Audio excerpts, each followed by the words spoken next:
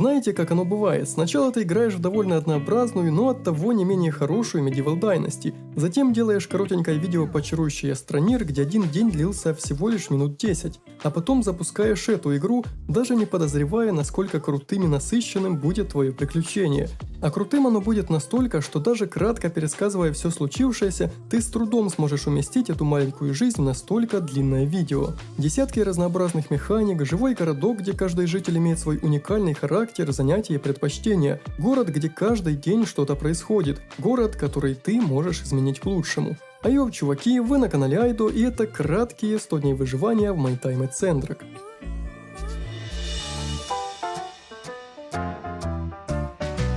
Добро пожаловать в сей городок, что называется Сэндрок. Здесь очень много чем себя занять. Йодулей. Ты можешь стать тем, кем захочешь, мэн, и пахать здесь каждый день. Можешь плохое пенье слушать. Йодулей. Достань улыбку широких штанин, ведь в Сандроке ты не один. Заведи причудливых друзей, ведь они сделают твой день. Работа в мастерской, добыча крафт, реальную жизнь на паузу ставь. Когда запустится игра, то пропадешь не на день, не на два. Всех возможностей, что дарит эта игра, не перечесть. Крафт, добыча ресурсов, расширение мастерской, открытие новых технологий, знакомство с жителями, и это лишь малая часть того, что дарит эта игра. Но перед этим хочу посоветовать вам Marketplace Playrock, где можно дешево и безопасно приобрести аккаунт с любимой игрой, внутриигровую валюту, пополнить баланс Steam и другие площадки, а также купить Discord Nitro, и это еще не все. Сервис вернулся на свой актуальный домен playrock.com, и больше не нужно использовать VPN или добавлять лишние цифры, чтобы получить доступ к сайту. Покупки происходят быстро, деньги не переходят сразу продавцу, а безопасно хранятся в системе, чтобы в случае обмана вернуться к покупателю. У сайта уже более 5 миллионов отзывов и рейтинг в 5 звезд, а круглосуточная поддержка быстро поможет решить все ваши вопросы. Также вы можете стать частью маркетплейса и зарабатывать на нем, продавая свой собственный товар. Ссылка на Playrock будет в описании и в закрепленном комментарии под видео. Первым делом нужно было создать своего персонажа, и обычаи старой доброй Портии были соблюдены здесь. Карикатурные лица, начиная от любителей сладкого и заканчивая каменнолицыми героями, которые будто бы только притворяются людьми. Именно поэтому я выбрал самое базовое лицо, оно пугало меня меньше всех. Прическу тоже оставил базовой, лишь добавив длинную челку. В стадиях Портии было много шуток про аниме, и я не особо хочу бросать эту тему. Считайте, что я создал себе Саски на минималках. Вообще причесок и других элементов здесь было до обидного мало, разве что... Ну нет, ну это не смешно, нет. Ай! Вы это хотели сказать? Я выбрал свой день рождения и приготовился к удивительному приключению, ведь я помню, какой богатой на события была Портия.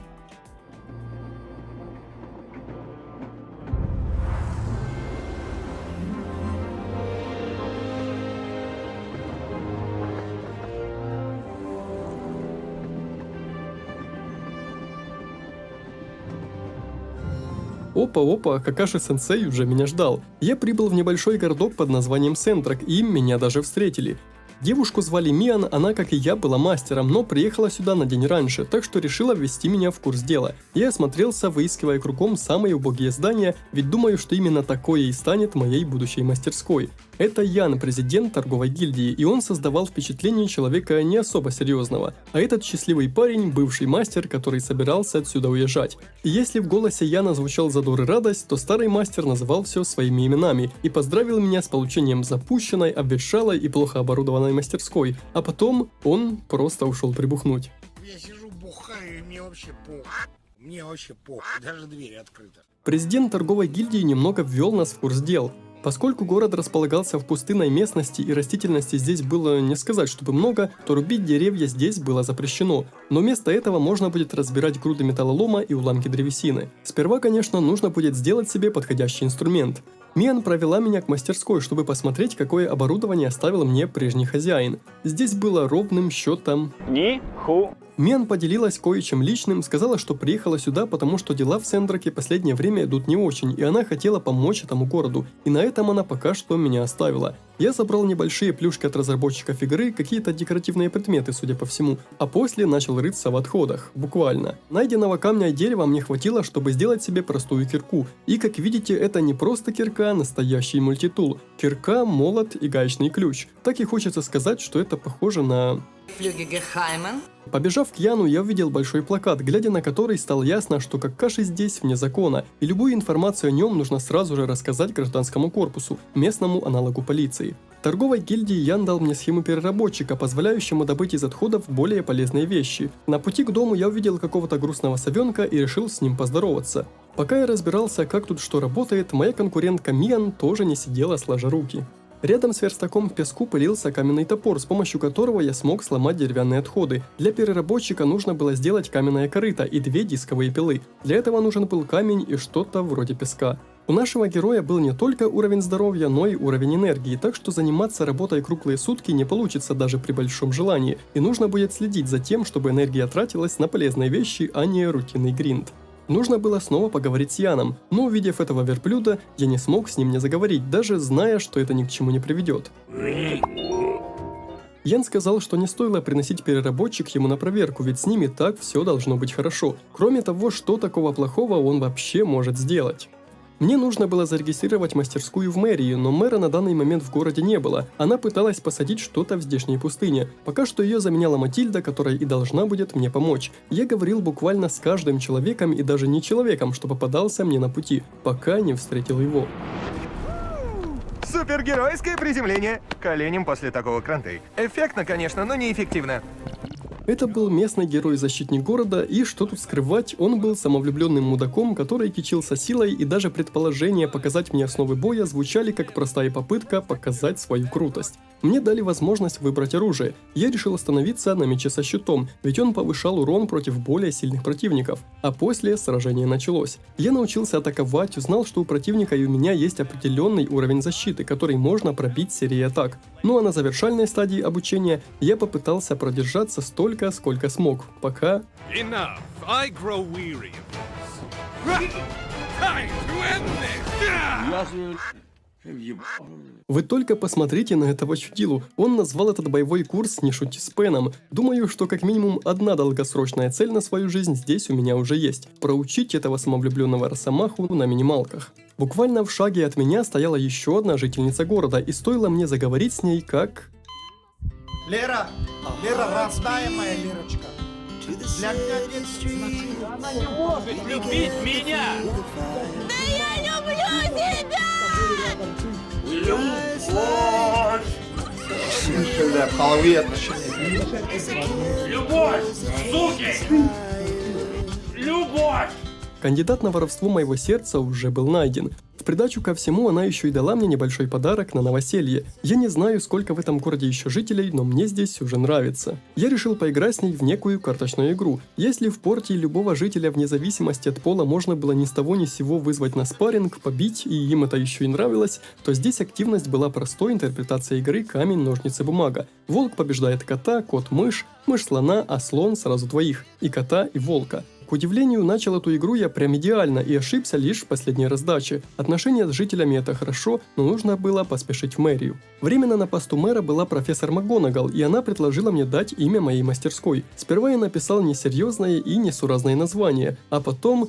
решил его оставить. Отныне моя мастерская официально открыта для бизнеса в городе Сендрак, и я хоть сегодня могу брать заказы от его жителей. Матильда ожидала от новых мастеров большого вклада, так что нужно ее не подвести. Тем более, что в честь приезда она организует внеплановый праздник уже в завтрашний день. Я решил осмотреться в этом здании. Увидел ее помощника, профессора Снейпа, который был здешним пастором. Для такой профессии он казался мне немного пафосным, но сейчас не время занимать себя такими мелочами. На витринах в этом зале стояли какие-то знаковые для города вещи, но вот на самом большом постаменте, к удивлению, не было ничего. Сдается мне, что самый ценный исторический экземпляр города был кем-то украден. На пути к Яну я познакомился с дочерью мэра, а вот в самой торговой гильдии уже кипело веселье. Начальник шахты обвинял президента гильдии в том, что тот не выполняет свою работу и собирался переубедить собеседника самым сильным своим аргументом. Но Жук Ян смог выкрутиться и перебросить всю работу на нас. Рокки, так звали этого работягу, со своими горняками работали в ближайших руинах недалеко от моего дома. Им нужна была пара подъемников для работы. Он дал нам бесплатный доступ на неделю к утилю на заднем дворе его компании, чтобы подсобить с материалами для подъемников. Один нужно будет сделать мне, а вторым займется Мен. За квест мне подогнали футболку, так что я сразу же обновил гардероб. Слава богу, в этой игре перевеса можно было не бояться. Главное это иметь достаточное количество ячеек под предметы. Я еще немного поговорил с Яном, узнал доски объявлений, где можно брать второстепенные заказы разной сложности. Пока я не имею ни опыта, ни оборудования и смогу брать лишь один заказ в день, что я и решил сразу же сделать. Взял заказ на производство 6 кирпичей, поскольку для их создания нужна печь, как и для моего главного квеста. Я немного попинал кактусы, выбивая из них какие-то полезные или не очень полезные ресурсы, накопал чуть-чуть дерева и отправился на свалку к Рокки, надеясь, что там смогу добыть много ресурсов. Попытка пощемить здешних насекомых не закончилась успешно, но главное, что я смог убежать. По ошибке я пришел не к свалке, а к входу в руины, но этот парень из гражданского корпуса сказал, что в руинах обитают сумасшедшие роботы, а сами руины до катастрофы были торговым центром. Но вход туда был заблокирован и простых жителей сюда не пускали. Буквально в паре десятков метров отсюда и находилась свалка, а Рокки молодец, брал деньги просто за то, чтобы люди могли порыться в этих отходах. Я надеюсь, что этот труд не будет бесполезен, ведь на раскопки ушло довольно много сил. Для постройки печи мне нужно было дерево и камень, за добычу которых я сразу и взялся. Большие уламки деревьев мой каменный топор не брал, а вот колупаться в таких небольших кучах и разламывать останки деревянной утвари мне было можно. Я установил переработчик, сделал печь и поставил ее рядом с верстаком. Но камня для кирпича мне не хватало. Еще немного поработать мне не удалось, потому что герой выбился из сил, так что мне не оставалось ничего, кроме как пойти и лечь спать. В моем скромном доме можно было устанавливать мебель, дающую бонус к характеристикам героя, и, видимо, игра позволит мне заводить питомцев и помощников, что звучит весьма интересно. Я украсил свой дом парой мелочей, полученных из почтового ящика, и собрался отходить ко сну. Первый день в Сендраке подошел к концу, и знаете, что я могу вам сказать?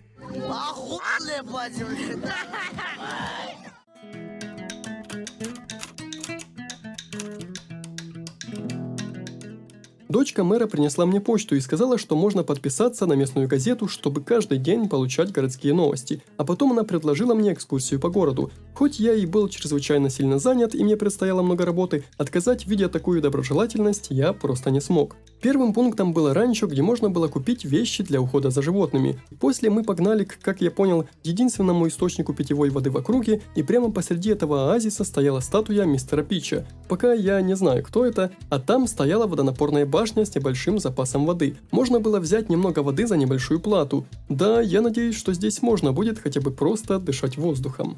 Девочка спросила, знаю ли я девиз этого города. Я выбрал, как мне показалось, самый логичный вариант, но нет. Следующей остановкой стала мэрия, а потом... О, сундук. Сюда. Потом Жасмин показала мне здешнюю церковь. В прошлой части представители церкви не любили технологии и все, что с ними связано. Они предлагали утилизировать найденные диски с данными за небольшую награду в виде семян. Судя по тому, что и в этом городе был исследовательский центр, здесь дела, скорее всего, обстояли так же. Возвращаясь к работе, я познакомился с парой новых жителей. С Оуэном, который был управляющим в салуне, и с девочкой Денби, одной из служителей Церкви Света. Придя домой, я продолжил свою вчерашнюю работу по добыче камня. Прочел почту, что мне сегодня принесли, в целом ничего нового здесь не звучало, но кроме статей о злом предводителе бандитов в Логане, здесь написали в том числе о нашем приезде и о запланированном фестивале, который скоро должен проводиться. Также здесь было письмо от мамы, на которое я мог ответить. Она писала, что мою комнату отец уже оборудовал под сад для своих деревьев. Я ответил, что у меня здесь все хорошо, иначе было нельзя, даже если дела мои шли бы так себе. Мне прислали еще одну футболку, которую я сразу же надел, и вы только посмотрите, сколько здесь разных вкладок. Большинство из них вполне типичные и базовые для таких игр, так что останавливаться на этом мы не будем. Нас ждала работа.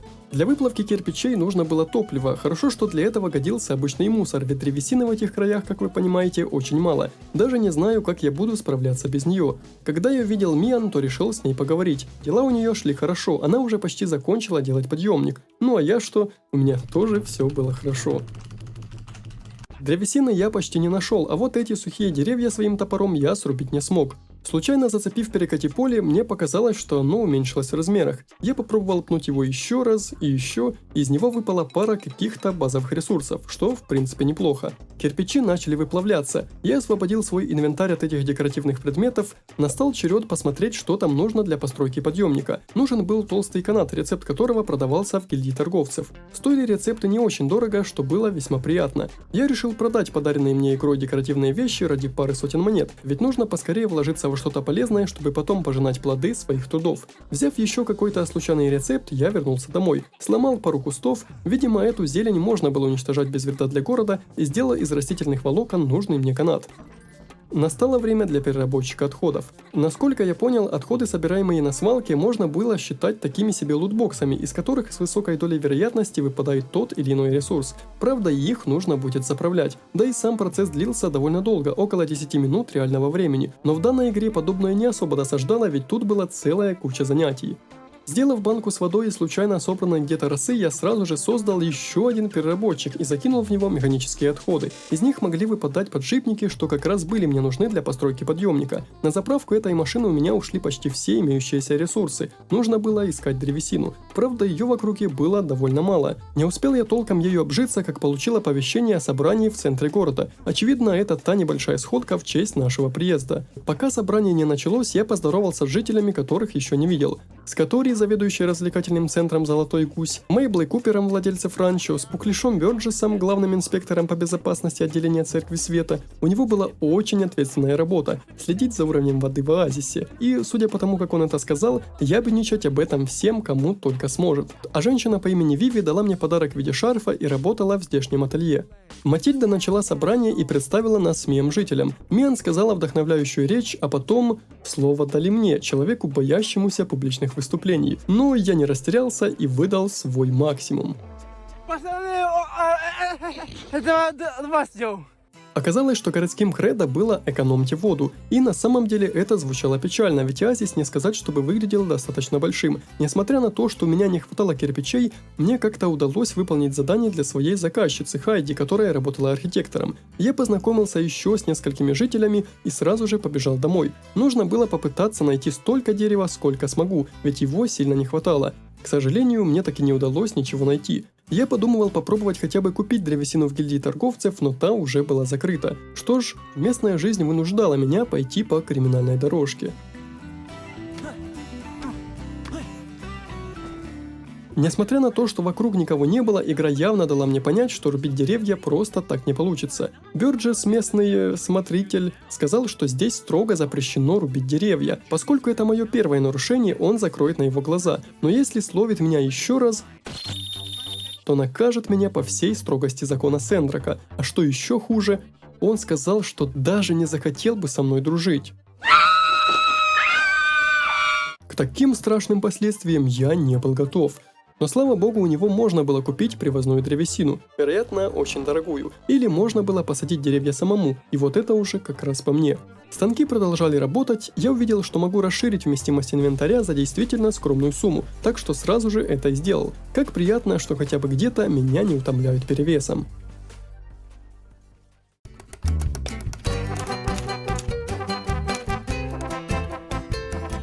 Утром ко мне снова прибыл Бёрджес, в этот раз принес мне по-настоящему ценный подарок. Самый ценный дар из всех. Скутеры. Нет, это была вода. 2 банки простой чистой воды, которая здесь была довольно ценной. В почтовом ящике лежали приветственные письма от Хайди, местного плотника, и от руководителя салуна. Голубая луна. Он звал меня в салон пропустить по стаканчику молока за счет заведения. Через пару минут я повысил свой уровень до 5-го, и мне открылась местная система прокачки, поделенная на несколько категорий. И опыт за мои действия, соответственно, разделялся между этими 4 направлениями. Когда я говорил, получал социальный опыт, во время сборки ремесленный и так дальше. Я открыл умножитель опыта при сборе и утилизации мусора и продолжил свое нелегкое дело.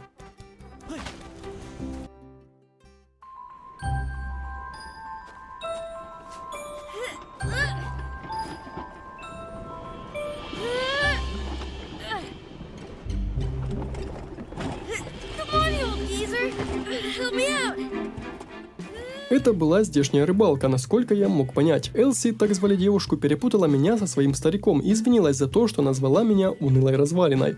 Да ладно, я не обижаюсь. Она дала мне пару песчаных карпов и пошла восвояси, а я же, копаясь в хламе, заметил, что мне нужно было поместить полученную воду в какой-то резервуар. А вот и он. Сначала было не особо понятно, как эта система работает, ведь вода не могла быть топливом, топливом уже была древесина и отходы. Немного покопавшись в интерфейсе, я понял, что вода, скорее всего, понижает уровень потребления топлива всеми этими устройствами. Правда, глядя на то, как много ее у меня было, этот ресурс казался слишком ценным и редким, чтобы пускать его на охлаждение оборудования. Я пошел в торговую гильдию за новым мелким заданием. Внутри была доска с рейтингом мастерских, и, поглядев на нее, я понял, что все стабильно. Тем, кто был в первой тройке лидеров, давались награды, но судя по тому, что я даже не смог взять простое поручение, у меня просто не было нужного оборудования, эти награды пока мне точно не грозят. Прямо напротив гильдии находилась она. Голубая луна.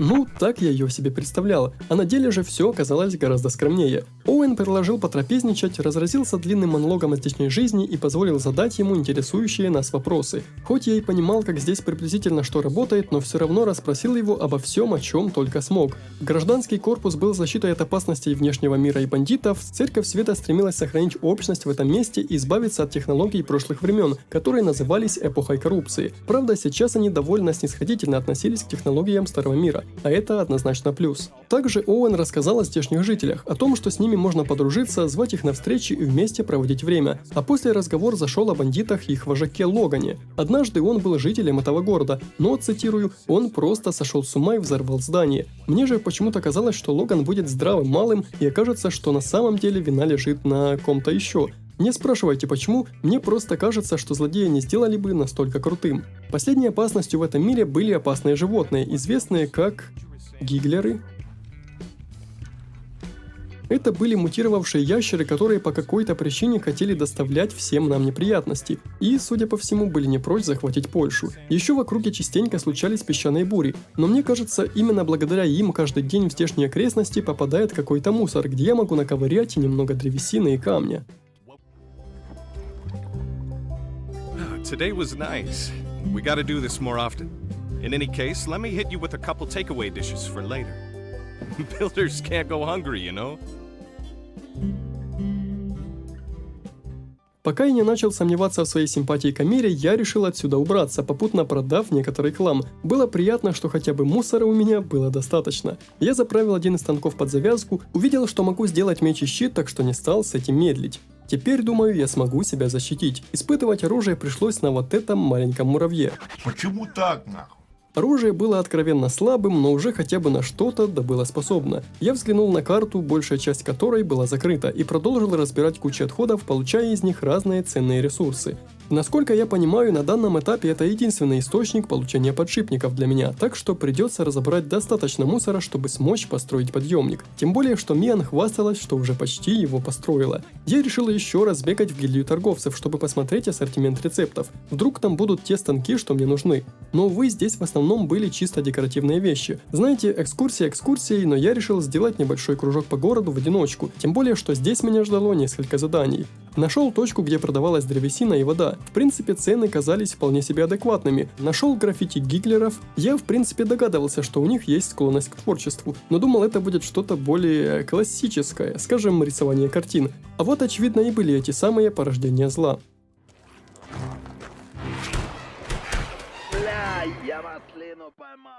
Джастис сказал мне не приближаться к ним, но я из любопытства подошел. Уровень этих ковбоев был слишком высоким, так что да, я просто убежал, чтобы продолжить свой забег по точкам интереса. Сендра оказался небольшим городом, но должен вам сказать, что если бы не карта, заблудиться здесь можно было довольно легко. Я зашел к Хайди, она рассказала, что может помочь мне с улучшением и постройкой зданий на моем участке. И скажу я вам, меню строительства в этой части серии было намного более глубоким, чем в Порте. Можно было расширять дома, строить новые здания, всякие декоративные предметы. Пока что это все казалось слишком сложным, и я решил это дело бросить, чтобы заняться более приземленными делами. В сундуке в этом здании я нашел окаменелость рыбы, и мне сразу же предложили поговорить с кем-то по имени Катори. Очевидно, это был управляющий здешним музеем, а точнее управляющая. Окаменелость рыбы — это именно то, что она искала. С помощью этого устройства мне удалось восстановить этот экспонат и, как я понимаю, вернуть его в собственность музея.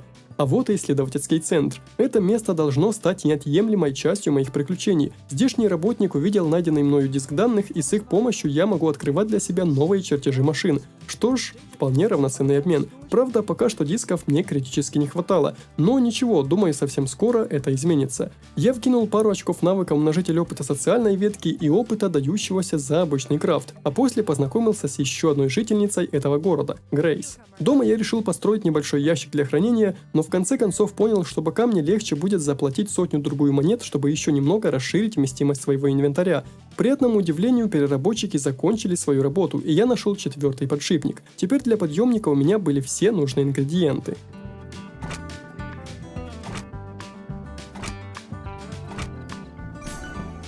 Еще не было и 9 часов вечера, так что да, я успею выполнить задание уже сегодня.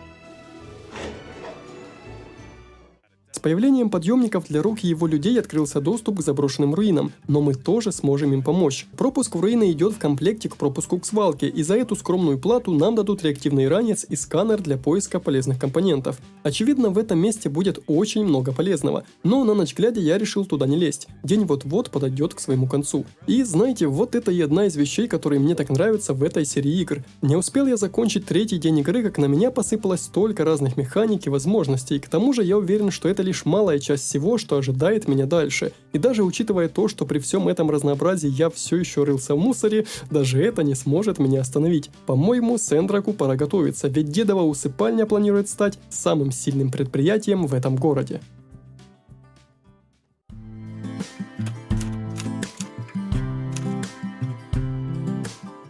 Свежая почта. Мне пришло письмо от Оуэна. Раньше Мейсон иногда продавал ему рыбу, и поскольку я теперь занял его мастерскую, то этот парень думает, что я тоже буду не прочь так подзаработать. Он прикрепил к письму чертеж удочки. А во втором письме было написано, что завтра будет праздник в баре Голубая луна.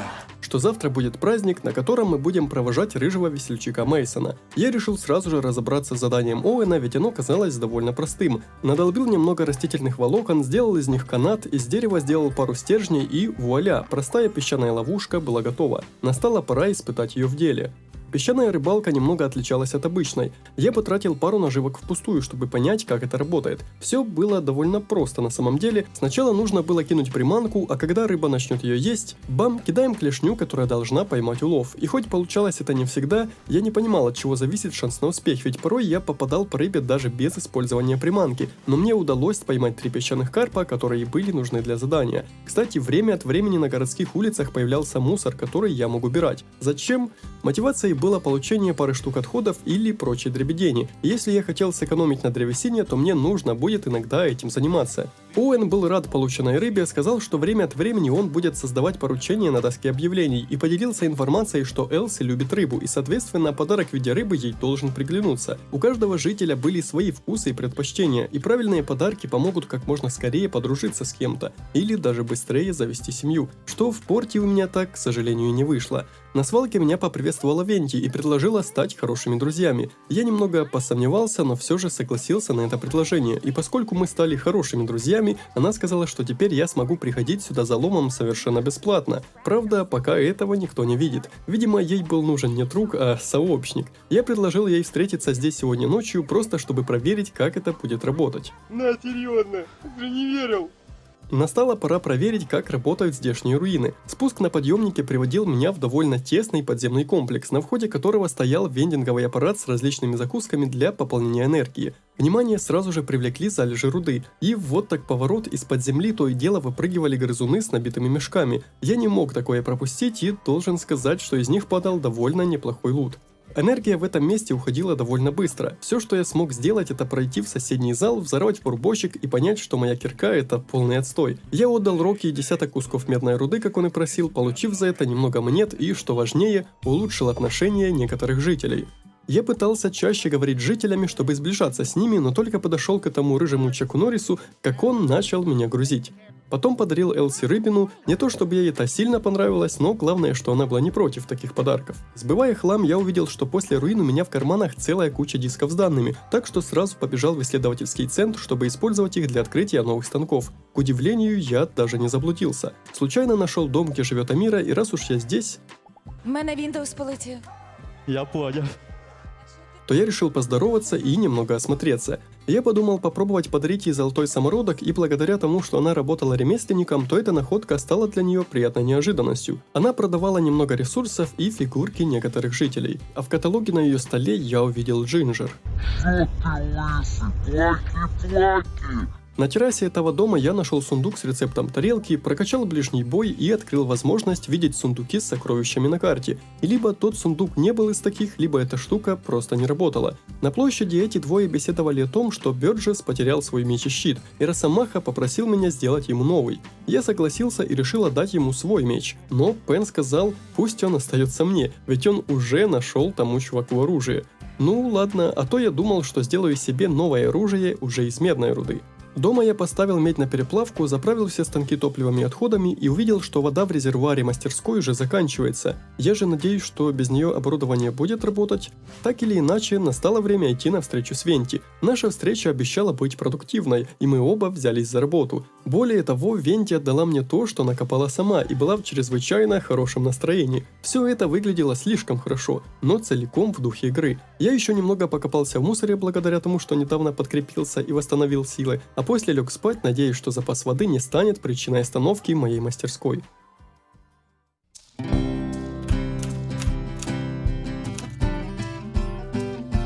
К удивлению, на пятый день меня встретил Росомаха, сообщивший, что сейчас идет песчаная буря, и всем рекомендуется оставаться в помещении. Он дал мне снаряжение, которое давало небольшую защиту от пыли, и этот тип назвал меня «тощие ручки». Ничего, думаю, у нас еще будет возможность с ним поквитаться. Он похвастался, что ему самому защитное снаряжение не нужно, слишком уж он был хорош для этой пылевой метели. А потом он пошел драться с обезумевшим зверем. Я надел защитную экипировку, выглядящую довольно слабенько, и по-быстрому прочел свежую почту. Проводы Мейсона пришлось отменить из-за бури, а вот к хорошим новостям исследовательский центр прислал мне чертеж нового оборудования. Я побежал помочь этому лохматому сразиться с чудищем и взять себе часть его славы, то есть часть ресурсов, что из того по итогу выпали.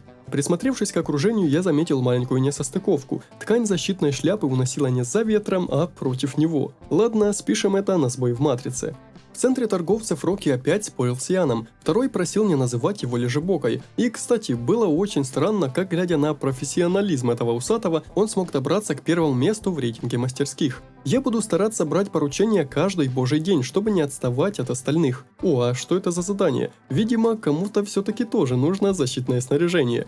Честно, я очень хотел взять этот квест, чтобы посмеяться ему в глаза, но для крафта этой шляпы нужен был станок, которого у меня не было, а свое снаряжение я отдать не смог. Поверьте мне, я пытался.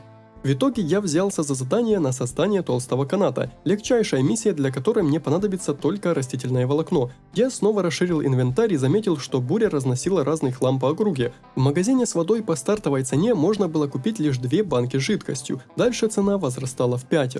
Надеюсь, мне хватит того, что у меня уже есть. Почесав затылок, я пошел добывать волокно.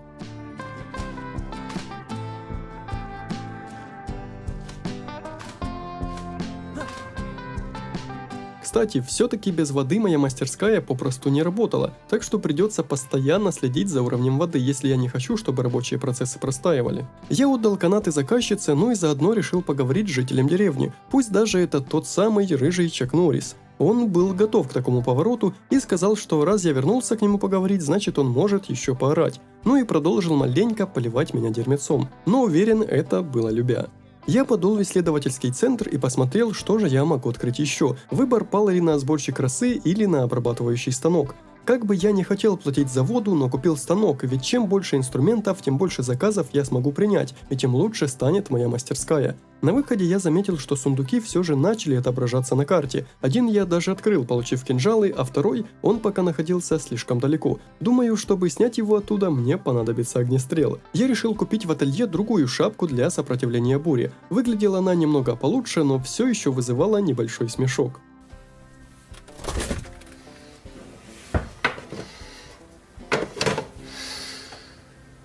А я не понял! Еще был только обед, так что я подался в руины, в этот раз заметив, что можно улучшать свое снаряжение. Надеюсь, это не единоразовый буст, а полноценная прокачка технологий. Но внутри я лишь добыл еще больше меди. Каких-то дверей или проходов на своем пути я пока не заметил, и поскольку энергии осталось уже не очень много, то я вернулся наружу и сбросил руины за 10 монет. Теперь там снова появятся руды. Все станки в мастерской до сих пор были заняты и не простаивали ни одной минуты. Я уже подумываю, что стоит сделать вторую печь, если даже не третью или четвертую, но пока вроде бы слитков хватало. А вот для точильного станка уже потребуется бронза. Значит, руины я сбросил напрасно, ведь олово должно быть именно там. Я прокачал множитель опыта за крафт на верстаке, а остаток дня потратил на копание в отходах дерева. Посмотрел, нет ли в рецептах медной кирки или топора. Новые инструменты я мог сделать только из бронзы, к тому же с неизвестными для меня ингредиентами. Поскольку дело было вечером и делать было нечего, я решил заглянуть в салон Голубая луна. Я ожидал увидеть здесь немного больше жителей, но ничего, видимо, досуг здесь занять особо нечем. Ну и как любой уважающий себя мужчина, под конец вечера я пошел развлекаться в игровой центр. Попинал хомяков на низкой сложности, заработав пару жетонов, попробовал какие-то игровые автоматы, это мне совсем не понравилось. Надо было как-то угадать, как поступит герой в данной ситуации и делать ставку на его конкретное действие. А вот эта аркада в принципе была неплохой, хоть и довольно простой. В награду за игры мне давали жетоны, которые можно было потратить на уникальные награды. Вон даже крутые катаны можно было купить, но только за жетоны. Наконец-то было достаточно поздно, чтобы можно было лечь спать.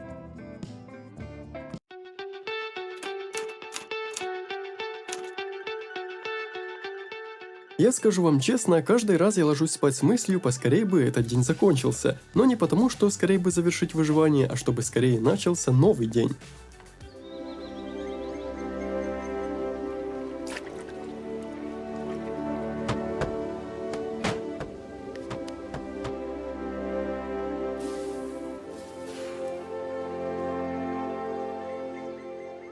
Видимо, у песчаной бури были последствия. Мен пришла спросить, как мои дела. Опять что-то случилось с самым мемным местом этого города. Пострадал салун. Голубая луна.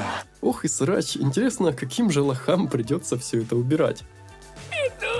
Ой, окей. Хорошо, что у архитектора уже были чертежи. Я мог выбрать, что именно буду делать, опору сцены или ее задник. Я выбрал опору. Старую сцену можно было разобрать на ресурсы, вот только не с моим инструментом, а он сказал, что здесь чего-то не хватает. Буря унесла знак заведения куда-то в сторону ранчо, и он попросил меня его принести, но стоило остерегаться горячих цыпочек. Ожидание и суровая реальность. Пришлось немного подраться, но это не было чем-то сложным. Буквально через пару минут вывеска снова была на месте. Заглянув в гильдию торговцев, я увидел ссору. Хотя нет, мне просто показалось. Элси говорила, что Мен настоящий трудоголик, а как только заметила меня, то сказала: работе конец, мы идем веселиться. Она предложила погнать куда-то в дикую пустошь драться с якмелями, но у Мен было встречное предложение. Скутеры.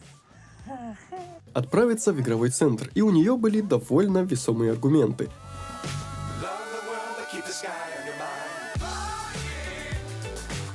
Забавное совпадение, ведь только вчера я там был. Что ж, я сам испортил себе сюрприз. Но перед походом я все же успел потрудоголичать и взять квест на создание медных слитков. Выполнил я его сразу же, буквально по пути, ведь уже успел ими запастись. Катори, владелица игрового центра, к слову, мне тоже чем-то приглянулась. Не знаю чем, она выглядит человеком спокойным и уравновешенным, как минимум, а это уже многого стоит. Элси ни в какую не хотела играть в эти детские шалости, ну а мы устроили соревнование во вчерашней игре. Кооперативный забег игрался немного бодрее, ведь теперь здесь присутствовал дух соперничества. У меня проскакивала мысль о том, чтобы поддаться, но должен же я хоть где-то победить.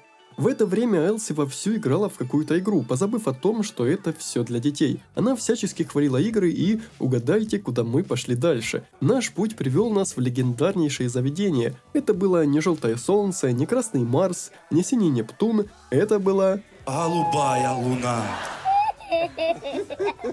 Как же все-таки забавно, что все дороги так или иначе ведут нас сюда. Элси всех нас угощала, а Мен попросила меня выбрать, что мы будем есть. Я подобрал меню исключительно глядя на вот эти подсказки, не зная до конца, почему именно эти блюда показаны в этом списке. Элси тем временем ходила за подарком, который для нас приготовила.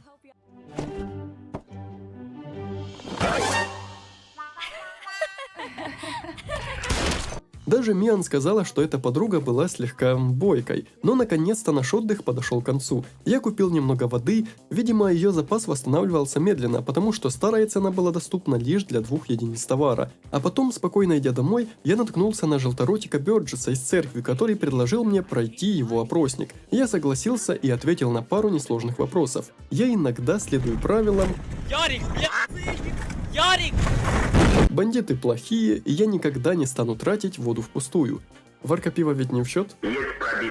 И тут сработала типичная психологическая уловка – наградить человека чем-то незначительным, а потом попроси у него более ценную услугу. Так этот парнишка и сделал. Он попросил меня убрать в церковном саду песок, который я сел на растениях. Мне было нетрудно помочь, но все эти манипулятивные методики это немного отталкивало. К тому же для уборки нужно было сделать метелку, рецепт которой пришлось покупать в торговой гильдии. Кстати, вот этот молчаливый парень встретился мне прямо возле моей мастерской. Он не разговаривал, оставляя это дело для своей птицы. Шкура, алкаш, барыга. Уверен, этот парень будет пользоваться успехом у большого количества юных леди, проходящих эту игру. Вы только посмотрите на эти глаза. А молчание, порой оно только добавляет загадочности. Как поживаете, девочки? А вы, стало быть, местные, да? А я из Саскачетуна.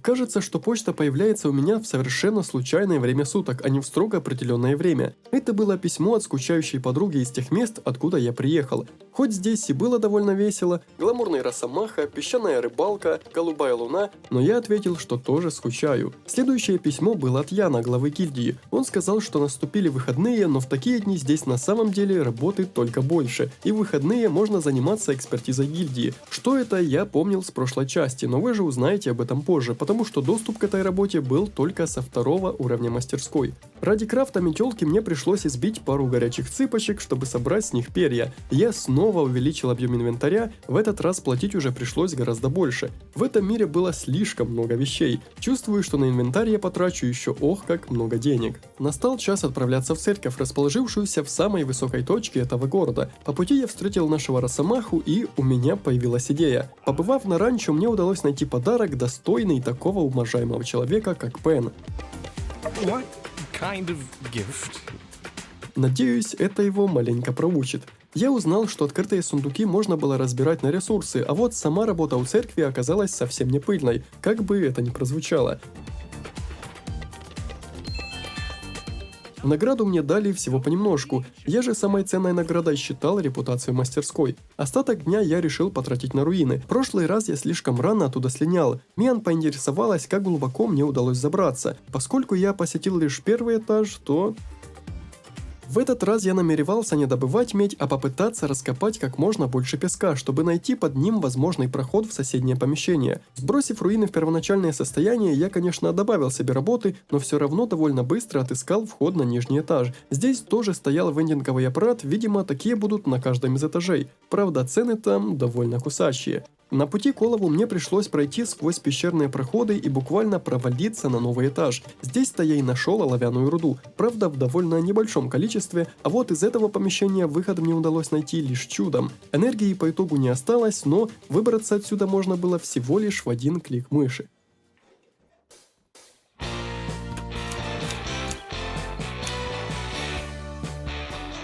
День начался с небольшой доли прокачки, а после я посмотрел на свои отношения с местными жителями. Они были упорядочены от самых слабых до самых прочных отношений. И угадайте, кто был на первом месте. Это не я, это все игра. Пора бы заканчивать эту засисочную вечеринку.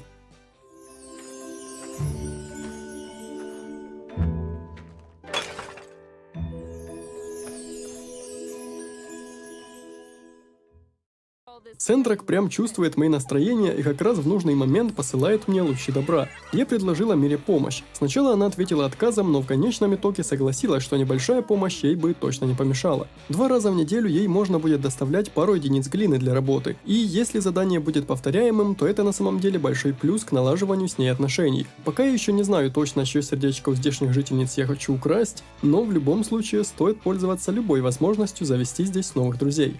Бронзовые слитки потихоньку плавились, но в том-то и дело, что потихоньку. Я решил построить еще одну печь. Для крафта новых инструментов нужны будут медные шурупы, а для их создания нужны новые станки. Начал я с точильного станка. Не хватало кирпичей, и пока те создавались, я решил сбегать по-быстрому в руины, чтобы пополнить запасы олова. Его тут, конечно, было чертовски мало, и почти сразу же я занялся поиском перехода на нижние этажи. К удивлению, нашел такой проход сравнительно быстро, благодаря чему успел еще немного пополнить свои запасы. Но работать до полной усталости я не стал, ведь впереди еще был целый день. Я вернулся в город, покормил Сэнди травой и взял себе задание в гильдии. Выбирал я между бронзовыми слитками и каменными корытами, но остановился на втором. Пусть за него платили меньше, но я не был уверен, что смогу потянуть сейчас создание такого количества слитков, ведь нужно было как можно быстрее построить новые станки. Я быстро выполнил задание, и тут Миан предложила поработать. Кто я такой, чтобы ей отказывать? Тем более, что она говорила про облагораживание целого города. По ее словам, это поможет быстро подружиться с местными. Только для задания мне нужны уже доски, а не древесина, и целая скамейка. Виви, здешняя работница ателье, попросила помощи. Она угощала некого Морта, смотрителя кладбища, соленой рыбой, которую тот сильно любил, но сейчас была очень занята. Я был только за, вот только очень быстро про это забыл. Побежал в гильдию исследователей, где среди всех чертежей пока решил открыть с большей красы. Это займет целых 3 игровых дня, но мне казалось, что я уже открыл все базовые станки, что нужны будут для простых поручений. Старина Купер опять рассказал мне о трудностях жизни на ранчо, а кирпич тем временем уже успел испечься, и точильный станок был готов. Именно на нем и производились шурупы, шестеренки и много других важных компонентов. Я запустил производство шурупов, запихнул последние отходы в переработчики, а потом начал делать обрабатывающий станок. Туда ушли медные слитки, старые запчасти из металлических отходов, пара дисковых пил из камня и песчаника и... Снова мне не хватило кирпичей. Клянусь богом, я был готов построить 3-ю печь, но поскольку оборудованию требуется вода, то лучше не перебарщивать с количеством станков. Воду я, к слову, снова прикупил, попутно открыв несколько сундуков с сокровищем. Дело в том, что при разборе этих сундуков как раз выпадали доски, и я решил, что смогу достать их достаточно, чтобы выполнить задание Миан. К моему возвращению новый станок был готов, уже на нем я и запустил производство досок. Тех, что выпадали из сундуков, мне по итогу не хватило, оставалось дерево и обрабатывающая кожа. Дерево я пораскапывал из отходов и обломков, часть которых загрузил в переработчик, а кожу смог сделать из обрывков и морской соли, которая откуда-то у меня была. Да, я совершенно забыл о соленой рыбе для старины Купера. Время было позднее, сил уже не было, я заправил станки и лег спать.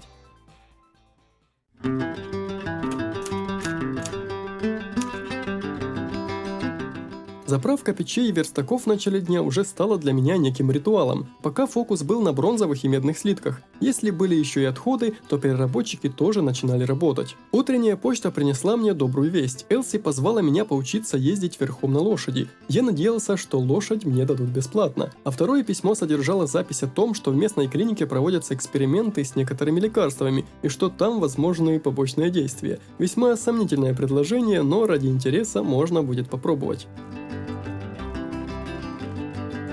Сегодня я взял задание посложнее. Все равно это были всего лишь 3 медные шестеренки, которые по итогу были готовы уже через пару минут. Пока я ждал, как раз добыл еще немного древесины. А еще я заметил 2 вещи. То, что побочные квесты бессрочные, а значит можно набирать их целую гору. А второе, посмотрите, как страшно я выглядел. Неужели это не баг, а результат того, что я ложился спать позднее 12 часов? Надо бы на себя в реальной жизни посмотреть.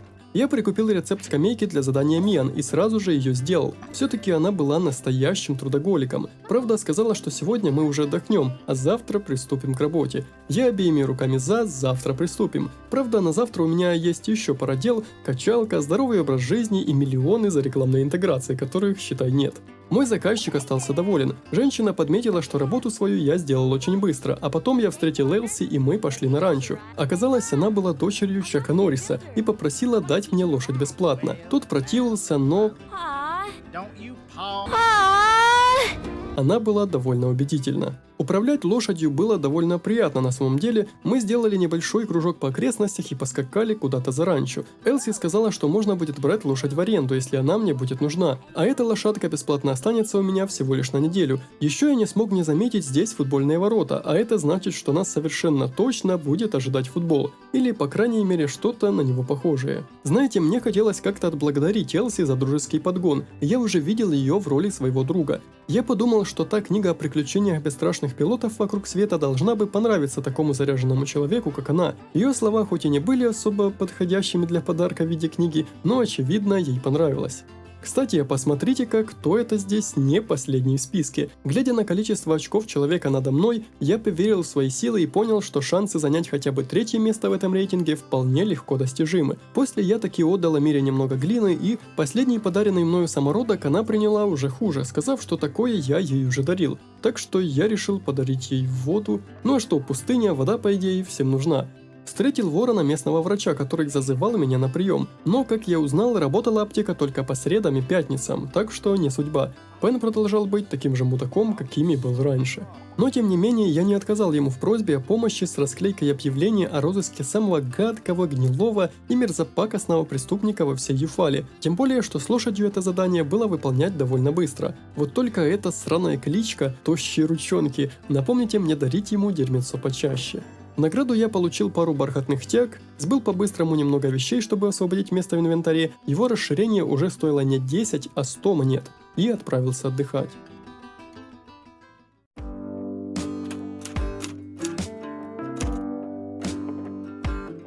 С самого утра Миан потащила меня облагораживать деревню. Сначала мы заглянули на железнодорожную станцию и немного подлатали там пол. Потом пошли к оазису и заделали брешь в заборе. Как говорила Миан, мне кажется, или здесь не хватает забористого ремонта. Забористого. Смекаешь? Да, кажется, да, детская игра как-никак. А потом она сказала, что когда гуляла по городу, заметила, как одна из жительниц была сильно уставшей, ведь ей было совершенно негде присесть. Мы пошли в самый центр города строить скамейки. Да, умно, однако, это она придумала, ведь даже в центре города не было скамеек, чтобы отдохнуть.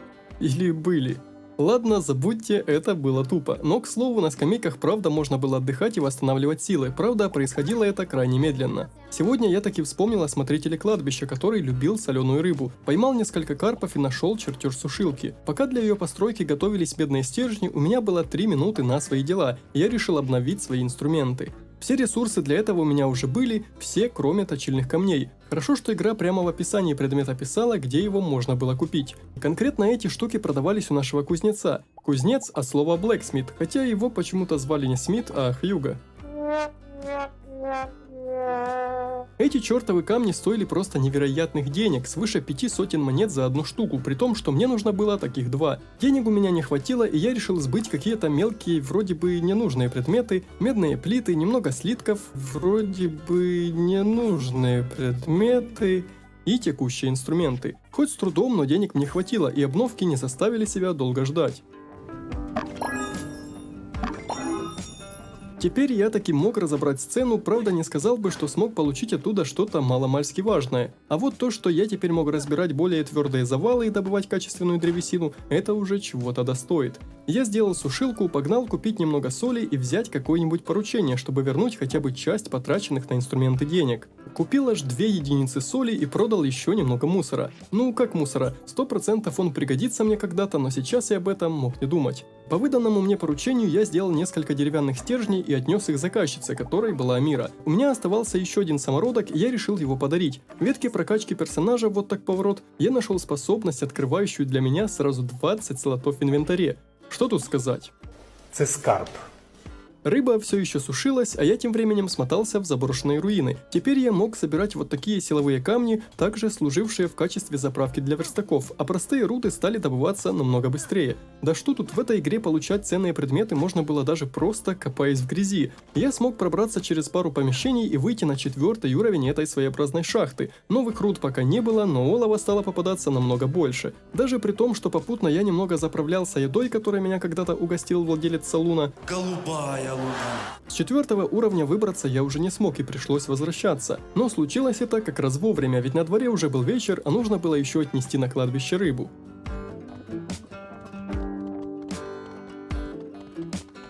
Прямо возле него был расположен маленький домик, в котором жил этот старичок. Несмотря на то, что он был смотрителем кладбища, мне кажется, что кладбище уже начало к нему присматриваться. Его звали Морт, и он попросил меня не стесняться заглядывать к нему поболтать, ведь у него было много времени. А вот в этом я уже маленько сомневаюсь. Как бы то ни было, я угостил его соленой рыбой и согласился выпить по чашке чая. И мне и правда хотелось еще сюда наведаться, ведь кажется, что старик живет вдали от города, и вряд ли кто-то еще, кроме той женщины, его посещает.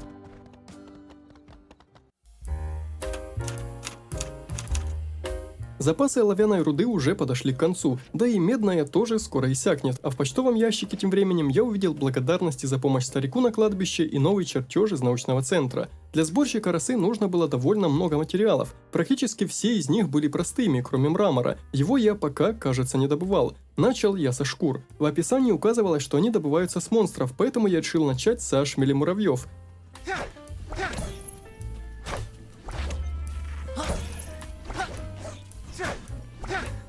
Решил, если из них выпадают шкуры, то зачем, как говорится, платить больше и драться с грозными врагами, но по итогу пришлось сделать именно так. Шкуры выпадали из диких якмелей, и я еще не дрался с ними по-нормальному, так что немного опасался их атак. На деле же они оказались гораздо слабее, чем я думал, а вот с альфа-быком пришлось немного повозиться.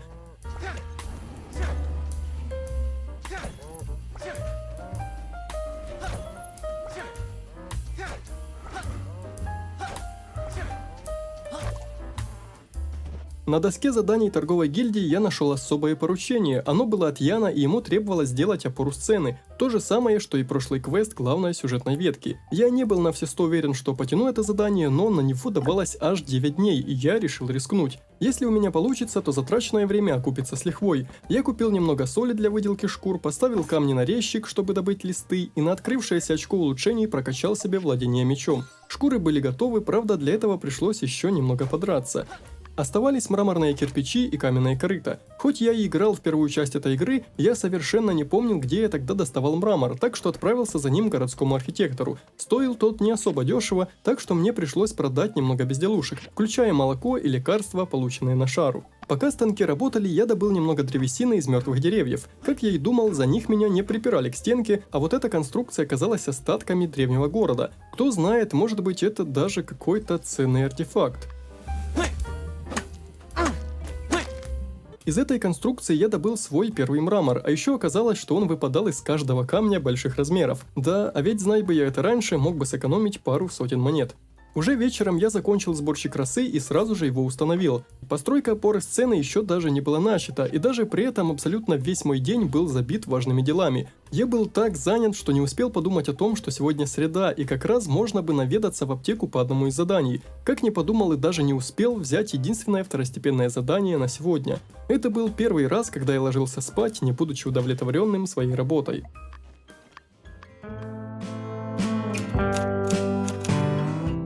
А ведь прошло уже целых 10 дней. Это время было одновременно и очень насыщенным, и оно довольно незаметно пролетело. В почтовом ящике я прочел ответ от моей старой подруги Нии странного содержания, и наши с ней отношения были немного улучшены. Черт, я вам клянусь, еще при первом ее письме я уже догадывался, что она тоже приедет в этот город. И раз у нас с ней был уровень взаимоотношений, то теперь она 100% рано или поздно тут появится. Я собрал немного деревянного лома для переработчиков и пока не успел закончить делать сцену, решил поскакать в гильдию, чтобы узнать, лимит в одно задание касается только конкретного дня или я в целом не смогу выполнять одновременно более чем одно поручение. Оказалось, что могу. В этот раз я взял что попроще, сделать несколько медных труб, и как только запустил процесс их производства, постройка опоры сцены была завершена. А ведь прошел всего лишь один день. За это задание я получил почти 2000 монет, кучу репутаций и даже несколько значков коммерции. Уверен, они нужны будут мне для открытия уникальных наград, но пока меня интересовало другое. Я хотел взглянуть на рейтинг мастерских. Ну что ж, берегись, большеголовый, видимо скоро я уже буду рядом. Поскольку я немного освободился, то решил взять вчерашний второстепенный квест. Нужно было сделать зонд для Арвио, брата Амиры. Не особо сложное задание, но ради комфорта жителей пришлось снова заняться истреблением лохматых зверушек. Владение мечом усилилось, и комбо из серии в 5 атак наносили куда больше урона. Зонд был собран, и уже через минуту я установил его возле нашего небольшого оазиса. Кроме уважения и денег, я получил награду эту кепку, а потом я почему-то испарился. Я, конечно, видел, что наш герой небольшого роста и маленько похож на Эльдара Джарахова, но не думал, что буду так сильно похож на шерсть. Снимая и надевая обратно одежду, я смог вернуть себе прежний облик, отнести медные трубы заказчице и немного покопаться в кучах металлолома. Увы, на большее моих сил не хватило. Я пытался отдохнуть на городской скамейке, но результаты это давало очень мизерные. В конце дня я понял, что на моем участке стало немного тесновато и смог немного расширить территорию, тем более, что стоило это 1000 монет. После того задания с опорой я мог себе это позволить.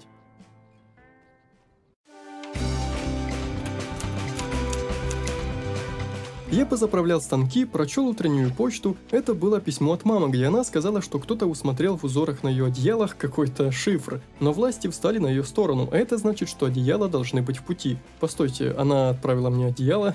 Сегодня была пятница, и это значит, пора прошвырнуться в аптеку. На станции стоял поезд, чего я еще не видел, не считая вступления игры. Подумал, что вот он, мой поезд в Хогвартс. Но, видимо, эта платформа 9,3 работала иначе. Она не давала мне войти внутрь. По пути я посмотрел список заданий и взял самое трудное. Мраморный кирпич все-таки звучит как что-то не особо труднодостижимое. Если так будет и дальше, то что уж там. Думаю, у меня есть все шансы занять призовые места в рейтинге мастерских. Почти каждый раз, встречая Миру, я ей что-то дарил, хоть мое сердечко все еще стреляло холостыми и было окутано туманом войны. Золотые самородки у меня закончились, но я решил, что алый камень ей приглянется. Важнее всего внимание. Но и камень ей тоже понравился. Наконец-то, спустя столько препятствий, я добрался к аптеке. Are these really free? I always believe there's no such thing as a free lunch. What does this medicine actually do?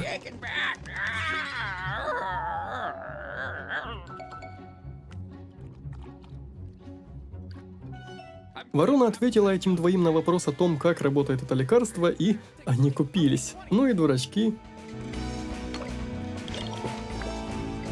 Конечно, эффект был временным, я надеюсь, но ничего, так даже лучше. Среди доступных для открытия технологий я решил выбрать что-то новое, а не улучшать уже имеющиеся станки. Почему-то мне казалось, что расширение ассортимента сейчас будет важнее. Выбирал я долго, пока не увидел кузнечный станок для крафта оружия. По возвращению домой поставил на заготовку мраморные кирпичи для задания и потихоньку собирал доски. Решил, что разумным будет сразу же пополнить запасы древесины, не дожидаясь, пока это закончится. А потом собрался наведаться в заброшенные руины. На данный момент я застрял где-то на 4-м этапе, и продравшись на новый 5-й этаж, что было неожиданно, ведь я вроде как углублялся, я маленько зашел в тупик, но зато обжился некоторым количеством ресурсов. Улучшил запас энергии, чтобы успевать делать больше за день, и, само собой, среди сотен других я выберу его – улучшение размера инвентаря. Уж слишком долго я терпел в средневековой династии и последней ферме. Решил, что пора бы начать делать опору сцены уже для главного сюжетного задания. Мне не хватало лишь досок, но эта проблема ушла довольно быстро. Быстрее производство мраморного кирпича. И пора уже установить новую сцену. Спросите, зачем я так стараюсь? Ответ очень прост. Виной всему... Голубая луна. Честь отчитаться за выполненный заказ пала на меня. На пути я встретил вот этого до смешного серьезного кота, сразу захотелось с ним подружиться. А еще я встретил Катори, который подарил диск с данными. Все-таки ее я видел здесь нечасто. Заместитель мэра была довольна. Я сразу же повысил отношения со многими жителями, а особенно... Нет-нет, игра, ты не заставишь меня сделать это. За задание мне дали довольно неплохую на вид футболку. На дворе уже был вечер, но я успел забрать мраморные кирпичи и отнести их заказчику. Мне довелось побывать в гостях в необычном доме. Здесь жила одновременно и дочка мэра, Хайди, и наш кузнец Хьюго. Немного странно, но, видимо, это просто общий дом.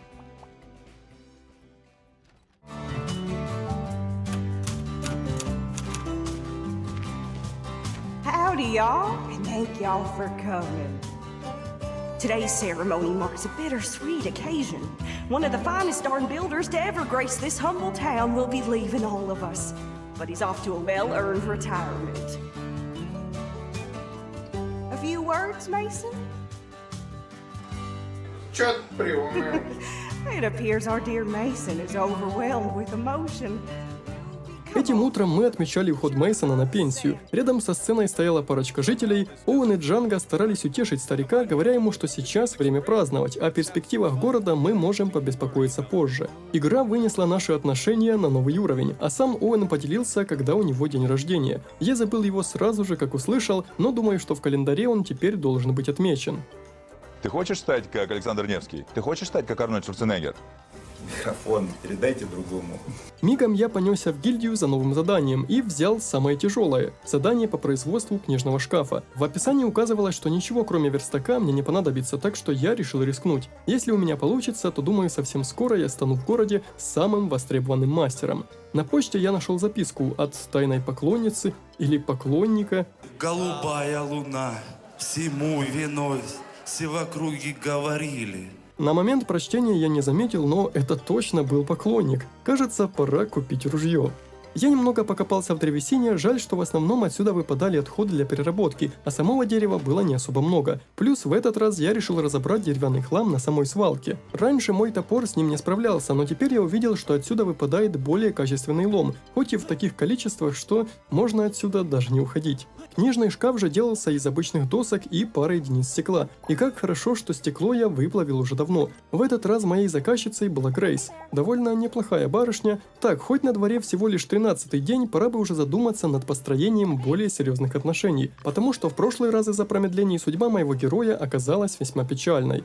Выполнив заказ, я решил посмотреть на таблицу с рейтингом. Вы видите то же, что и я? Что ж ты, большеголовый, сдал назад? Ну, знаете, этот момент внушил меня непоколебимую веру в то, что я смогу занять не то что второе, а и первое место в этом рейтинге. До сих пор не понимаю, как ленивый Ян удерживает первое место все это время. И тут, знаете, я почувствовал пустоту. Прошло лишь полдня, а я уже сделал все задачи, что у меня были, и новых миссий пока видно не было. Не то, чтобы мне было нечем заняться. Я вернулся в руины, чтобы попытаться отыскать проход на 5-й этаж. Правда, мне это все еще не удалось.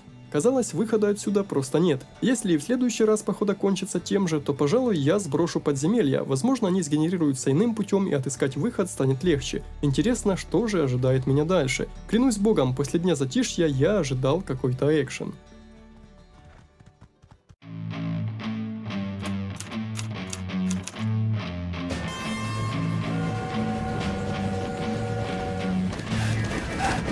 Stop the train.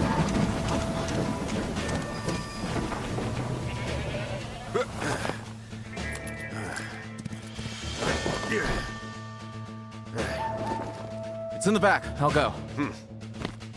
Everybody hands up. Nobody moves. Hey now, hands up. No funny business.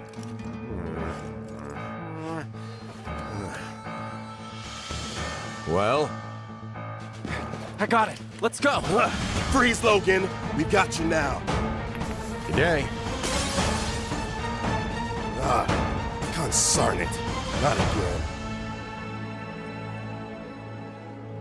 Да, вот вам и денек без заданий. Я все еще не отбрасываю свою теорию о том, что Логан окажется хорошим парнем, но верю в нее уже чуть меньше. Все же Сендрак прямолинеен как ничто другое, и плохой плохиш может оказаться, вот так поворот, плохим плохишом. Пока Джастис расспрашивал свидетелей о случившемся, где-то здесь взялся... Очевидно, это кто-то из BTS. У него был бизнес, но чисто для души он подрабатывал журналистом в газете, и как карикатурный журналюга сразу же осыпал шерифа вопросами. На деле ничего, кроме того, что на Логане уже висит куча дел, нового я не услышал. Ян попросил починить разбитое после нападения стекло, и забыл сказать, странность нападения была в том, что они, по-видимому, совершенно ничего не украли. Их цели так и остались неизвестны. Ян тем временем разносил нашего друга по поводу оплаты. Сказал, что ночью мы берем больше денег за работу, и я о таком, если честно, не слышал. У него произошло ЧП. Работница его кухни подожгла здание, и, вы не поверите, Оуэн, будучи ее начальником, хотел, чтобы та не брала на себя всю сумму ремонта. Он хотел смягчить финансовую нагрузку, поэтому попросил меня подыграть ему и повторять его слова, чтобы та не учуяла в нашей речи ложь. Попутно я взял задание на мраморный кирпич. Опять, что поделать, оно было самым прибыльным. Заправил печь и пошел в... Ну же, скажите это сами. Пошел в салун. Голубая луна, голубая луна. Оказывается, здесь работала Грейс, а я почему-то думал, что она один из членов гражданского корпуса. Девушка хотела взять всю вину на себя, но строгий начальник лгал ей о размере ущерба, чтобы взять убытки на себя. Да, потом не спрашивайте, почему после игр не хочется возвращаться в суровую реальность. Она начала задавать отстраненные вопросы, чтобы, цитирую, «прочесть меня как открытую книгу». Ну, это мы еще посмотрим. Вызов принят. В мире нет орешков крепче, чем мои... то есть, чем я. Увидев этот вариант диалога, я зашелся хохотом, и, ей-богу, это звучало настолько тупо, что я решил выбрать этот вариант, позабыв о вызове и всем остальном. На, серьезно, ты не верил? Она явно что-то подозревала. Пока Оуэн оправдывался, я в спешке случайно выбрал ответ, даже не прочитав, а потом сказал, что работа обошлась чуть дороже, чем обычно. Когда Грейс спросила о доброчестности Яна, то я, как вы понимаете, врать не стал. И что бы вы думали? Oh no, I'm not detecting any sense of dishonesty or even irony with that answer. Вот видите, а я ведь говорила. Психология лжи, обмани меня, если сможешь, 11 друзей Оушена, бедный папа, богатый папа, думай богатей, как стать экстрасенсом. Все это было проштудировано мной от корки до корки, и в искусстве слова мне, по-видимому, не было равных. Конечно, по итогу она все равно взяла на себя всю сумму ущерба, но... В этой ситуации мы просто мы уже здесь наши полномочия, все. Но это была лишь часть моего хитроумного плана по сбережению моим другом денег. Пусть платит тот, кто устроил этот переполох. Голубая луна просто не может закрыться, это сердце города, столица мира, голубое зазеркалье, я бы сказал. Пока у меня было время и неплохая сумма денег, я решил улучшить свой дом или прикупить еще зданий. Но мало того, что для этого всего нужно было много ресурсов, я решил, что заниматься декорированием дома в этой игре я не хочу. Уж слишком много здесь других, куда более интересных дел. И оказалось, что тут есть каталог с уже готовыми постройками от других игроков. Так что как только у меня будут деньги и материалы, думаю, я выберу готовый пресет для дома. Ну а там будет видно. Делать было нечего, я побежал в руины. По мне стреляли, и я упал в лужу, блядь. Здесь я встретил Цин, нашего ученого, очевидно, он тут застрял, но наше грандиозное появление дало ему шанс на спасение. В этот механизм можно было установить двигатель и зашвырнуть нас сквозь дыру в потолке. Правда, это было очень опасно, и любой просчет привел бы нас к смерти. Этот план был самым веселым, и я решил попробовать именно его, но на деле оказалось, что все обломки в этом коридоре строго для одной цели – построить высокую лестницу, и тот механизм мне по итогу пришлось разобрать. Ци сказал, что полез в руины, чтобы отыскать экваториальную монтировку, наверняка какое-то непотребство. Но я пообещал ему, что сам найду ее, как только будет возможность. Это должны быть какие-то обломки, которые можно будет восстановить в музее на реставрационной машине. После возвращения в руины у меня закончилась энергия в самый неподходящий момент, поэтому я поскакал в город посмотреть расценки на еду. Если она будет недорогой, то я буду копаться в руинах сутки напролет. Увы, не считая дешевого меню с блюдом дня, продукты, которые можно было унести с собой, стоили довольно неплохо, учитывая то количество энергии, что они восстанавливали. Я потратил около 7 сотен монет и вернулся в руины. Должен сказать, что это было не зря. Мне удалось пробраться довольно далеко, к тому же залезть еще на один уровень ниже. Этот огромный зал был засыпан землей еще сильнее, чем обычно, так что и копаться тут придется тоже много. Но я был готов ко всему, и как обычно, закончив дела, я ложился с мыслью, что завтра переделаю еще больше работы.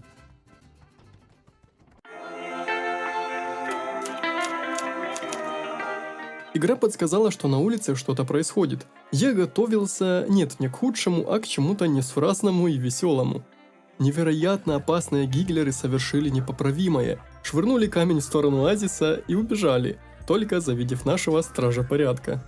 В почтовом ящике лежало письмо от подруги детства. В этот раз она делилась тем, что наша мать нашла нам замену в ее лице, научила вязать и прислала нам собственноручно связанный шарф. Позже я увидел, что он только понижает характеристики, но это не важно. Во втором письме лежал чертеж оружейной мастерской, а в следующем «Можете меня поздравить, мастерская достигла рейтинга в 2 звезды, и теперь я смогу брать сразу по 2 заказа в день. Надеюсь, я буду успевать все это делать». Я отнес мраморные кирпичи заказчице, что-то как-то часто Хайди была нашим клиентом. Либо это просто совпадение, либо она платит за работу больше всех. В гильдии я взял особое задание на создание обрабатывающего станка и третье по прибыльности с качественными деревянными досками. В этот раз я решил сразу выполнить эту работу, а уже после браться за сюжетные задания. Доски, как оказалось, у меня уже были. Пришлось разбудить уже второго жителя, благо что игра позволяла так делать и заходить к ним в комнату, ведь в другое время дверь была бы просто-напросто закрыта.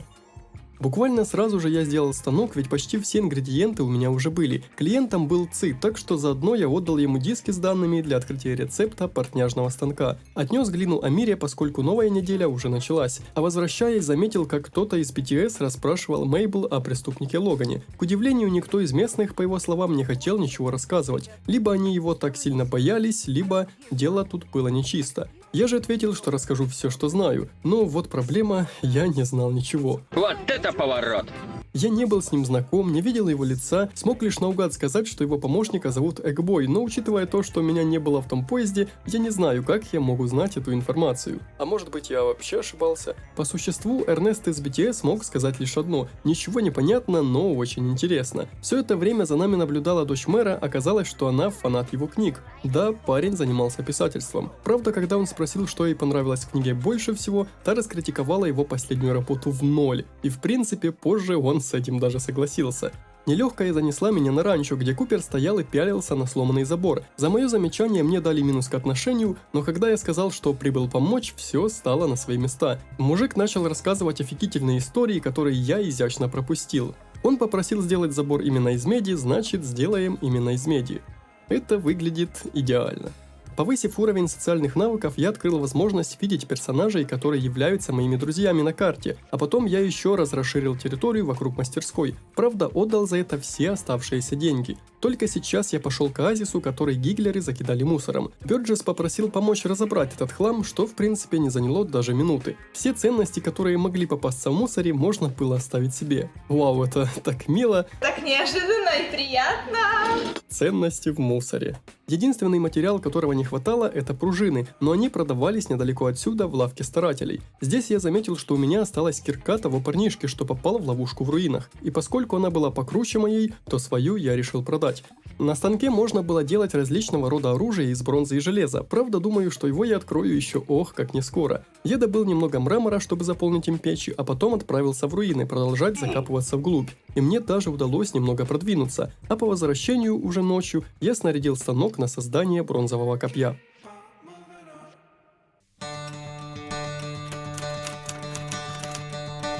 Утро добрым не бывает. На пороге моего дома стояла заместитель мэра и рассказала, что забыла познакомить меня с местным земледельцем. Сказала, что его ферма находится далеко и мне стоит взять повозку с якмелями. В почтовом ящике лежало письмо от того BTS-репортера, он сказал, что перепроверил сказанную мною вчера информацию, и почти все мои слова оказались ложью. Разве я ему лгал? Давайте вспомним, что я ему говорил. Что не знаком с Логаном, и это правда, что не знаю, как он выглядит, ведь тот постоянно в маске, что вроде бы тоже как правда, и, ну да, про Экбоя я, конечно, загнул. Ладно, постараюсь в следующий раз просто держать язык за зубами. Вторым было письмо от мамы, но оно было чисто про общение и не несло смысловой нагрузки. Как всегда, взял пару заданий на крафт кинжалов и на деревянные стержни. Для кинжалов у меня было все, кроме иголок кактуса, и разве здесь не запрещена их вырубка? Очень быстро я вспомнил, что деревья и растения здесь можно просто пинать, и спустя десяток другой толчков уже бежал крафтить кинжалы, двое из которых вышли более высокого качества, чем остальные. Скрафченное вчера копье было очень большим, и я надеюсь, что урон оно наносит тоже бодрый. Я бежал на ранчо узнать цены на лошадей, 500 монет в неделю. На самом деле не особо большая сумма, но ощутимая. Раз уж я был на ранчо, то решил взять здесь задание. Как Купер и говорил, у него появилась для меня работа – собрать немного дерьмеца после животных и дать ему. Пустяковое поручение и награда так себе, но что поделать, иногда даже Чак Норрис может нуждаться в помощи. Я сдал задание с кинжалами, заказчицей была Грейс, что сожгла кухню. Надеюсь, она никого не зарежет. А стержни заказывал, я все думал, кого он мне напоминает, но имя сказала само за себя. Это был Райан Гослинг до того, как стал популярен. Еще я заглянул к Амире с новой порцией глины, но она решила, что не стоит тратить мое время такого уровня поручениями. Что ж, отчасти я был согласен, но жаль, что такой простой способ наладить отношения так быстро закончился. Я подарил ей флюорит, какой-то камень, что нашел в раскопках. Думаю, он ей пригодится, а потом побежал на ферму. Знаете, скорее это была не ферма, а теплица. Теплица, внутри которой были слышны звуки битвы. Здесь мне пришлось столкнуться с гиглерами. Думал, что они будут поопаснее, но я даже не заметил, сколько уровней успел взять за время игры. Когда дело запахло жареным, появился он.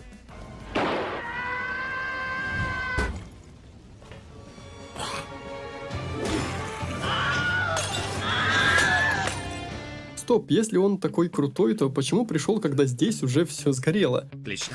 А это что он делает, ведь здесь уже никого нет?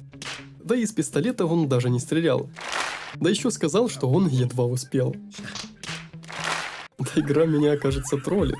Как бы то ни было, дела здесь были так себе. Гиглеры сломали установку с гидрогелем, и без нее, по словам фермера Зика, растения просто погибнут. Я вызвался помочь, само собой. Правда, это устройство было довольно редким, и нужно было обратиться за помощью к ЦИ. А старую основу устройства я успешно разобрал.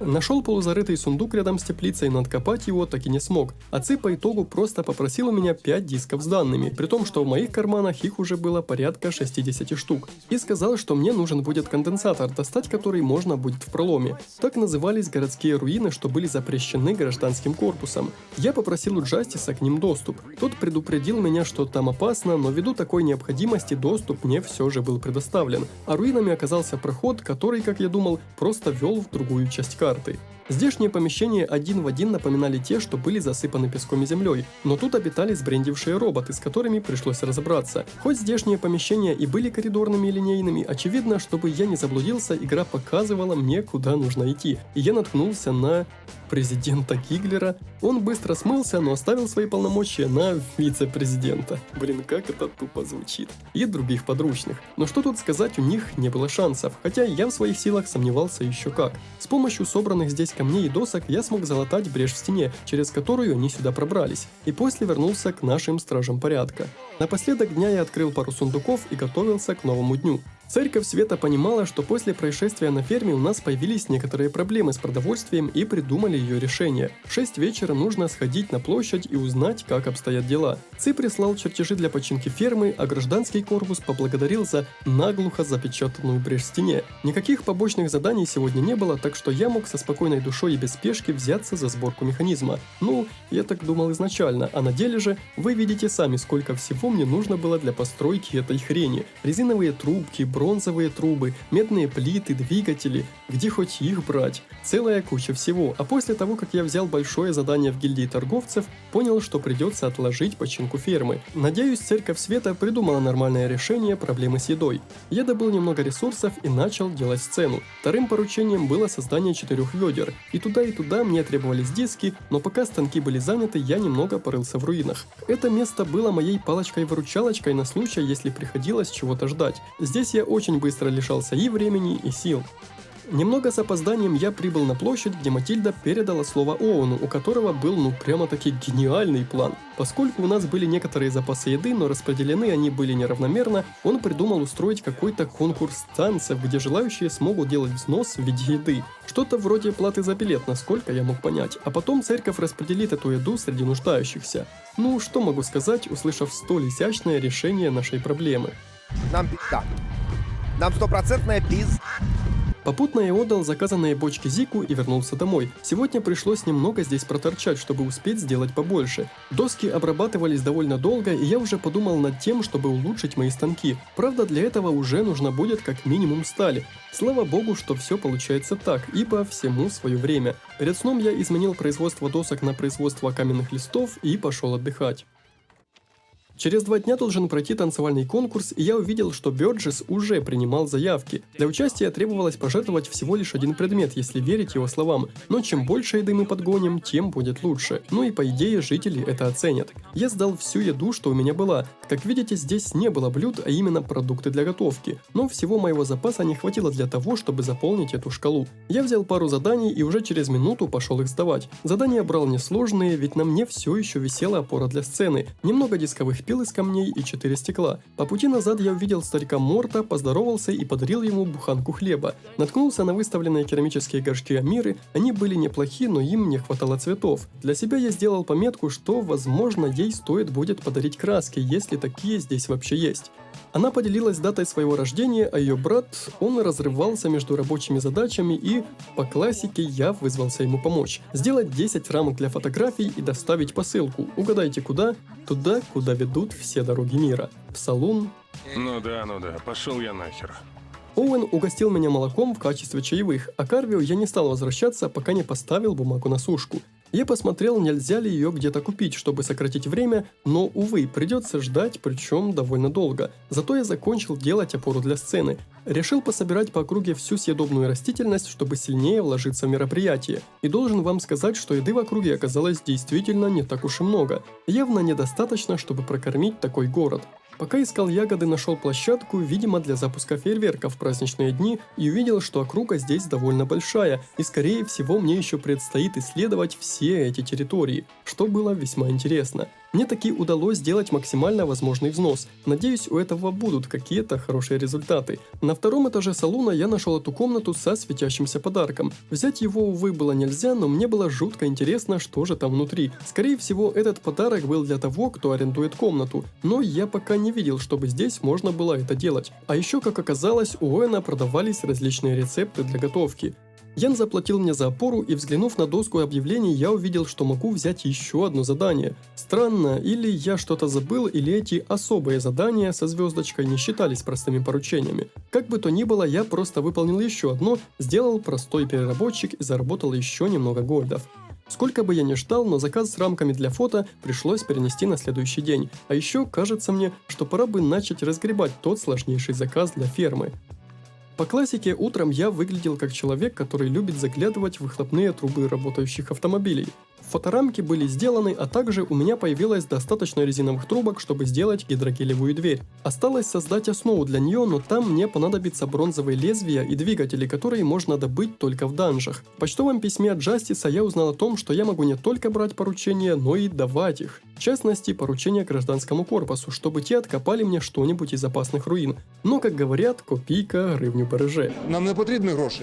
Не забирайте у нас гроші. Не думаю, что буду пользоваться этими услугами в ближайшее время. Я отдал рамки для Арвио, который занимался фотографией, и взял у него еще одну посылку, в этот раз для нашего молчаливого доктора. Круто, что сегодня была пятница, и я мог бесплатно похлебать непроверенных нелицензированных лекарств. В этот раз они оказались рабочими. В лавке появился новый товар, а у меня появился новый рецепт этого снадобья. Пришлось прямо-таки бежать за Арвио, чтобы сдать ему этот квест. Несмотря на то, что он платил мне копейки, паренек сказал, что готовит для меня какую-то действительно ценную награду за мои старания. А прямо возле входа в опасные руины я застал Грейс. Она тоже хотела туда попасть, но наш шериф сказал, что это не место для обычных граждан, и если у нее есть нужда в артефактах, то лучше попросить специалиста о помощи, чем лезть туда самому. Таким специалистом как раз оказался я, стоящий в паре метров. Грейс занималась изучением археологии и копила деньги на получение стипендии. А с каких пор, чтобы получать деньги, нужно деньги платить?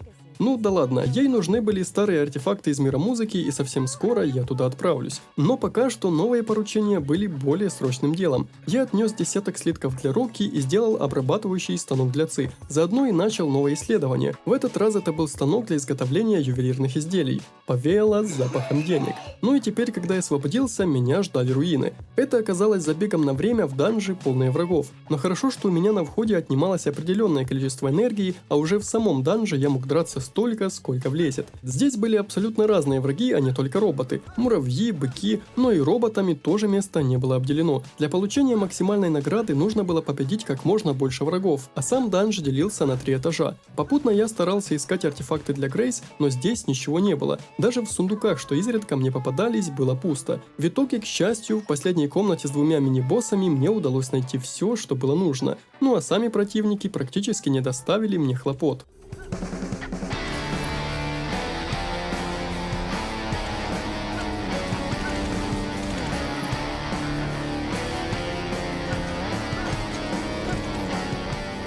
Открылся более трудный вариант руин, но сегодня у меня уже нет для этого времени. Теперь я точно знаю, что двигатели добываются здесь, так что никаких проблем с починкой теплицы быть уже не должно. А вот и Грейс. Она рассказала о небольших деревнях в окрестностях Сендрака, которые едва сводят концы с концами. Поведала о древней технологии, с помощью которой люди доставляли еду, и просила меня ее сделать. В награду от нее я получил пару неплохих сапог, а рюкзак для доставки еды по итогу можно будет сделать только на верстаке более высокого уровня. Что ж, придется, видимо, вернуться в руины и постараться пробраться в более глубокие этажи, туда, где будет находиться железо.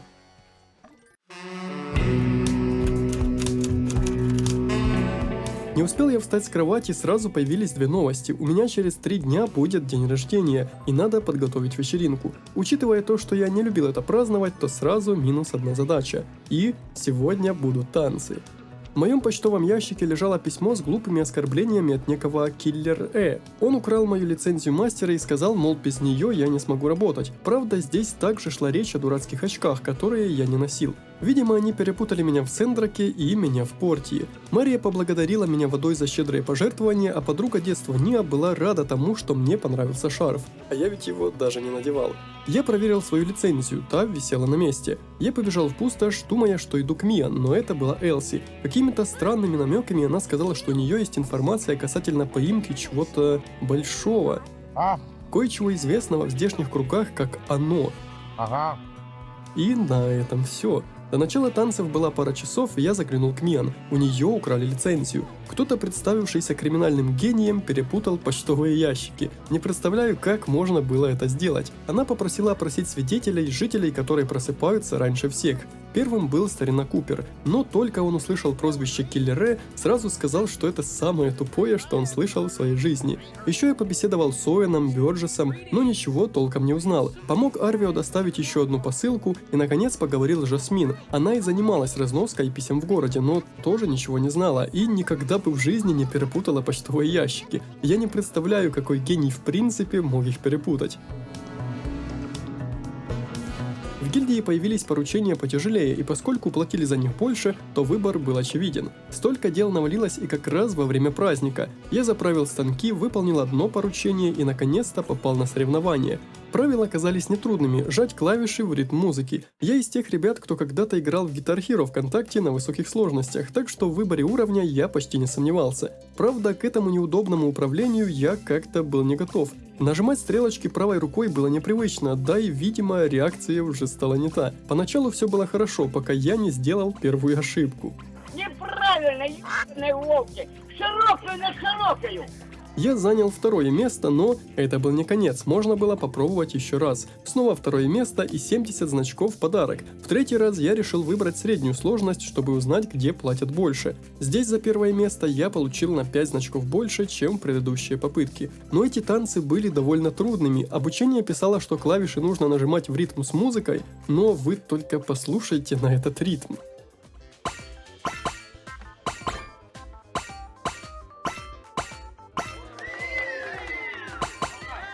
В общем, по итогу я купил себе штаны для танцев, в шортах ходить мне как-то не особо хотелось, а других штанов здесь и не было. Даже Амира заметила, что музыка на фестивале такая, знаете... Очень плохая музыка. И хоть на дворе уже был вечер, я решил слазить в руины, изначально зная, что усну я довольно поздно. В принципе, легко прошелся этот этап. Нужно будет попробовать и более высокую сложность. На следующий день настала пора собирать гидрогелевую основу. Хоть и медленно, но станки сделали свое дело, и механизм таки был готов. На почту мне пришло письмо о том, что 27 числа в городе будет День воспоминаний, и в преддверии праздника будут появляться особые поручения, связанные с его подготовкой. У моего дома стояла Элси и...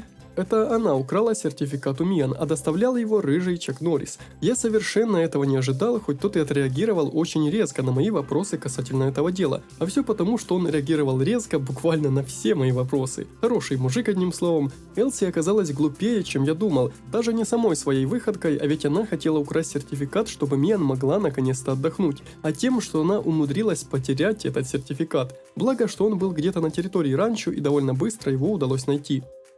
Отсюда можно было сократить путь к теплице, и поскольку я справился с постройкой оборудования, то начал именно с нее.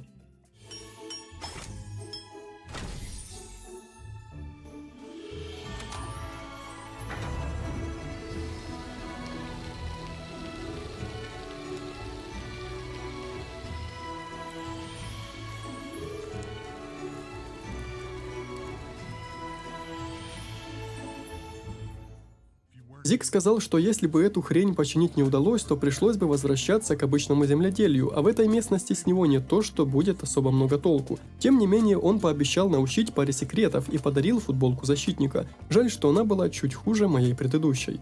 Выполняя одно из поручений, я ненароком попал в церковь как раз во время проповеди. Смотреть ее у меня не было времени, но я внес небольшое пожертвование. На площади в это время Арвио продавал фотографии пустынной розы. Так он называл этот город, если что. И почему-то эти фотки были прям на расхват. Даже сам Арвио не понимал, в чем же дело. И спросил, не хочу ли я купить одну такую. Оказалось, этот Аладдин лгал и продавал фотографии своей сестры, а пустынной розой за спиной туристы называли Амиру. Странное стечение обстоятельств, тут ничего не скажешь. Пришлось гоняться за всеми покупателями и возвращать у них фотографии. Обдирать туристов звучит как раз по мне. Правда, одному из них даже пришлось заплатить. На пути я случайно наткнулся на то, как Элси мирилась с Миан. Я отдал Арвио все фотографии, попросив оставить одну мне, и очередная доставка товара. Но в этот раз, как он сказал, она была последней. Клянусь вам, столько, сколько я бегал сегодня, мне не приходилось бегать еще ни разу, и главное, что все это в праздничный день. Наградой за помощь Арвио стала скидка в его магазине на 7 дней, и я бы не сказал, что это прям хороший подарок. Ведь кроме мебели и безделушек у него, кажется, ничего толкового не было, так что подарок останется неоткрытым. Но на танцы я все же успел. Узнал, что можно использовать клавишу WASD, и, может быть, это и было причиной моему проигрышу. Да, мне удалось занять первое место на самой высокой сложности, выиграв 90 жетонов. А второй раз я оказался на самом последнем месте. Но жетонов мне хватило, чтобы купить самую дорогую рубашку с неплохим бонусом к энергии и защите. И знаете... А большего мне и не надо. Мне снова пришлось лечь поздно, потому что просто я не мог оставить пропадать всю эту энергию просто так. Ее нужно было куда-то деть.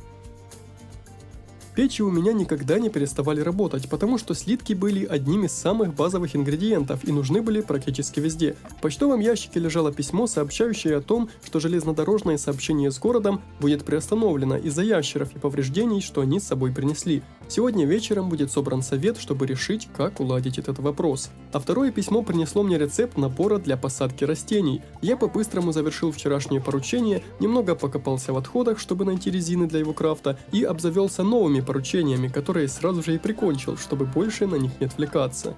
Зик меня уже ожидал, и как только я прибыл, показал особенности земледелия в этих бесплодных землях. Они делали специальную соломенную прослойку для защиты растений от ветра, и со временем почва в этом месте все же приобретала полезные свойства и становилась лучше. В его магазине было много разнообразных семян. Я же сразу скупил всю солому и подался домой. С помощью инструментов я мог подготовить грядку, посеять туда семена и полить их водой. Учитывая, что вода на вес золота, надеюсь, что ее нужно будет немного. Пока я посеял песчаный рис. Думаю, он был одной из самых неприхотливых культур. Ну а остаток дня, как обычно, ушел на продвижение вглубь засыпанных руин.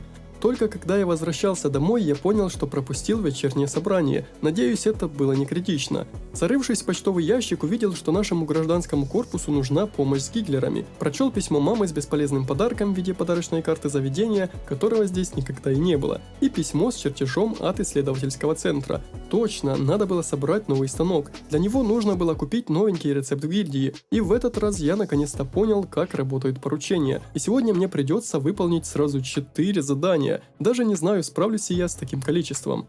Пока выжигался мраморный кирпич для мраморных плит, я занялся мелкими поручениями. Сразу же купил стак древесины за 6 сотен монет, потому что для крафта сундуков дерева нужно было очень много. Неважно, что я по сути ничего не заработаю с этого задания, сейчас главное это репутация. Неожиданно я наткнулся на Элси, что уже собиралась охотиться на нечто, чего она не назвала. Я помог ей с приготовлениями, и уже завтра мы устроим засаду на это что-то, чем бы оно ни было. Постепенно я завершил все поручения, в одном из них отдал свое копье. Все равно меч со щитом мне понравился больше. Я как раз попал на собрание в корпусе. Жасти с другими обсуждали, как решить проблему с гитлерами, потому что даже пройти к ним это уже будет испытание. Старый мост был почти разрушен, и придется делать подвесные вагонетки и проверять целостность канатной системы, что осталось еще с древних времен. После сдачи последнего из 4 поручений мне казалось, что это не Мен работает не продыхая, а я. Ведь и вправду за все это время я по сути даже не давал себе времени отдохнуть и заняться чем-то не особо полезным. Я встретила Миру в окрестностях городка. Она поблагодарила меня за помощь с фотографиями и сказала, что думает, как ей справляться с подобными ситуациями и приставаниями. Я решил ей помочь и попытаться начать с простых слов. Have you no sense of decency? Думаю, она справится. Как бы то ни было, мне кажется, что в воздухе здесь витали некие романтические нотки. Бля, половые отношения. Хоть я все еще сомневался насчет дел любовных, но анализируя 20 дней моей жизни в Центраке, думаю, что подкатывать шары я буду именно к Амире. Такова уж судьба. Я помню, как печально закончились мои 100 дней в Портии, и только сейчас я понял, почему я так сильно цеплялся за простые поручения и репутацию мастерской. Ведь прошлый раз именно из-за этого мэр отказал нам в женитьбе, а здесь я неосознанно всеми силами пытался этого избежать. Что же это на самом деле забавно, что игра так сильно может увлечь и оставить такой себе памятный след на столь долгое время. В руинах я зашел еще дальше и получил второе открытие за день. Каким же я был дураком. В самом начале исследований Рокки говорил, что за денежный взнос нам дается джетпак и сканер для исследования руин. И только сейчас я про него вспомнил. Он буквально подсвечивал редкие полезности в почве и показывал, где находятся проходы в другие комнаты. Да, если бы я не тупил с этим 20 игровых дней, то уверен, уже бы добрался до дна этих вонючих руин. По возвращению я забрал новенький меч и доделал портняжный станок. Здесь целая куча различных простых и довольно сложных рецептов одежды и прочих принадлежностей. Прошло так мало времени, а игра уже столько всего раскрыла. Не представляю, как много или мало всего будет ждать меня впереди.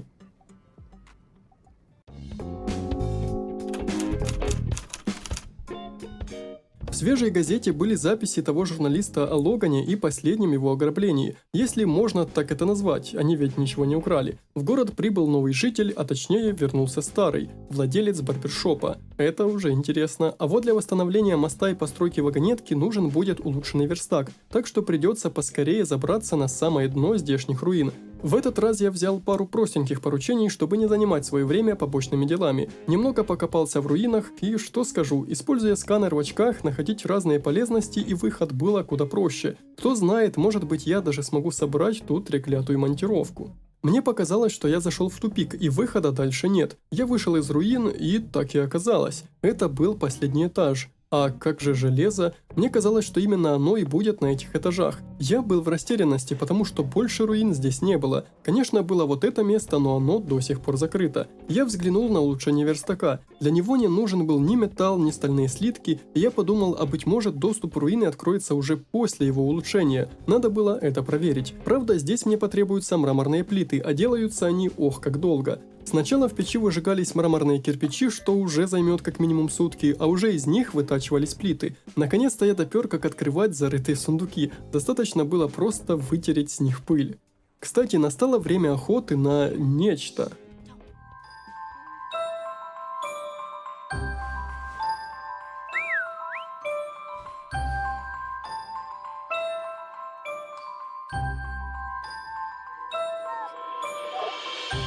Этим оказался какой-то маленький забавный зверек, будто он убежал прямиком из мульта «Король Лев».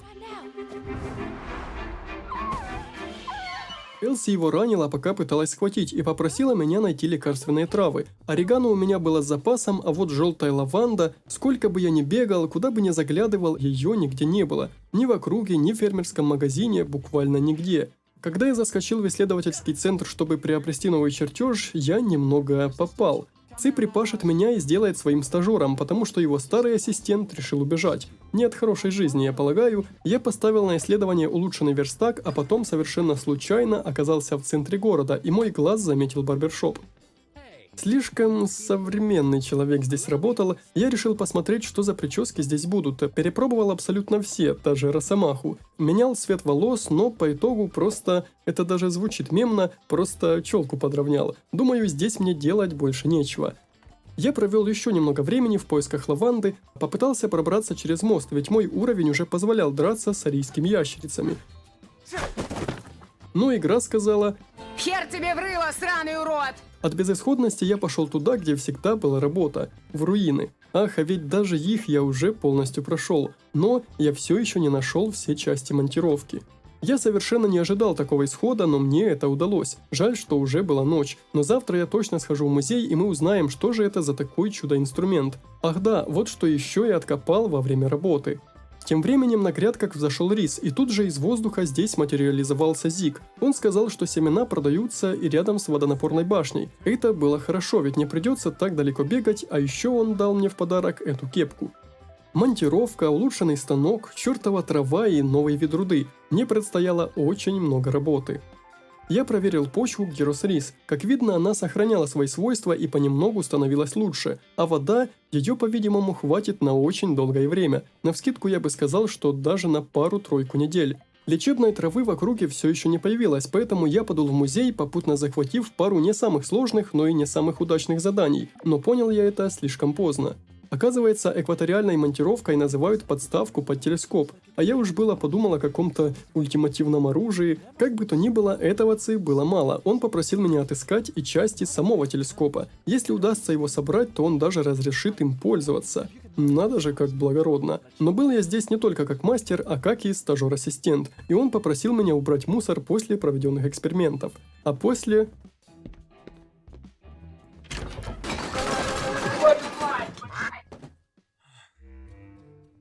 Что здесь происходит?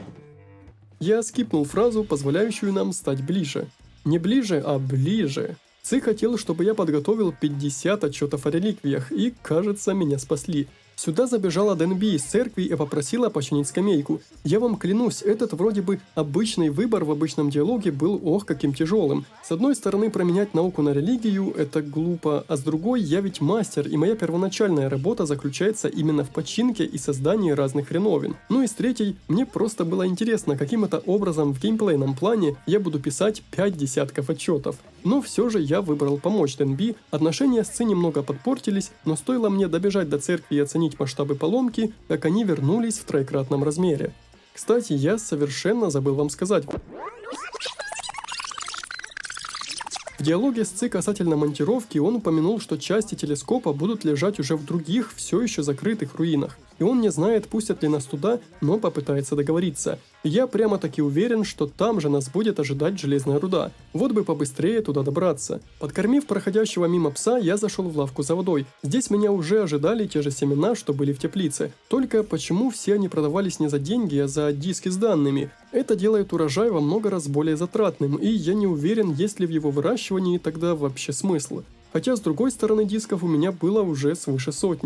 По декорациям, появившимся в городе, было видно, что он уже готов к празднику, который начнется со дня на день. Устав увеличивать свой инвентарь, я продал немного старой одежды. Бесполезный шарф подруги я решил оставить, вдруг она спросит, что я с ним сделал, а потом приступил к поручениям, и это была моя ошибка. Вернее, ошибкой было брать именно эти поручения. Для одного требовалось очень много резины, которую я смог добыть только перерабатывая тонны мусора, а для другого нужна была грубая кожа, что выпадал из монстров. Из муравьев падал хитин, из быков простые обрывки кожи. Я попробовал убить пару гиглеров, но из них кожи не выпало. Это приводило в замешательство. Похоже на то, что впервые за игру я не смогу выполнить работу, за которую взялся.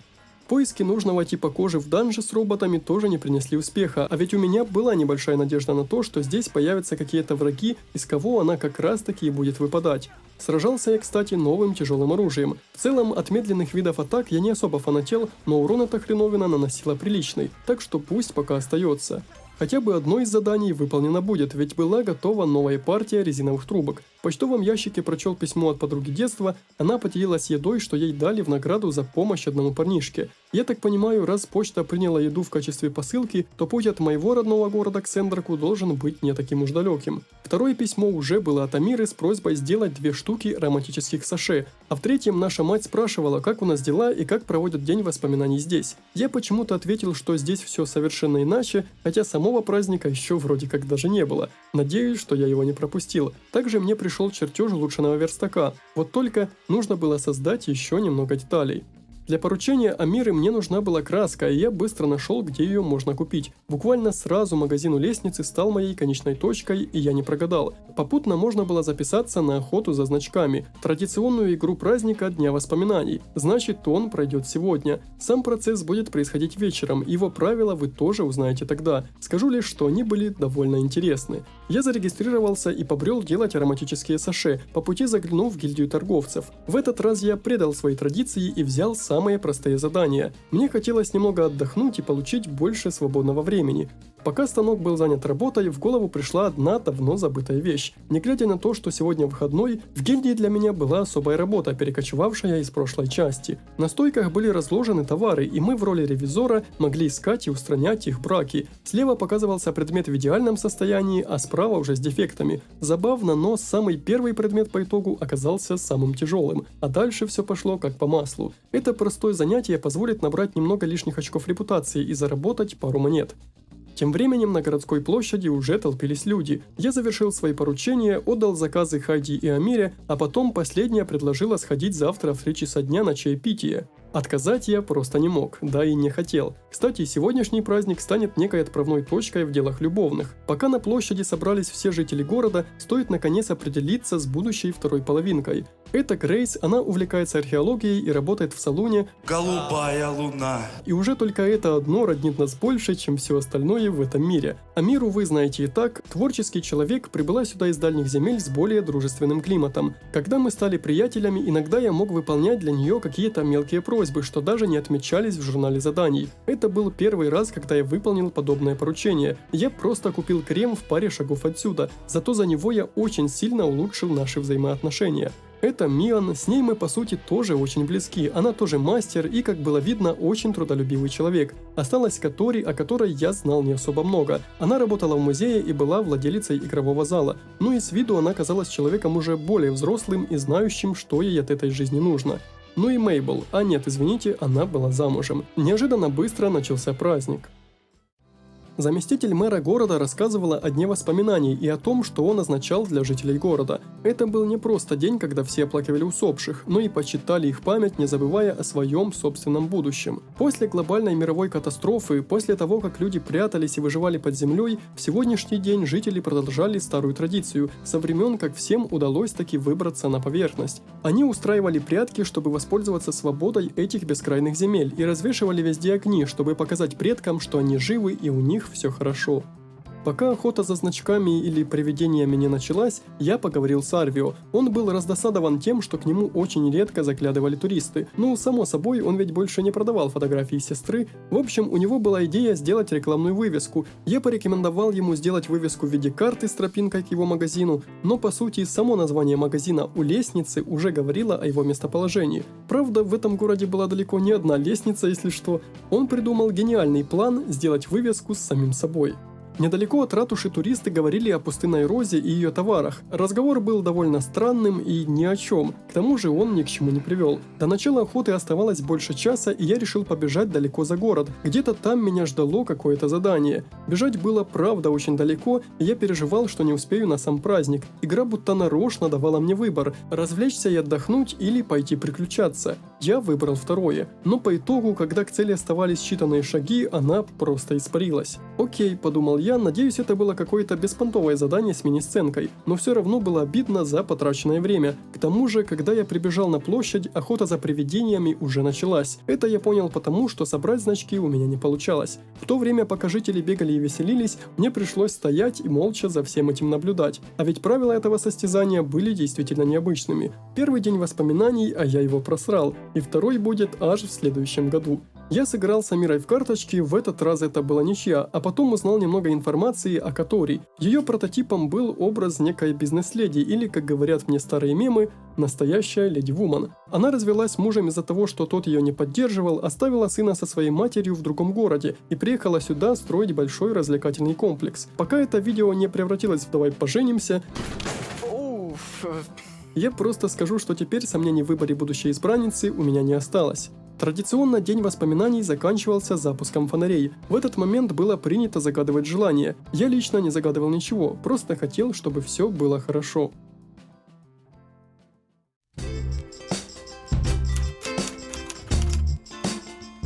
Сегодня у крыльца дома я увидела Миру. Она, скорее всего, просто проходила мимо, но раньше я этого что-то не замечал. Наверное, ложился слишком поздно и позднее просыпался. От одного из заказов мне все же пришлось отказаться. Хорошо, что штраф за него был не особо-то и большим. Арвио тем временем закончил чертеж своего рекламного щита, точнее скинул работу на Пабло, и мне нужно будет с ним рассчитаться. Само собой, Арвио потом все деньги отдаст. Несмотря на провалившийся заказ, я не удержался и все-таки взял это огроменное задание на создание 2 гидрогелевых основ.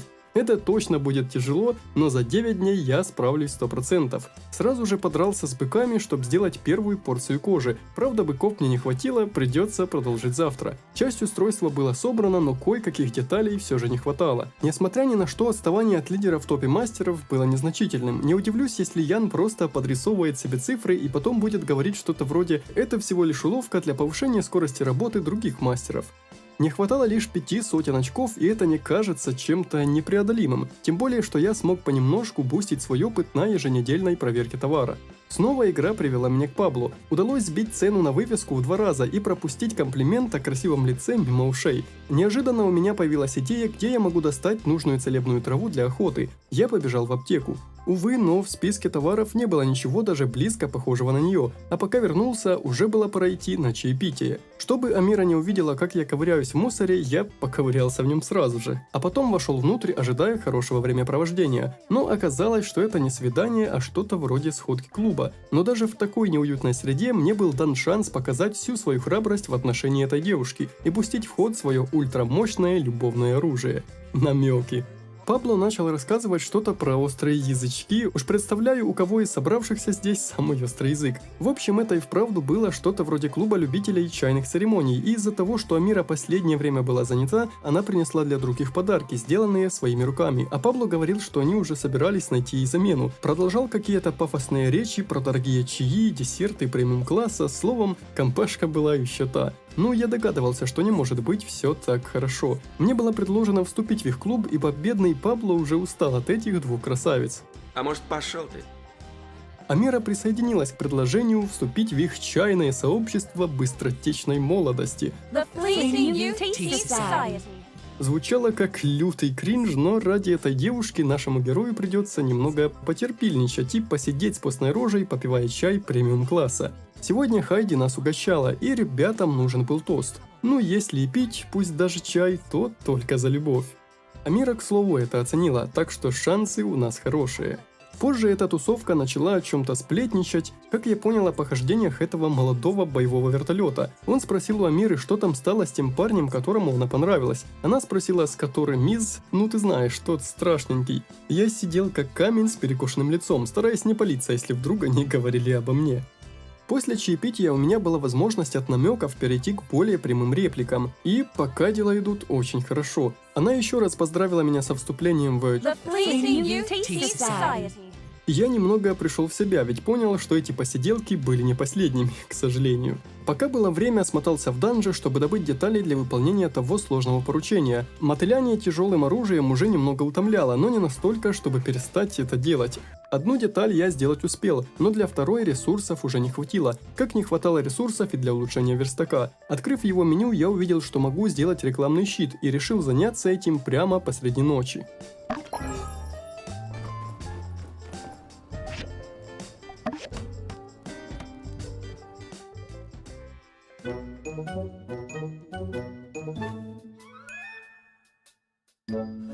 It's perfect. Look at the majesty. I can't bear to draw my eyes away. I look so friendly and welcoming. Можно было сказать Арвио, что я заплатил не 250 монет, а 500, но к чему наживаться таким гнилым образом, особенно когда у нас есть капитализм и добавочная стоимость.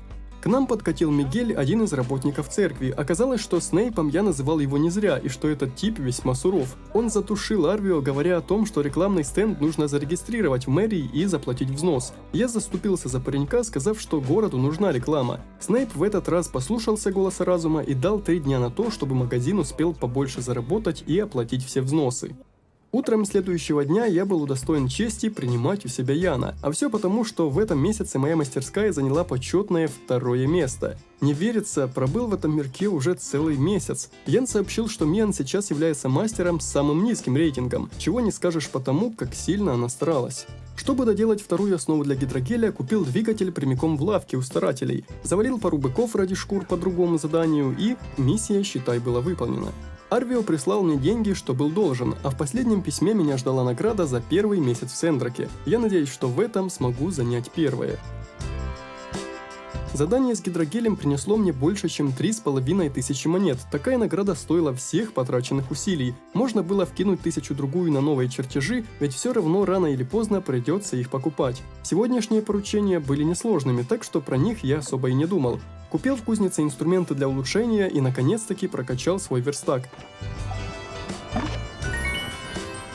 Сделал рюкзак для переноски пищи, да, тот самый, что я должен был сделать уже давным-давно, и заправил печи. Совсем скоро руда кончится, и нужно будет спускаться в руины.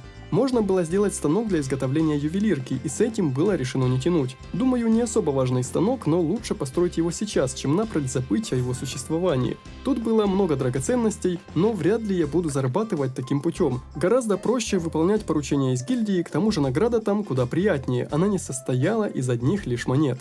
Возвращаясь со свалки, странная вещь попалась на мои глаза. Эти чертовы желтые кусты. Вы знаете, что это? Та самая трава, что была нужна мне для охоты на мелкого зверька. Наконец-то она появилась. Не знаю, либо это чисто сезонное растение, либо оно просто восстанавливается добрую пару недель. Уверен, раньше его тут не было и быть не могло. Еще я сделал себе 3-ю печь. После какого-то побочного диалога о мастерах решил, что нужно увеличить объем производства сырья. Спустя сдачу нескольких поручений и рюкзака для переноски пищи я отправился к Элси на охоту.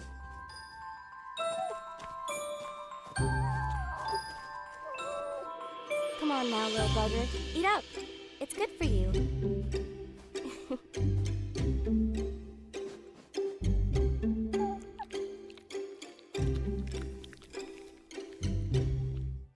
Надо же, в этот раз зверек даже не убегал. Либо он начал нам доверять, либо понимал, что с раненой лапой ему все равно не уйти.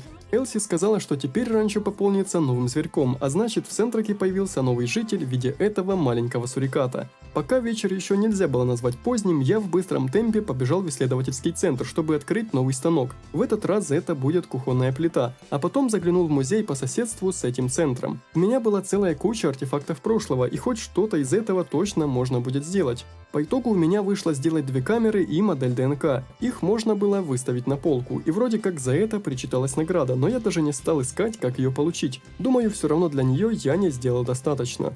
И тут я вспомнил о старике. Он все еще смотрел за кладбищем. Не в смысле, что он умер, а в смысле, что уже был вечер. У меня была для него соленая рыбка, но вот на чаепитие в этот раз он меня не позвал. На следующий день я понял, от создания вагонетки меня отделяют лишь 2 бронзовых каркаса. Оказалось, что с помощью сделанной из уламков камеры можно делать фотографии. Это было забавно, и у меня накопилось денег достаточно, чтобы расширить территорию мастерской еще 1 раз. Наконец-то я сделал вагонетку.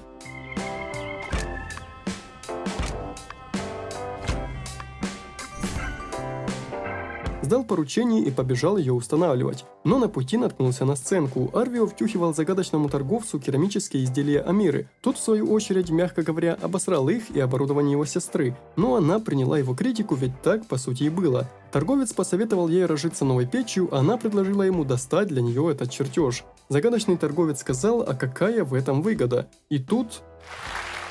А вот и я! Не ждали!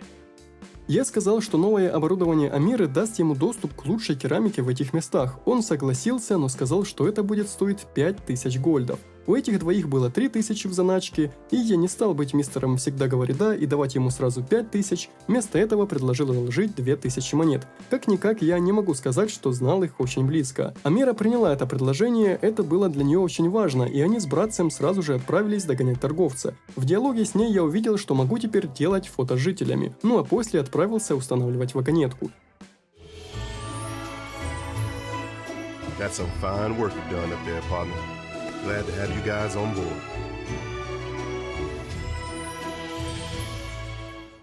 Жастис предложил сразу же окунуться в приключения, и для этого нужен был 15 уровень, который я уже давно получил, так что сомневаться незачем. Но что может пойти не так?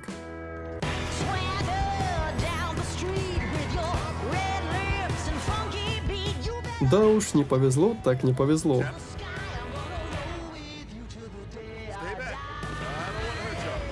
Ага, скажи это тем десяткам гитлерам, что мы убили до этой встречи. В общем, мы попали в не очень хорошее положение. Это место просто кишело гитлерами. Прям Третий рейх. Мы потихоньку продвигались по коридорам, попутно заглядывая в боковые помещения с небольшими плюшками в виде сундуков. А дальше я, видимо, попал на Гроув-стрит, потому что черный парень предложил мне взять в руки ствол.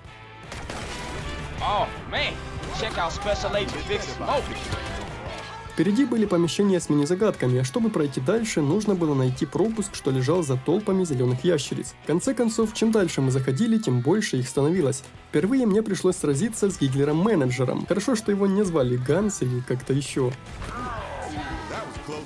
В конечном итоге мы забрались еще дальше, здесь было какое-то логово. Целая свора гитлеров находилась снизу, а еще тут были решетчатые ворота и невидимые стены. Не хватает только...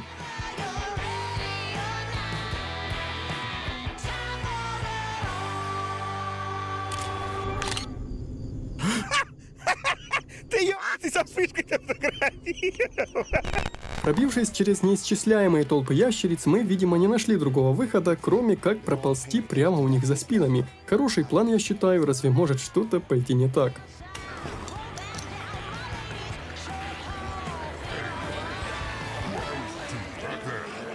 Благодаря тому, что появился бог из машины в виде нашего отважного котика, не зря все-таки я его кормил.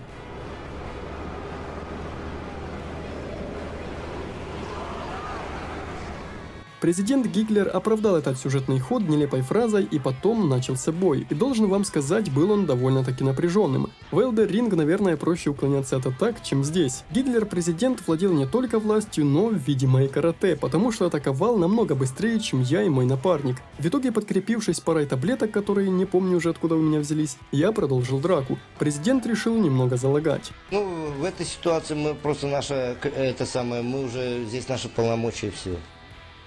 Well, humans, but you are too late. Our plan is already complete. Behold, here. And now to take over Sandrock and end the world. Hey, wait!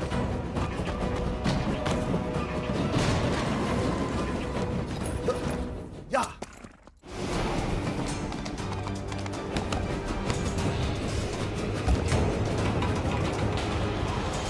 Take my hand!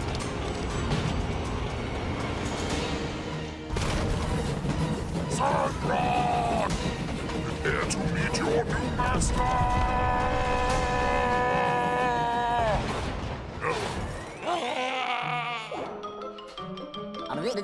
That's all, folks.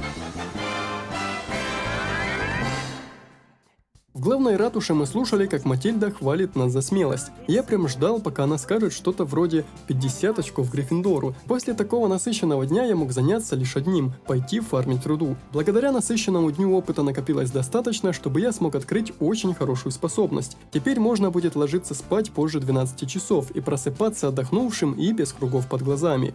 День закончился хорошо, вот только было ясно, что это только начало. Я и не знал, как тот мост был важен для города.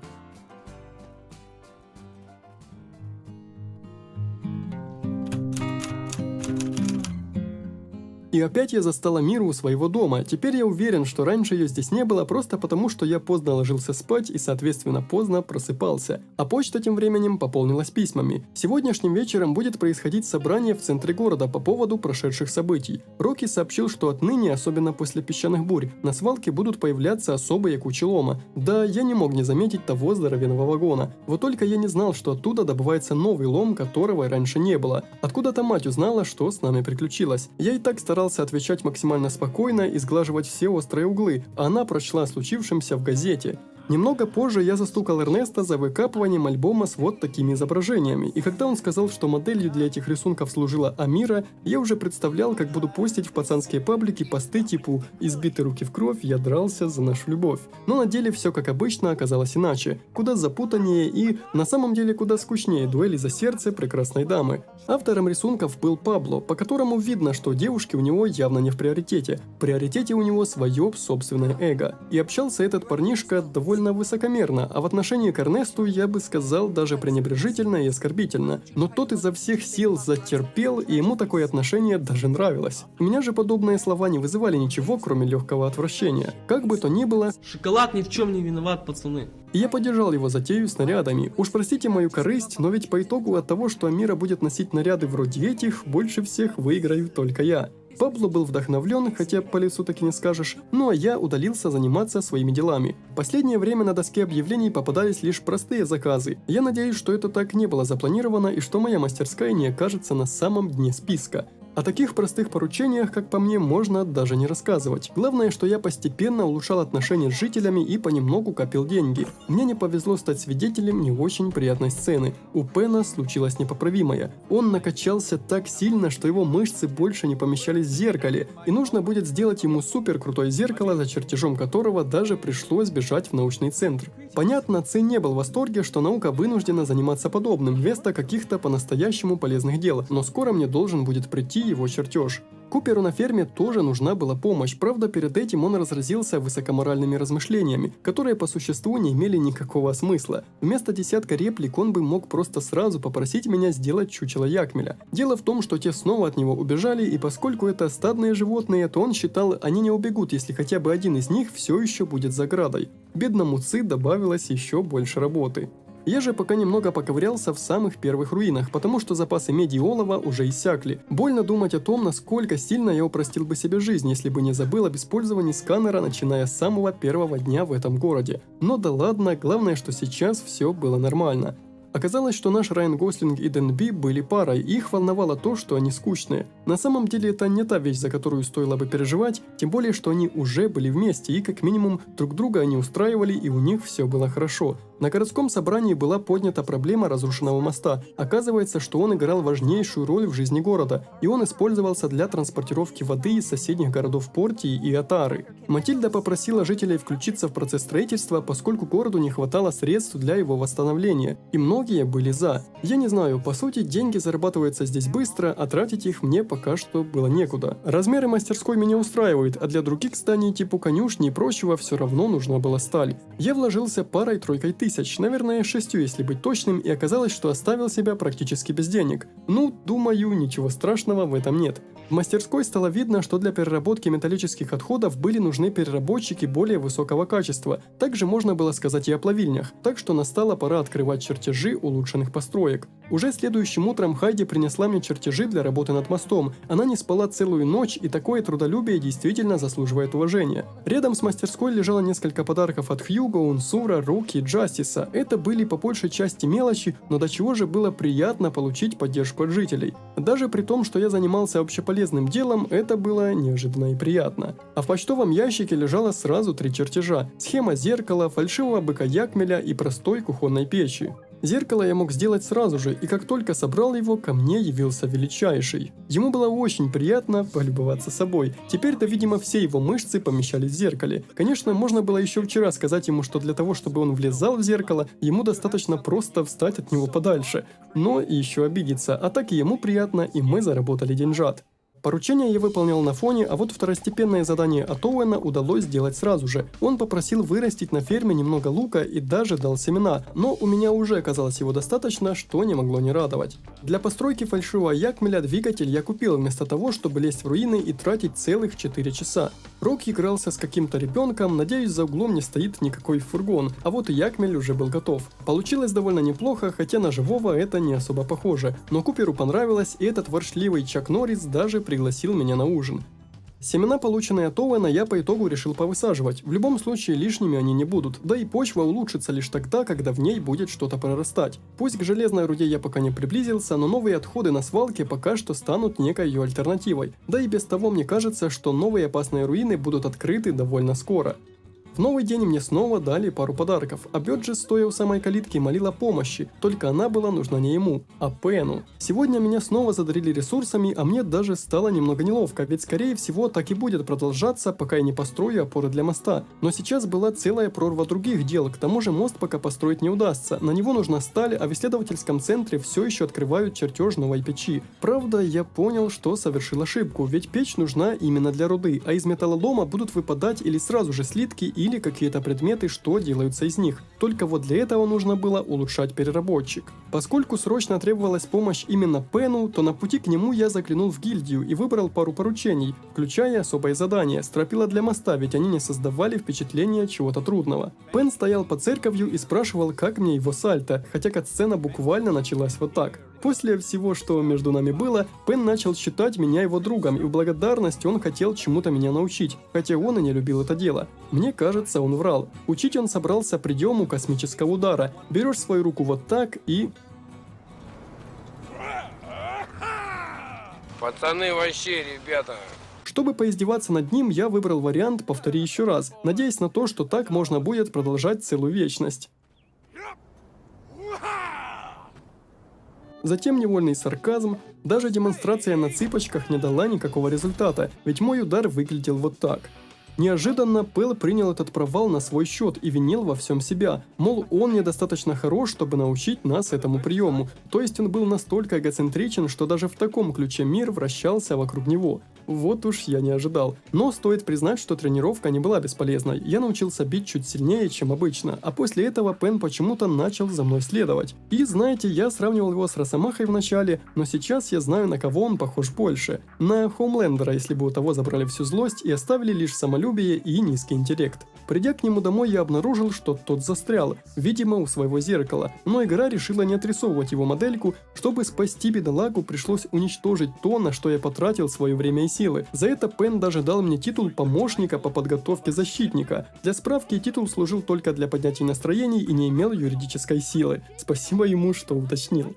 Преследование меня до сих пор продолжалось, но на карте и в дневнике не было отметок про какой-либо квест с его участием. Я надеюсь, что это просто баг и больше такого не повторится, ведь этот парень меня почему-то сильно напрягал. Он попросил вырастить немного помидофиля для его лавки и дал еще немного семян, а Джастис попросил сделать шляпу к предстоящей церемонии его повышения. Он, к слову, пригласил и меня, сказав, что я вполне могу стать заместителем в гражданском корпусе. Весьма приятно, главное завтра в 9 утра не прозевать эту самую церемонию. Я сделал шляпу заместителя и пару ядер для поручения. Начал делать мост, но без стальных слитков было не обойтись. Уже 3 печи работала над плавкой меди и бронзы, и этого все еще казалось недостаточно. Но хотя бы Пен не смог зайти ко мне на участок.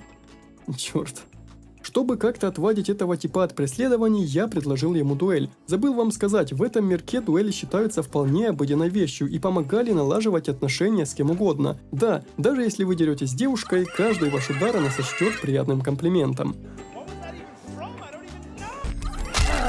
Правда, тут я проиграл. Все-таки этот тип был очень силен, и его уровень намного превосходил мой. Я высадил помидофиль и пошел проверять исследовательский центр. Только заметил, что исследование можно ускорять, и не пожалел 40 дисков с данными, чтобы завтрашним днем чертеж улучшенной печи уже был готов. Цик, к слову, знал о случае с зеркалом и сказал, что нарочно сделал его таковым, чтобы оно показывало человека немного красивее, чем есть на самом деле. Он говорил, слава богу, что это смогло увлечь Пена на некоторое время. Правда, называл он его не Пен, а Гомункул, причем не один раз. И да, так уж совпало, из-за бага или нет, но Пен все это время стоял в 2 шагах от меня.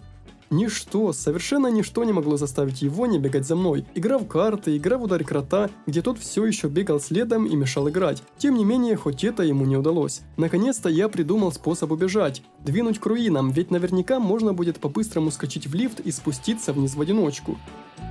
Да ёп, ну хотя бы в самих руинах он меня не тревожил, и мне удалось добыть еще немного артефактов и руды, чтобы пополнить запас. Зато на выходе... А вот и я! В столь позднее время он все еще ждал меня там. Ну уж нет, подумал я, упасть на лифт ты смог, но запрыгнуть у тебя не получится никак.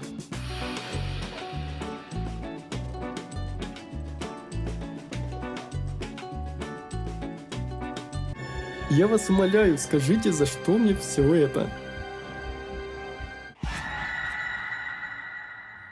Но слава богу, что день подошел к концу, и я мог спокойно Нет, он тоже был здесь. Ну, что мы говорим целомудрию? Не сегодня.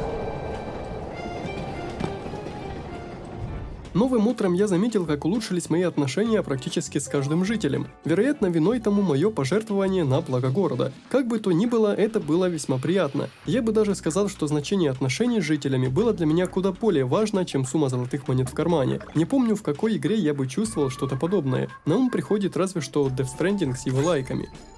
Почтовый ящик сегодня был забит письмами. Какая-то просьба от Унсура, я уже не помнил, кто это такой. Просьба от Элси сделать ей новое седло, Эрнест сообщил, что Пабло снова взялся за рисование, благодарность от города в виде небольшого количества воды, наконец-то чертеж улучшенной печи, и очередной этап развития мастерской был завершен. Мастерская получила рейтинг в 3 звезды. Правда, это означало не уровень развития ввиду количества и качества построек, это был рейтинг мастерской ввиду тонны выполненных поручений. Сегодня я тоже забрал несколько подарков. Сложил лишние реликвии в сундук, чтобы освободить снова забившийся инвентарь, и подался на площадь, скоро там будет церемония награждения.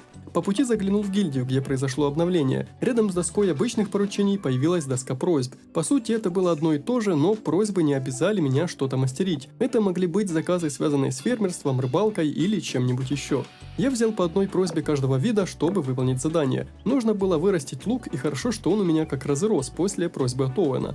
Воу, по-моему, я кое-что забыл. Джастис поднял тему о повышении кого-то из жителей города до статуса заместителя гражданского корпуса, того, кто сделал неоценимый вклад, кто известен не грубой силой, а ловкостью и мудростью. О, это точно не я, это был кот-капитан. Джастис сказал, что количество инцидентов с мышами в этом году стало самым низким за всю историю, ну и я сразу понял уровень этой почетной должности.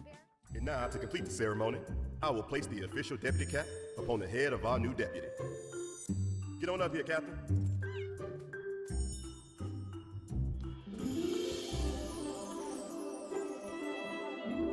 Everyone, keep giving it your all out there. Dismiss. Настала пора общаться с жителями, у которых были ко мне дела. Унсур попросил сделать ему краски, а после помочь покрасить забор. Дневник был забит поручениями, и на карте их было тоже довольно много. Я решил купить краску в магазине напротив, но позднее увидел, что она не подойдет. Зато и попутно продал весь копившийся хлам. Пришлось пожертвовать книгами, которые не особо понятно для чего были нужны, ну и прочими безделушками, не имеющими ценности. Арвио сказал, что собирается устроить пикник с сестрой и предложил присоединиться. Нужно будет только помочь все устроить и сделать корзинку для продуктов. Пикник – это очень хорошо. В церкви тоже что-то происходило. Мигель с Матильдой обсуждали один не очень важный заказ, связанный с картинами, и часть работы ляжет на меня, часть можно будет поручить кому-то из жителей, кто умеет рисовать. Бюджет составит 1000 монет, и моим гонораром будет то, что от него останется. А возможными кандидатами есть Амира, Пабло или малышка Жасмин, которая разносит почту. Но это только если я решу очень сильно сэкономить.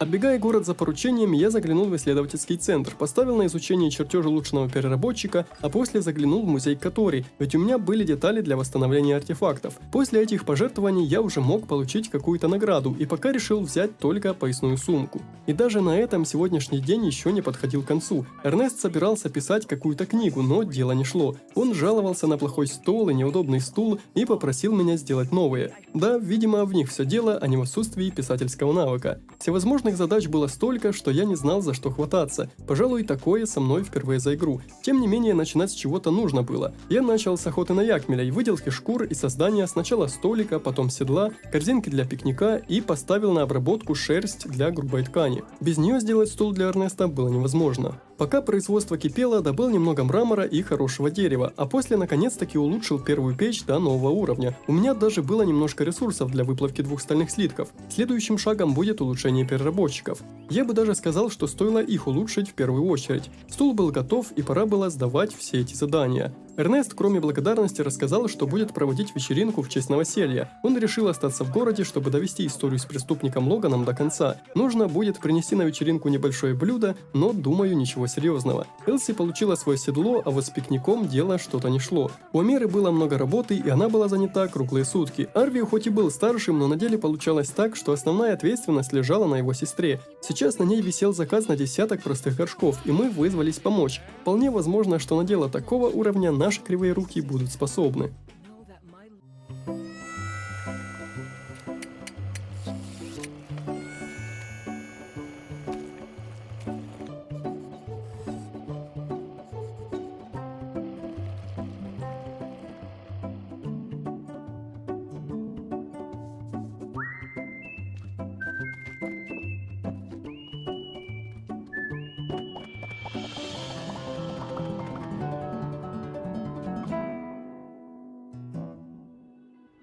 Вышло у нас все довольно неплохо, не считая Арвио. Я переживал лишь за одно, чтобы пикник с ними и вечеринка у Эрнеста не были назначены на одно и то же время. Слава богу, нет. Пикник будет утром, а вечеринка назначена на 6 часов вечера. Правда, дела с блюдом у меня не пошли. У меня даже не было кухонной плиты. Но проблема была даже не в этом. Плиту я смог собрать довольно быстро, освободив площадку от прошлого проекта. Я банально не знал рецепт. Здесь можно было экспериментировать и пытаться приготовить что-то наугад. Но у меня было четко написано, сколько нужно яиц и молока. А сюда я мог добавить лишь по одной штуке каждого ресурса. Пока я решил оставить это на завтра, и глядя на то бесчисленное количество работы, думаю, что стоит в первую очередь начать с тех поручений, у которых есть срок годности.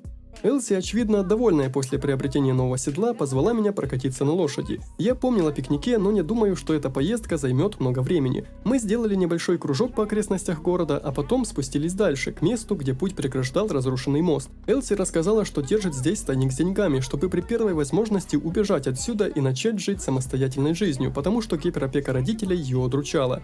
Мне был брошен вызов. Смогу ли я найти спрятанный ею клад? Зная, что это была Элси, он наверняка где-то тут и спрятан.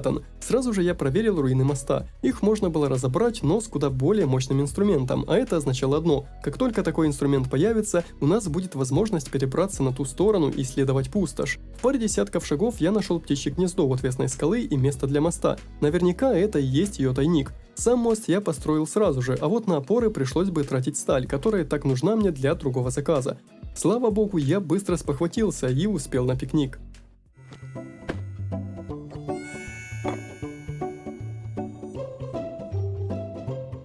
Hi.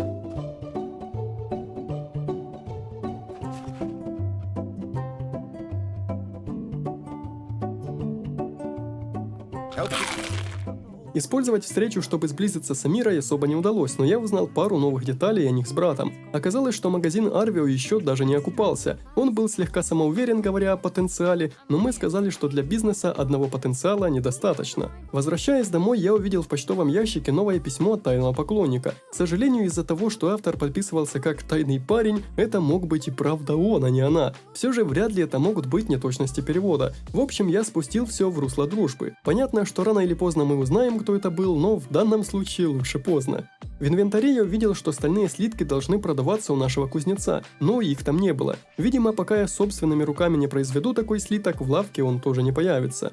Погнав за поручениями, я решил посмотреть на рейтинг мастерских и обнаружил, что занимаю уже первое место. А ведь прошло не так уж много времени. Мине, к слову, удалось таки вырваться из последнего места, и я думаю, что совсем скоро она еще сильнее поднимется в этом списке. Если мне удастся удержать такой уровень, то награда в конце года будет довольно приятной.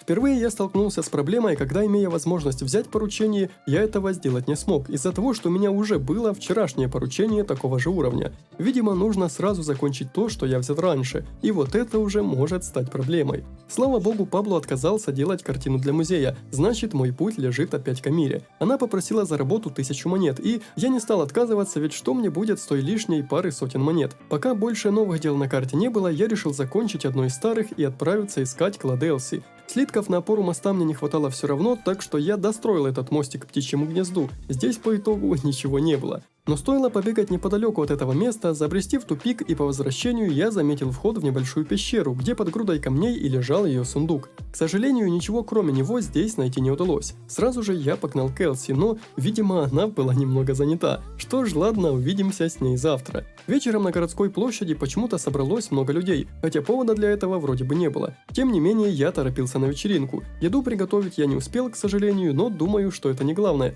Окей, меня не пустили сюда без подарка. Пришлось что-то думать. Элси, кстати, все еще была занята, судя по карте. Я решил попробовать поэкспериментировать с рецептурой. Сварить в кастрюле яйцо на молоке не удалось, а вот пароварка с этим справилась. Не хочу удаваться в детали этого всего, главное, что все вышло, и аж в 9 вечера я попал на вечеринку. Вот так поворот, я пришел первым. И хоть катсцена очевидно была заготовлена, но на вечеринку и правда больше никто не пришел. А дело в том, что он забыл раздать приглашение. Видите ли, он привык, что раньше за него это делали слуги. Я уж было подумал, что меня заставят их разносить, собирался отказаться, но нет, он просто отдал мне праздничный торт. О, нет, смотрите, кто-то все-таки пришел. Да ладно, я шучу, он просто здесь живет. В остаток дня я зарылся в шахты, чтобы подкопить немного дисков с данными. Амира прислала письмо с фреской и вернула мне половину своего гонорара, сказав, что работа оказалась куда проще, чем ей изначально показалось. А еще мне пришел новый чертеж. Наконец-то. Правда, в очередной раз я поплатился за свою невнимательность, ведь я открыл чертеж не перерабатывающего станка, а обрабатывающего.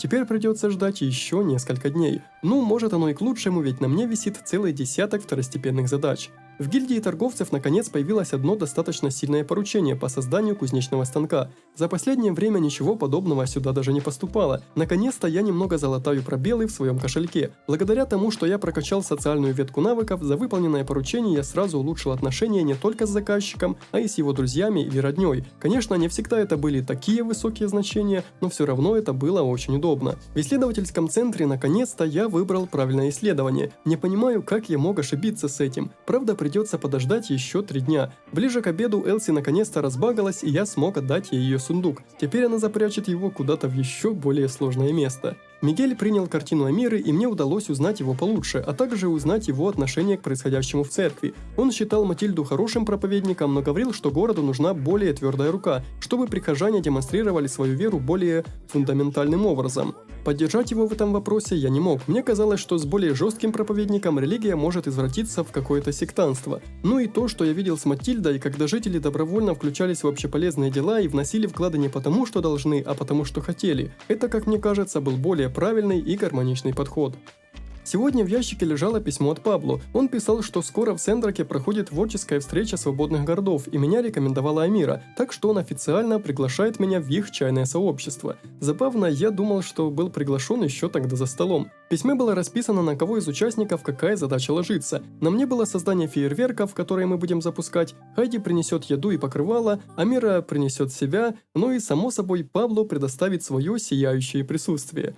Когда я читал это впервые, отреагировал на все со смешком, но позднее начал сомневаться в том, что хочу участвовать в этом параде тщеславия одного человека. Амира тоже прислала мне письмо, рецепт электрической печи от загадочного торговца с просьбой ее построить. Сразу же я взялся именно за это задание, ведь у меня фактически уже было все, что нужно для нее.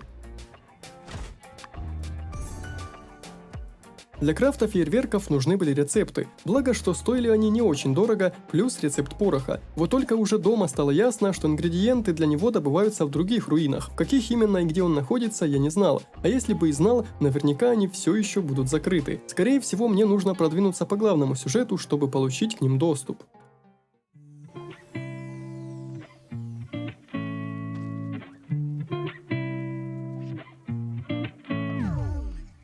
Fantastic work. I knew you could do it. It seems your job is done, but you don't have to be so quick out the door. That is, if you wanted to stay for a while. I'm afraid I'm not usually much for entertaining guests. I suppose I'll have to try my best for you.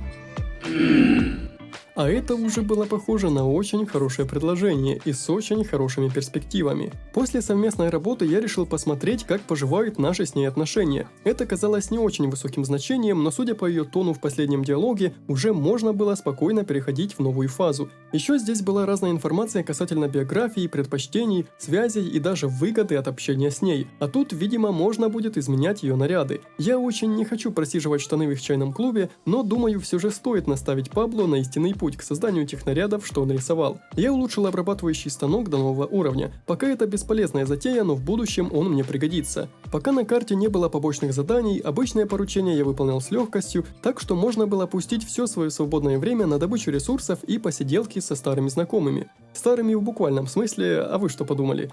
Для чего-то на кладбище можно было проверять захоронения. Странно, однако, я думаю, там все равно ничего не изменилось.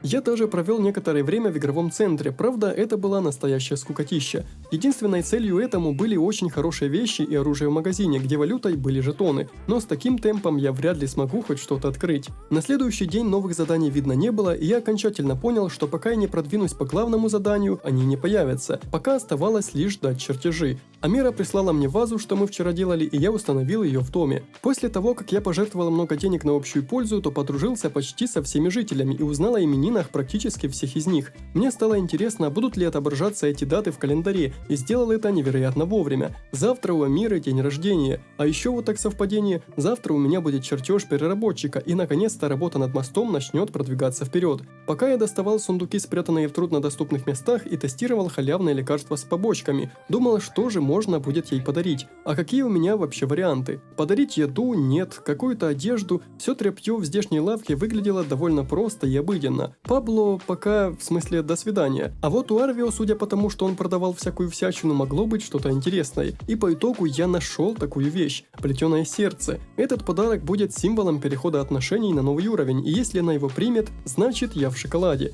Вечер я провел в руинах, и новый день настал довольно быстро.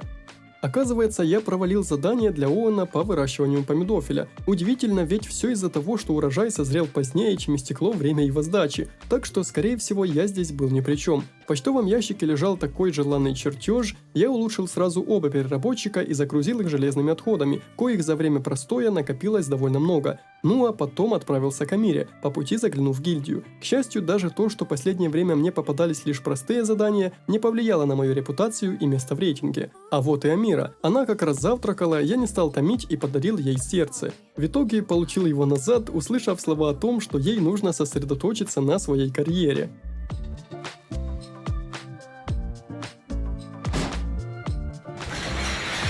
Признаться, я не ожидал, но, видимо, я слишком поторопился. А ведь последняя встреча говорила об обратном. Но ничего, мы не в реальной жизни, и отказ – это лишь возможность постараться еще немного и таки взять эту крепость. Я впервые заметил, что в меню взаимодействия с ней у меня появился пункт игра. С трудом вспоминая прошлую часть, я понял, что это прогулка и возможность провести вместе время, еще сильнее улучшив отношения с ней. Только если в порте найти места для отдыха было просто, здесь мне в голову пришел лишь игровой центр. Мы подушили змею, побили крота, моста, поиграли в автоматы, времени еще было валом, нужно было что-то придумать. Я смог найти лишь один значок – беседу у оазиса. Здесь у меня была возможность сделать ей еще один подарок, и теперь я выбрал проверенный вариант. Сделал комплимент касательно работы, ведь именно работа была для нее так важна, и немного расспросил о прошлом. По итогу мы отлично провели время. Думаю, пока обойдемся без френдзоны, правда, придется еще постараться.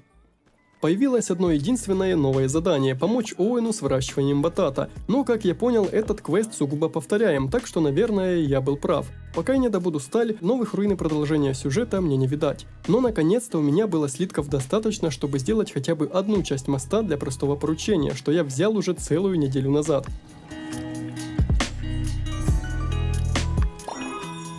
Оно всплывало буквально через 2 дня, и все-таки вовремя, однако я смог его закончить. Думаю, пришла пора и снаряжение обновить. Я сразу же купил у кузнеца точильные камни, жаль, что у него они продавались максимум по 2 штуки за раз. Дефицитный, видимо, товар. В этот раз по поручению Ян меня не хвалил, видимо потому, что я едва сдал его в срок. Раз уж мне нужно будет выращивать новую культуру, я прикупил немного воды. Из-за обвалившегося моста она стоила наполовину дороже, но других вариантов не было. Обновлять инструменты я начал с кирки, она показалась мне важнее топора, засеял участок новой культурой и даже внес немного удобрений. Я купил их лишь 5 штук, чтобы просто посмотреть, как они повлияют на собранный урожай. Ну что, теперь остается лишь ждать, пока переработчики добудут достаточно руды для постройки опор, а пока мне можно смело зарываться в землю, чтобы запасаться дисками с данными, ведь новые чертежи будут стоить гораздо дороже.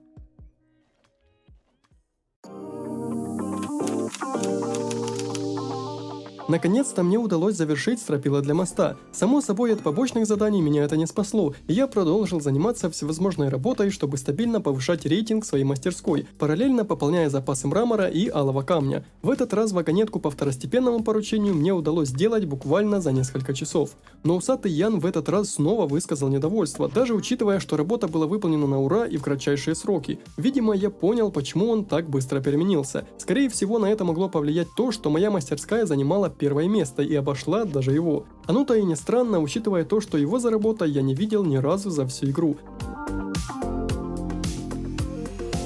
Стропила к мосту Хайди приняла, но, к сожалению, работа у них шла очень медленно. Нужно было какое-то нестандартное решение, которое могло бы ускорить процесс. Оставалось лишь ожидать нового письма с новостями. Мне захотелось заглянуть в гражданский корпус, чтобы осмотреть ассортимент их товаров. И добра здесь было навалом, начиная от боеприпасов, минералов и заканчивая прочной одеждой и высокоуровневым оружием разных видов. Стоило оно, конечно, очень много, но уверен, что не просто так. Вечером я подготовил новый участок земли под посадку своего первого дерева. Если я все верно понимаю, то с него можно будет получать урожай в виде чайных листьев и кофейных зерен одновременно. Следующим утром на почту пришло письмо от Цы. Он знал, что может ускорить процесс строительства моста и попросил принести ему энергетическое ядро из руин потерянного рая. Звучало это интересно, да и ядро ему нужно было не простое, а самое большое, что я смогу найти. Если ядра выпадают из роботов, то представляю, какой будет та машина, из которой мне нужно будет выбить это самое ядро. Я открыл чертеж блендера для мастерской и потихоньку начал его собирать. Понял, что карманы заметно потяжелели, и дабы деньги не застаивались напрасно, потратил 10 тысяч гольдов на расширение своей территории. Конечно, места и так хватало, но если я решу построить здесь хлев или загон для животных, да даже расширить свой дом, то это место закончится чертовски быстро. Следующим исследованием я выбрал установку для улучшения качества изделий и сразу же максимально ускорил процесс за диски с данными. Немного подработал в гильдии, ведь репутация лишней не бывает. Исследовал новые части города, а ближе к вечеру влез в лавку Хайди. Перестраивать дом мне все еще не хотелось, а вот построить какое-нибудь сооружение для живности еще как. Мне повезло, ведь на конюшне у меня уже хватало ресурсов. Хорошо, что можно было переносить абсолютно все объекты мастерской, даже посаженные растения. А еще я сменил ограду. Стоила она не особо дорого, в то же время мастерская заметно преображалась, становясь чем-то более пафосным. Настала пора бежать на ранчо и покупать ездовое животное. Я так долго этого ждал, а цены здесь были довольно большими. Я планировал, что называется, обмануть систему и вместо покупки взрослого животного купить его более компактную и намного более дешевую версию. Но не тут-то было. Теленка можно было купить только для выращивания, а ездовые животные были отдельной категорией. Мне, безусловно, хотелось бы купить сразу животное получше, с более высокими показателями. Но я не сдержался и взял самого дешевого якмеля. Я просто не мог больше терпеть. И вот это уже совершенно другое дело. Правда, его нужно будет кормить. Я засыпал побольше разнообразной еды в кормушку и продолжил заниматься делами. Закончил сборку блендера и установил его рядом с грядками. В нем можно было сделать краски. Точно, краски, я уже и забыл о просьбе Унсура помочь ему покрасить забор. Он как раз стоял возле новых руин и о чем-то болтал с Джастисом, и пока процесс шел, Мен втихаря буквально за пару секунд починила старые обвалившиеся ворота, и Джастис такой «Ладно, прощаю!» и открыл доступ к новым руинам. А так что можно было? Опасная тропа, полная злобных роботов, уводила меня далеко вниз ко входу в новые руины. Это был целый подземный город, где до сих пор обитали работающие роботы, а рекламные вывески на стенах все еще продолжали гореть. Здесь мне пришлось продираться сквозь толпы свирепствующих машин, подбирая по пути отходы. Энергия на бои не расходовалась, так что можно было ни в чем себе не отказывать. На пути мне попадались запертые двери, к которым надо было найти ключ, запрятанные сундуки с небольшой наградой, и ближе к концу это приключение свелось к тому, что я должен был найти один пропуск, чтобы получить доступ ко второму пропуску, а потом найти еще 3 части третьего пропуска и... ну вы поняли. Одна из карточек по итогу была даже не обязательной и открывала доступ к скрытому помещению с дополнительными наградами. Дальнейший путь вел меня куда-то на большую арену, над которой светилась голограмма драки робота с каким-то огромным кайдзю. Неужели мне придется забираться в мехи и сражаться против огромного зверя? На самом деле и да, и нет одновременно. Внутри здания и правда находился большой робот, но вот опасности он практически не представлял никакой. Его корпус был буквально непробиваем, так что нужно было идти другим путем, уничтожать консоли, которые обнажали его систему питания. Она была то еще взрывной штучкой. Из этого огромного кошкоподобного пылесоса и выпало большое энергетическое ядро. Чертеж новой установки пополнил мою коллекцию, и новое устройство уже постепенно собиралось. Я проверил посаженный для Оуэна батат, он будет расти еще целых 5 дней. Главное, чтобы квест не закончился раньше. Пробираясь к свалке, я стал свидетелем не очень веселой сцены. Бамна, одна из старателей Рокки, уволилась и покидала этот город. Даже несмотря на то, что это был один из десятков второстепенных персонажей, которых я даже не видел за игру, было немного печально, что и без того небольшой город продолжают покидать жители. Из-за этого бизнес Рокки был под угрозой. Бамна была его лучшим работником.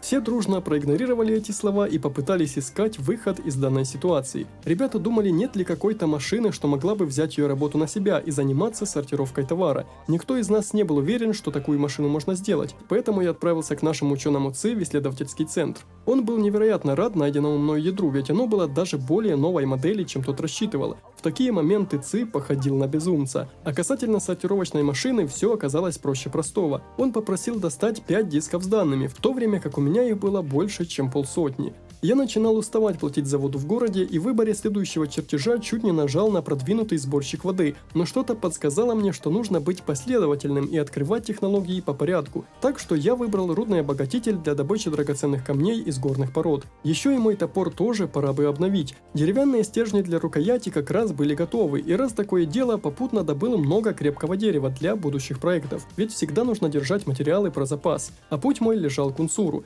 Уже прошла целая куча времени с данного мне обещания ему помочь, но наконец-то мы занялись покраской стен. Самое сложное было позади. Унсур сказал, что пора включить музыку, чтобы создать настроение, откинуться на спинку кресла и насладиться шоу. Мне уже стало страшно. Но этот тип предложил мне следить за тем, как сохнет краска, и я не шучу. Он даже специально делал жирные мазки, чтобы процесс высыхания был лучше виден. Глядя на такое веселье, я решил осмотреться в комнате, и оказалось, что я могу отсюда уйти. Слава богу, я все понимаю, но смотреть, как сохнет краска, нет, спасибо.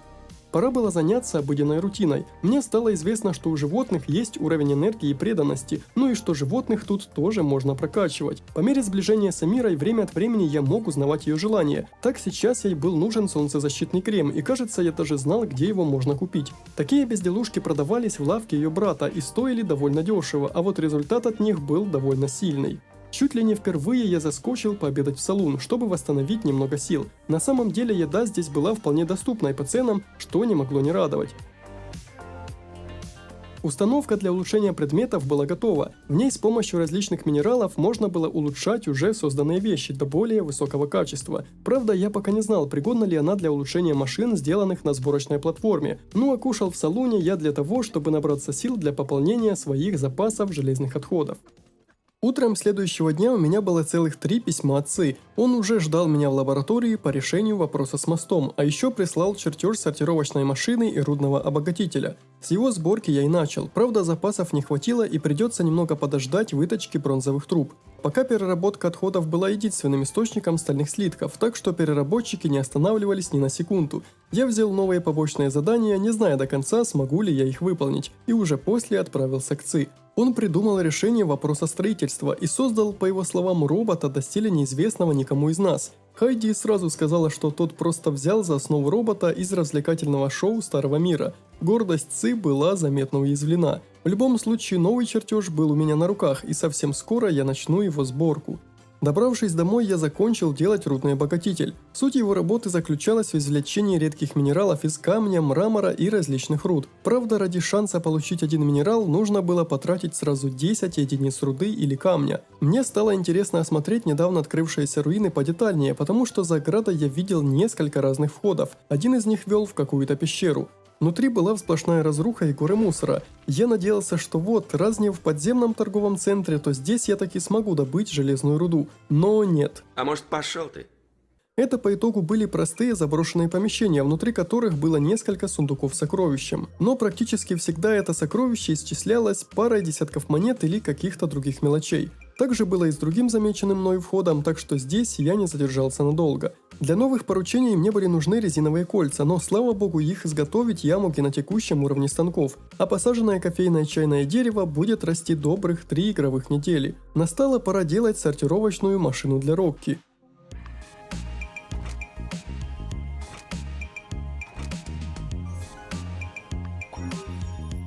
Я тут же проверил, можно ли улучшать объекты таких размеров в установке для улучшений. Оказалось, что можно. И это хорошо, ведь более высокое качество значит больше денег за выполненную работу. И пригодился мне этот станок в тот же день, потому что трубопровод для воды, что я сделал, должен быть более высокого качества для того, чтобы я смог сдать этот квест. Удивительный вечер, ведь сегодня же я успел сделать и скафандр для постройки моста. Правда, с Хайди поговорить уже не смог, потому что двери ее дома были закрыты. Утром первым делом я заглянул на свалку.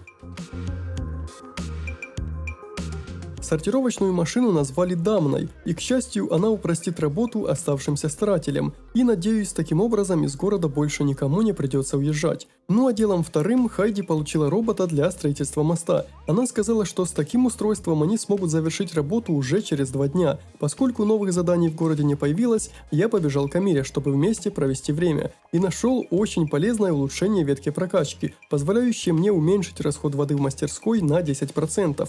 Это очень важное обновление, потому что теперь помимо станков, вода была нужна еще и для полива растений.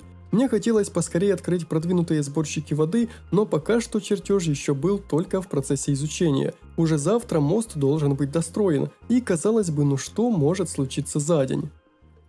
So there I was, outnumbered, 1,000,000-1. Whoa, did you just see that? He's really close to the tracks. Yeah, no kidding. We should probably... Я упал в лужу, Train's coming.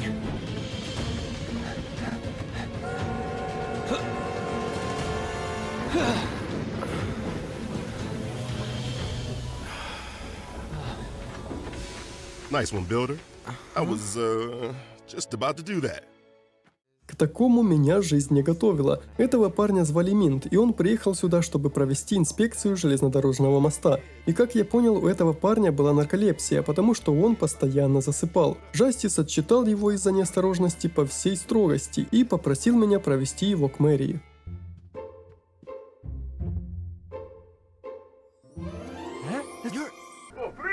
Да, очевидно, эти двое уже были знакомы, и как настоящий профессионал, Минт не взял с собой оборудование для проверки моста. У меня с мозгами не все в порядке. И вот этому синевласому ложку предстоит его сделать. Минт собирался заночевать в городской гостинице, но Ци предложил вместо этого свою лабораторию. Well, let's not get in the way of these 2 peas in a pod. Матильда, Матильда. Аккуратнее с языком, молодой человек. Вы же как-никак представитель церкви. А мост тем временем был практически готов. Хайди спросила, как я чувствую себя после вчерашней песчаной бури. Не сказал бы, что они хоть как-то вообще влияли на мой график. Тем не менее, она рассказала, что занималась современной разработкой для защиты от бурь. И если я принесу ей недостающие материалы, то она с удовольствием установит эту систему для моей мастерской. Ну все, мост уже достигал той стороны, настала пора узнать, что же находится по ту сторону. Да, игра все еще не пускала меня туда, ну хотя бы нужные детали для разработки песчаного занавеса я смог отдать практически сразу же. На следующее утро я проснулся где-то посреди пустыни. Основа для моста хоть и была готова, но только теперь я мог установить стропила для него. И все еще игра не дала пробраться на ту сторону, обосновав это тем, что мост еще не прошел проверку. За помощь в строительстве меня наградили жилетом исследователя с довольно хорошими показателями защиты, да и выглядел он неплохо, но у меня все еще не было нормальных штанов. В почтовом ящике лежало письмо от Нии, она нашла старый фотоальбом и прислала мне свою детскую фотографию, предупредив, чтобы я ее никому не показывал. Само собой, я выбрал соответствующий вариант ответа. А вот и чертеж оборудования для проведения анализа моста. Для его создания у меня было почти все, что нужно, осталось сделать лишь линзу. Неожиданно для себя я обнаружил рядом с мастерской загадочного торговца, который интересовался, как дела у моего брата. Я начал с того, что никаких братьев у меня нет, но у него было ко мне дело. Торговец говорил, что изобрел уникальные специи, которые идеально подойдут для лапши. И если я смогу придумать хороший рецепт, то он сможет продать его в рестораны соседних городов, и мы заработаем кучу денег. При всем этом торговец буквально назвал мне практически пошаговый рецепт этого блюда. Я не упустил шанс проверить, что у него есть из товаров, и купил большое хранилище под артефакты, потому что они занимали очень много места в инвентаре, ячейки для которого стоили все больше и больше. В этот раз, кстати, я успел вырастить овощи для Оуэна и вовремя сдать заказ. Теперь я понял, почему тогда я его проварил. С момента сбора урожая до момента сдачи квеста оставалось лишь несколько часов. Минт уже ожидал меня недалеко от моста, и я выдал ему сделанное оборудование. Слава богу, мне хотя бы заплатили, ну и выдали лягушачью шляпу. Я пополнил запасы семян помидофиля, потому что он нужен был для кормежки животных. Было жаль одно, что продавались эти семена не за обычные монеты, а за диски с данными, которыми я немного дорожил. Сразу же грядки были засеяны, и хорошо, что воды для полива растений хватало надолго. Ее уровень снижался очень медленно, и уверен, что одного полива будет хватать на целую неделю. Чтобы сделать особую лапшу для торговца, мне понадобились дополнительные ингредиенты, но хорошо, что все они продавались в салуне. Я боялся, что той порции специй, которые у меня были, не хватит, чтобы правильно приготовить блюдо, ведь можно было накосячить с ингредиентами, но, к удивлению, у меня получилось с первого раза. Отведав лапши, торговец был в восторге и придумал для нее особое название.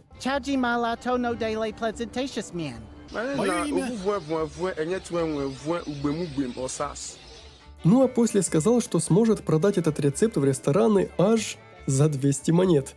И ради этого я столько старался. Торговец предложил продать рецепт Оуэну, но рассказал, как правильно нужно начинать беседу, чтобы выторговать максимальную цену. Начать с отстраненных вопросов и делать вид, что ты не особо заинтересован в продаже. Хоть не с первого раза, но мне удалось его убедить. «Стойте, как дела у вашего брата?» А это ведь именно то, что торговец спрашивал у меня, когда начинал диалог. Вот же чертяка. В общем, при правильном подходе мне удалось сделать так, что Оуэн стал заинтересован в покупке сильнее, чем я. К тому же он сам захотел заплатить двойную цену.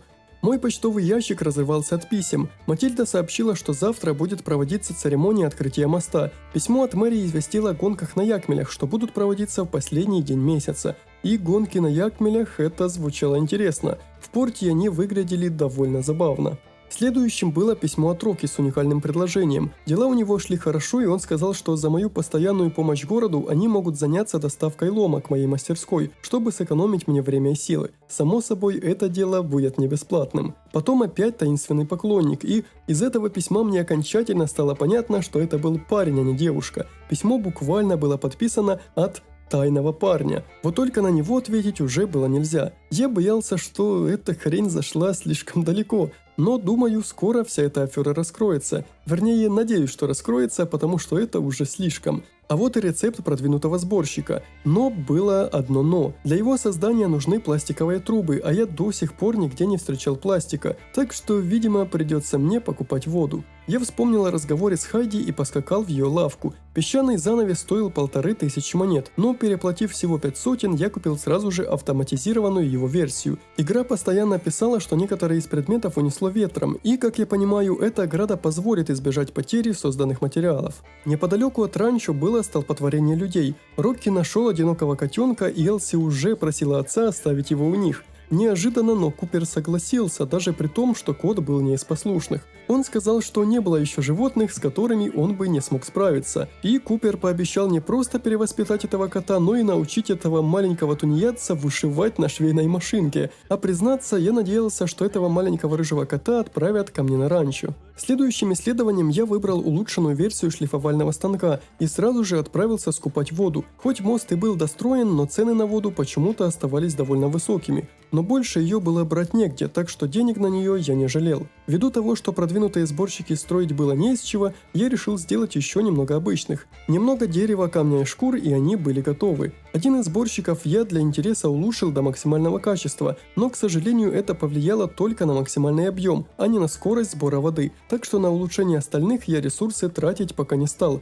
Надеюсь, 3 штук пока что будет достаточно. Мне стало интересно, как же работают контракты с компанией Rocky, каким образом те будут добывать мне ресурсы, и что самое главное, сколько это будет стоить. По итогу, как я понял, заплатив один раз, они будут поставлять мне немного товаров на протяжении целого года. Тем не менее, ассортимент тут был весьма ограниченный, и я пока не стал ничего оформлять. Как-никак все эти ресурсы я мог добывать и сам.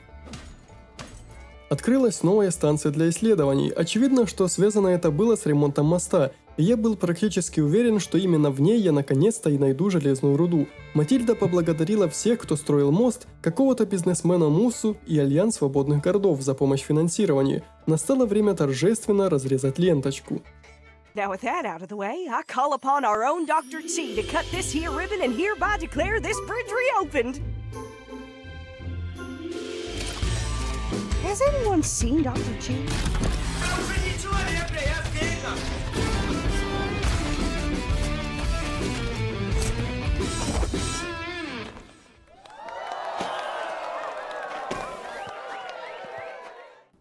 Я не знаю почему, но после открытия первым делом я побежал не в руины, а в город, ведь там что-то происходило. Дело было, конечно, чрезвычайной важности. Кот игрался с каким-то предметом, и чтобы его получить, нужно было отвлечь его какой-то едой. Учитывая, что рыбалкой в этой игре я особо не занимался, то пока решил отложить это на потом. Зато к Амире наведываться я не забывал никогда. Все же из всех жителей именно она была ближе по духу нашему персонажу. В этот раз все началось почти так же обычно, но мы посетили салун. Амира говорила, что я могу заказать еду только себе, но я знал, что здесь нужно подобрать блюдо по ее вкусу. Но что конкретно заказать, было неясно. Только вот это окошко показалось подозрительно похожим на подсказки, и по итогу я заказал именно то, что она и хотела. Мы подружились достаточно, чтобы в меню взаимодействия с ней я мог не только наблюдать как какой-то извращенец, а и просто ее обнять. На станции Гекко за мостом провелись проверки, и теперь она официально была открыта для посещений, а Хайди прислала письмо с тем, что улучшила песчаный занавес и сделала автоматизированную его копию. Немного странно, как мне кажется, ведь я его уже установил. Поскольку в городе не было других дел, я отправился на станцию Гекко.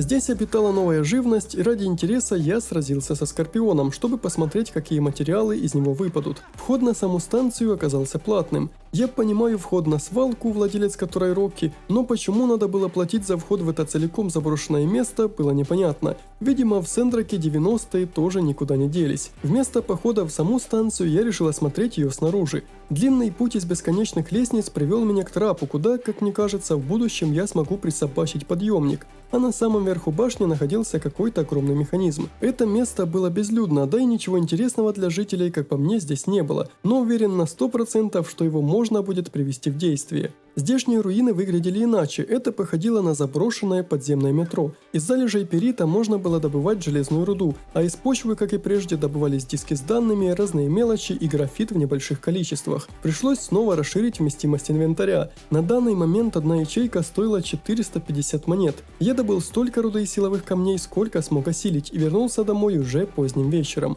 Установил купленный у загадочного торговца контейнер и сбросил туда все части музейных артефактов, что у меня были, и оставил оставил в нем лишнюю одежду. Утром под моим домом меня караулил Бёрджес. Он рассказывал, что в последнее время все мы подвержены стрессу и попросил ответить на короткий опрос. Я догадывался, что этот опрос может касаться не игровых событий, а игры в целом, и что, скорее всего, таким способом разработчики получают от игроков обратную связь. Просто как-то слегка странно звучали слова о конфиденциальности и неразглашении. Бёрджес спросил, как часто меня тревожат мысли о битве с гиглерами. На самом деле никогда, ведь в Сендраке я сталкивался с ними в основном лишь в сюжетных заданиях. На вопрос, как часто я чувствую, что работа мастера слишком тяжелая, я ответил иногда, ведь очень часто я едва успевал сделать то, что запланировал на день. А игра постоянно подкидывала мне новые задачи, хотя многое тут, конечно, зависело лично от меня. Ну и последний вопрос о том, как я справлялся со стрессом. Тут ответ был очевидным. Ци прислал мне письмо о том, что в заброшенных руинах можно найти части самого телескопа, и попросил меня их собрать, пока сам будет устанавливать монтировку на крыше своей лаборатории. В рецептах я нашел продвинутую версию рыбацкой ловушки и, купив в фермерской лавке наживку, отправился ловить рыбу для котенка. Рыбалка оказалась мне немного неудобной, потому что даже учитывая размеры ловушки, чтобы поймать рыбину, нужно было навестись чуть ли не в конкретный пиксель, и стоило по нему немного промазать, рыба скрывалась из виду. Но зато с продвинутой ловушкой я мог ловить и больших карпов тоже, хотя для кота требовалась сандакуда, которая на червей клевала далеко не всегда. Тем не менее, 2 штучки для задания я словить успел. А потом случайно наткнулся на Миан. Она стояла у старой кривой мельницы и общалась с Купером, который говорил «не чини то, что не сломано». Но, как вы знаете, она была трудоголиком и почесывала руки, не в силах отказаться от лишней работы. Она сказала, что починка займет минут 10, так что я согласился. Тем более, что оказалось, у меня уже есть все нужные предметы для сборки. Не успела она отбежать от мельницы, как пришлось возвращаться назад. Тут как тут, неподалеку сразу же появился Купер, говорящий, что мы отыграли свои роли как дешевые марионетки, и в этом представлении именно он дергал за ниточки. Вершитель, кукловод и просто Чак Норрис, как я понимаю. Мы ни черта не поняли, но он слепо считал, что именно благодаря его фразе мы взялись за починку. Ну, хотя бы Купер сказал, что будет перемалывать здесь излишки ресурсов, что скопились на складе, и бесплатно жертвовать их на благо жителей. Миан, спасибо ей, отвлекла Купера на себя, чтобы я смог наконец-то отсюда слинять. А с рыбой для кота по итогу пришлось повозиться. Сырой рыбой ему, видите ли, не угодишь, и надо было замариновать ее в соевом соусе. Остаток дня я потратил на раскопки в новых руинах, и, что сказать, с визором, показывающим путь на нижние этажи, давалось это дело гораздо проще.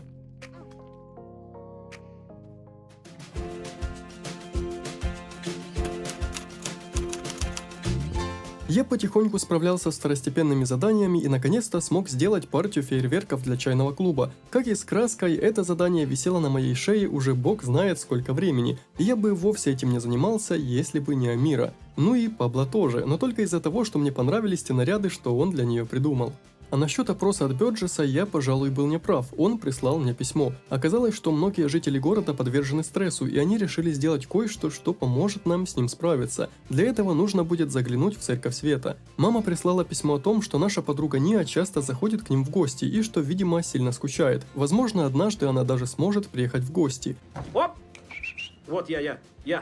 А это уже похоже на любовный треугольник. В этот раз под моей мастерской караулил уже Ян. Он рассказал, что я получаю повышение, и моей первой задачей на новой должности будет постройка Якмель-станции. Честно, он начинал мне надоедать ввиду своего неприкрытого лицемерия. Я спросил, что насчет денег, раз уж меня повысили, на что получил ответ, что это повышение чисто дело престижа. Получать я буду столько же, но работы у меня станет больше. Это было слишком даже для него. Я решил отказаться, на что он сообщил, что на самом деле эта работа на мне в качестве наказания, потому что многие жители жалуются на мою работу. Это определенно была гнилая, наглая ложь. Ни один из жителей не говорил ни одного плохого слова в мою сторону, а отказаться игра мне не позволила. Все же я нашел для себя небольшой компромисс, подарив ему тот подарок, на который усатый заслуживает.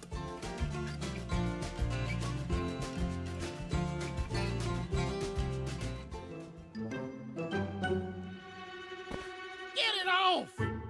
Neighbor! He's doing it again! That's it? I want this cat gone! Out of here right this minute! Get rid of it! Meow, meow, meow, meow, meow. А вот эта сценка меня позабавила. Купер хотел избавиться от котенка. Но как так, ведь совсем недавно он говорил, что не просто воспитает его, а еще и шить научит. Ну теперь я точно заберу его себе, подумал я, но увы, опять нет. Элси попросила меня построить для него домик. По пути я заглянул к Пабло и отдал ему фейерверки. Из-за того, что Амира целыми днями была занята работой, она будет свободна только вечером, так что встреча будет запланирована на завтра на 9 часов. Не успел я вернуться домой, как наткнулся на Бёрджеса. Он считал меня своим лучшим другом и попросил меня помочь ему с ГСПР, гражданами Сендрака, подвергающими риску. К их числу он относил многие категории жителей и решил попросить у меня оружие настолько мощное, чтобы расправиться с ними раз и навсегда. Это были цветы, которые убьют их своей добротой. Бёрджес дал мне несколько семян горной розы и попросил их вырастить. Забудьте, что я говорил о заданиях, их снова была целая прорва. Начал я с домика для животных.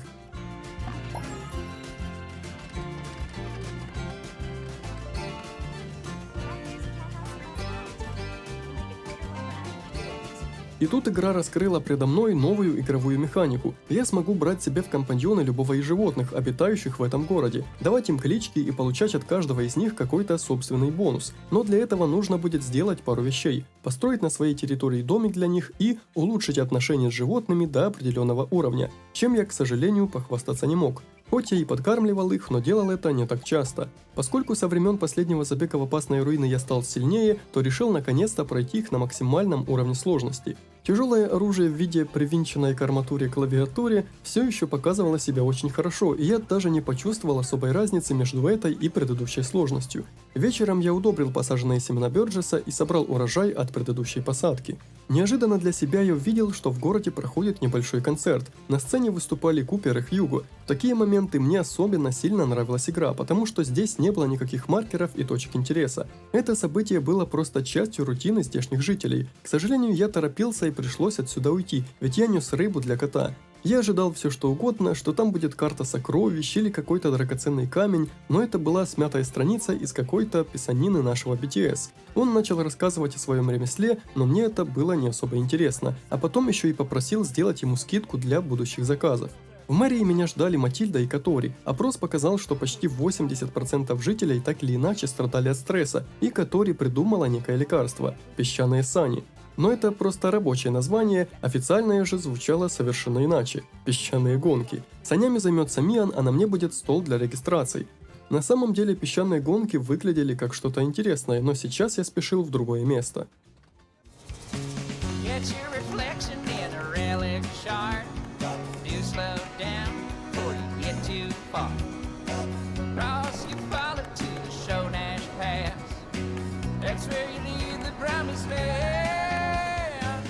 Знаете, Купер пел довольно-таки неплохо. Я даже не думал, что ворчун вроде него будет иметь такое влечение. Я просто стоял здесь и кайфовал.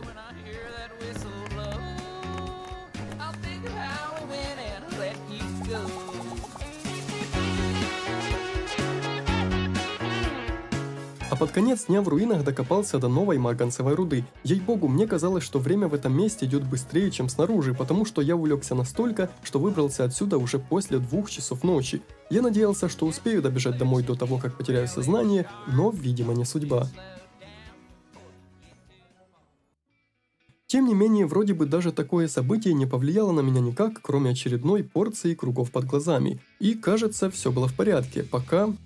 Как же это было неловко. Я сразу понял, что все это время тем типом был Унсур. Тот самый Унсур, предлагающий мне смотреть, как сохнет краска. Ну, спасибо, что не нюхать, хотя даже это, пожалуй, было бы веселее. Унсуру, видимо, было так же неловко, и он просто убежал домой, чтобы спрятаться в шкафу. В свежих письмах Элси благодарила меня за домик для банджо. Пен, называющий меня тощие ручки, в очередной раз был доволен собой. Видимо, это он принес меня домой после того, как я потерял сознание. Надеюсь, что только принес. Но было чертовски забавно читать его реплики. Он был словно Грут, который вместо одного конкретного слова в речи использует различные версии восторга от самого себя. Еще здесь был новый чертеж отцы и ответ Нии на мою провокацию касательно ее старой фотографии. Первым делом я поскакал к Унсуру. Да, я понимал, что это будет та еще беседа, но я не хотел оставлять этот вопрос нерешенным. Вот только я забыл, где он живет. То есть я помнил, что его дом где-то рядом с гражданским корпусом, но пришлось потратить некоторое время, чтобы найти его хибарку. Он закрылся в шкафу, придумывая абсурдные причины для того, чтобы не выходить.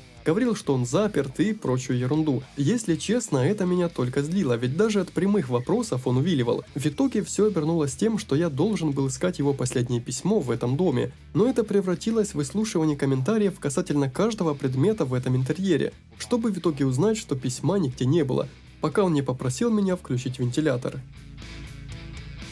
Неловкость и стыд преодолевал все пределы. Да, я все еще помнил, что просто играю в игру, но ситуация была настолько нетипичной и несуразной, что все равно умудрялась выбивать меня из колеи. В письме был текст, что если его лучший друг Джастис узнает, что у него есть чувство лучшего друга к другому, то... Ох, это вуалирование раздражало еще сильнее. В конце письма наконец-то был прямой вопрос, на который я мог ответить. Но в диалоге с Унсуром я случайно скипнул сценку и выбрал рандомный вариант ответа. Слава богу, судя по его ответу, я выбрал правильный вариант, иначе все стало бы еще более неловко, чем было все это время. Я не знаю, что сказать, я просто рад, что вся эта ерунда закончилась. Я понимаю его волнение и все такое, я сам был таким в 14 лет. Но у всего есть границы. У меня было много работы и, честно, я был счастлив к ней вернуться. Решив пополнить запасы медной руды, на выходе из руин я встретил Миан. Она нашла какой-то черный ящик. За ваше здоровье и за мое очко. Но не знала, как его открыть. Я предложил ей отправиться к Ци, он наверняка что-то с этим придумает.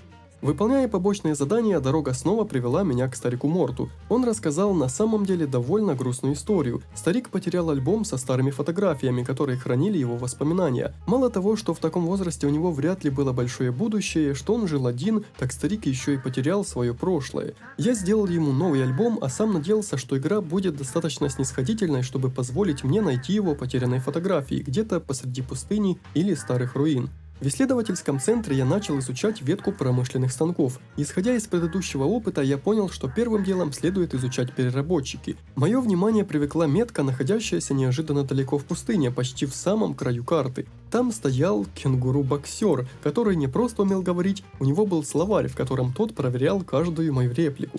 И этот тип на самом деле был до чертиков забавным. Что бы я ни говорил, как бы я ни говорил, он умудрялся вывернуть эти слова и превратить их в вызов, чтобы в конце концов завязать драку. Правда, против моей доисторической клавиатуры времен Мезозоя он вывести не смог. Мои реплики он называл бойцовскими словечками, попросил реванша и исчез, а я же остался наедине со скорпионами, от которых предпочел слинять. На карте было еще одно задание, и я надеялся успеть выполнить его в этот вечер. Оказалось, что это Амира. А ведь со всеми этими неловкостями с любителями высыхающей краски я совершенно забыл о фейерверках. И на самом деле очень зря. Мне снова повезло. Хайди была занята, Пабло заболел, а это значит, что мы здесь были только вдвоем, и она была не против запустить фейерверки без них, хотя ее и мучили угрызения совести. Я же понял, что это не что иное, как мой шанс. Хоть казалось, что она игнорирует мои реплики и порой даже относится пренебрежительно к сегодняшнему празднику, из общения с Амирой стало понятно, что в действительности она просто слишком серьезно относится к работе и не оставляет себе места для чего-то кроме нее. И на самом деле мы с ней были очень сильно похожи, сильнее, чем с кем-либо другим в этом городе.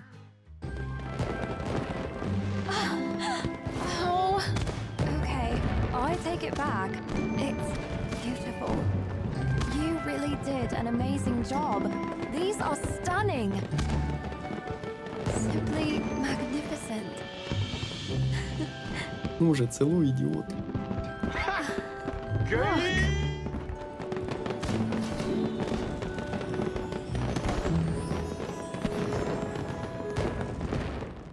И хоть наш Поц упустил идеальный момент для настоящего первого шага, наконец-то игра дала возможность сказать простую и прямую реплику. Правда, все было сложно. Работа у нее была на первом плане, и ввиду того, что она не успела наладить свою жизнь, то считала, что сейчас не время для отношений. Но подвижки у нас однозначно были. Она предложила подождать. Если в ближайшее время мы оба достигнем успеха в своей работе, то это будет доказательством того, что мы можем, цитирую, уравновесить наши чувства и нашу карьеру. Ну вот, это уже выглядело как план. И то, что впервые за историю Сендрака она была инициатором объятия не я, это многого стоит. Утром ко мне подлетели два удальца почти одинаковых с лица, Арвио и Бёрджес, и попросили помочь им устроить годовщину для Гослинга и Денби. Они хотят, чтобы я починил канатную дорогу, где мы с Джастисом упали в обрыв, а сами ребята займутся обустройством площадки и подготовят ее для встреч. Я согласился без сомнений, отчасти потому, что понимал, это место, скорее всего, можно будет использовать в том числе и для своих целей. И что касается Амиры, наконец-то у меня был четкий план с четкими условиями – занять первое место в рейтинге мастерских и провести 4 свидания. Правда, на данном этапе отношений именно на свидание я пригласить ее не мог, что маленько вызывало сомнения. Недалеко от мастерской я нашел какую-то старую фотографию и на самом деле сначала совершенно не уделил ей внимания. В почтовом ящике забрал поясную сумку от Минта и пару кусочков мяса от Элси. Набрал поручений, ведь чтобы продолжать лидировать в списке мастерских, от них отказываться нельзя. Ян, считай, дышал мне в спину. И только после этого я заметил, что найденная старая фотография принадлежала старику Морту. Я сразу же побежал к нему, отдал фотокарточку и послушал небольшую связанную с ней историю. В лавке Хайди Ци выпрашивал робота для каких-то личных целей, само собой называя это исследованиями. Но после тяжелых работ с мостом он был неисправен, и для ремонта понадобится целая куча сложных материалов. Интересно, кто будет это все искать? Ну да, это было очевидно. Уже на пути к станции Гекка я наткнулся на Хайди. Она рассказала немного о себе, о том, что занимается архитектурой, чтобы приносить пользу, а не просто, чтобы создавать что-то красивое. Ци с Миан в это время как раз разбирались с тем, чтобы открыть эту коробку. Это оказалась капсула времени, куда жители Старого Мира сложили свои вещи, чтобы передать их людям будущего. В первую очередь мне хотелось рассмотреть записную книжку, и она, очевидно, оказалась дневником мастера, почти таким же, как тот, что был у меня. Миан загорелась желанием сделать свою капсулу для будущих поколений. Я не мог отказать, глядя на то, как ей это было интересно. На следующий день Ци снова вызвал меня к себе, а вот загадочный торговец приятно удивил, прислав мне больше 1000 монет с продажи рецепта. Это кажется все еще не очень большой суммой, когда мы говорим о великом рецепте, но уже вполне приемлемо, учитывая потраченное время. Миан прислала чертеж капсулы времени, и пока что, к сожалению, я ее сделать не смог. Для нее нужны слитки хромистой стали, а я ее пока что даже не встречал. Видимо, придется заняться чем-то другим. Я погнал к Ци за каким-то очень срочным делом. По факту же оказалось, что он просто хочет приготовить особый вид чая, который при меньшем объеме будет давать больше энергии, потому что из-за кофе он то и дело перебивает работу из-за похода в туалет. Но это прямо слова Шелдона. Он попросил сделать ему особый чайник для приготовления чая, а я же накопил материалы, чтобы починить его робота. Но даже при всем этом Ци не разрешил мне его опробовать, сказав, что он не для игрушек. Конечно, но вот ту сцену с мостом мы все хорошо помним. Я продолжал заниматься своими обязанностями и вроде как даже понемногу увеличивал разрыв, что было весьма хорошо. Я пригласил Амиру поиграть, так это официально называлось, чтобы проверить, зачтется ли такая встреча за свидание. Хорошие новости, она зачлась. Пока я на первом месте в рейтинге, остается только ждать оставшихся 3 свиданий. Я частенько заглядывал на ранчо Куперу, чтобы подыскать себе Якмеля получше, потому что скопил немного денег и хотел купить животное с более быстрой скоростью перемещения. Ближе к вечеру я собрал нужные материалы и поскакал устанавливать трос для вагонетки. Ребята уже обустроили это место и свели этих двоих здесь вместе. Правда, красивый вид, бездонные ущелья, безжизненные пески и руины домов, где когда-то кипела жизнь. Но дело было сделано, и Бёрджесу даже придется подавать жалобу на самого себя, ведь он злоупотребил своим положением в чужих интересах. Видимо, честнее этого парня в городе нет никого. Не успел я оглянуться, как настал последний день осени, и вместе с ним гонки на Якмелях. В почтовом ящике было приятное письмо от Амиры, касающееся нашей последней встречи, и какой-то подарок от Ци, сумка с реликвиями. Казалось, что гонки на Якмелях начнутся в 10 часов утра, но на деле я успел вдоволь позаниматься своими собственными делами, и процесс подготовки начался уже ближе к 12. Он рассказал об истории происхождения этого праздника. Истоком его была ситуация под названием «Столкновение в Шонаше», когда прадеды наших владельцев ранчо не смогли разминуться на узкой тропе в одном из каньонов. Узкая эта тропа была настолько, что кому-то из 2 повозок нужно было сдавать назад, но люди были такие упертые, что никто не хотел поступаться, а было достаточно вернуться назад всего лишь на пару десятков метров. В итоге со временем там появилась целая пробка. Множество повозок толкали друг друга, и в суматохе они перевернулись, уронив все товары и продукты на землю. Осознав, какая нелепица произошла из-за простой упрямости, все зашлись хохотом, но все оказалось куда мрачнее. Они увидели, что вследствие суматохи те двое, что затеяли этот дебош, оба лежали мертвыми с руками, обвитыми вокруг шеи друг друга. И в этот день, устраивая соревнования, мы должны были мешать друг другу выиграть, но в то же время холодно и трезво оценивать все случившееся и не принимать близко к сердцу. На самом деле, то, как было обставлено это мероприятие, мне понравилось. В одной из кабинок стоял ожидающий меня Якмель, а по истечению времени соревнование началось. В порте и гонки на Якмелях походили на классическую кольцевую гонку, а здесь же я могу сказать, что здесь это было самое настоящее дерби. Главной целью был сбор появляющихся продуктов и очков силы, позволяющим совершить рывок и сбить противника. В таком случае он уронит часть того, что собрал, и можно будет поднять эти вещи самому. Плюс в определенные моменты гонки появлялись рецепты, собрав которые можно было получить дополнительные очки. И знаете, на практике это соревнование правда отсылало нас к той поучительной истории, потому что рывок для атаки противника был довольно медленным, и стараясь помешать противнику, мы больше лишали самих себя возможности собирать вещи, чем мешали остальным. Даже попасть по сопернику было довольно трудно, потому что Якмель перед атакой делал небольшую паузу. Поначалу у меня ничего не получалось, но постепенно я выбился в лидеры и победил в этом соревновании. Уже вечером по возвращению я сдал все взятые поручения. В почтовом ящике лежало письмо от мамы со словами, что в наших генах есть величие. Это звучало немного по-гиглеровски.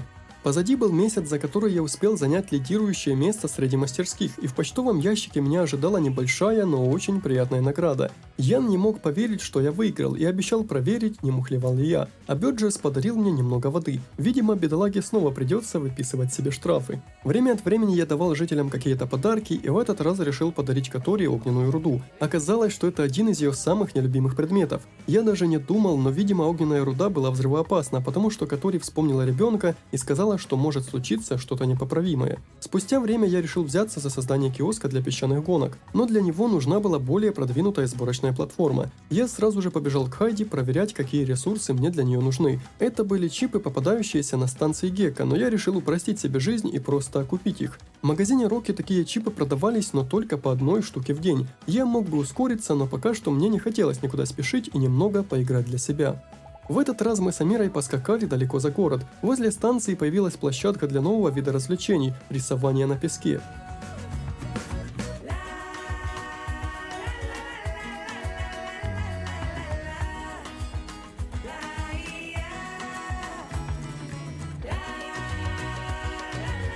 А еще я решил сводить ее прокатиться на фуникулере, канатную дорогу для которого я недавно делал. Мне казалось, что это место будет идеальным для встречи, но на деле же...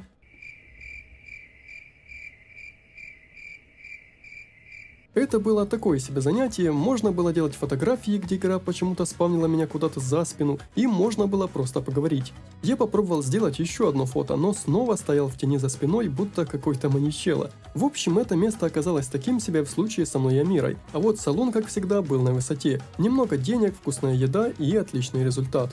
В конце дня я успел доделать Якмель-станцию, о которой меня просил Ян, а вот и проверка песчаного занавеса в деле. Он довольно неплохо защищал территорию мастерской, а что касается второстепенных заданий, забудьте мои слова о том, что их становилось меньше. Рано или поздно я снова забивал их новыми поручениями. После сдачи этих мелких дел я поскакал устанавливать Якмель-станцию, за что получил новые сапоги. Нет, все еще не штаны. Станция позволит мне быстро перемещаться к ключевым городским точкам, не тратя время на дорогу. И раз уж я был в пустыне, то решил поискать Богана Джека, того боксера-кенгуру. Очевидно, идея была такой себе, учитывая погоду, но мне было слишком интересно, что же будет в конце нашего с ним нездорового общения. Но отыскать рыжего мне так и не удалось. Вместо этого я решил потратить сегодняшний день на добычу железной и марганцевой руды.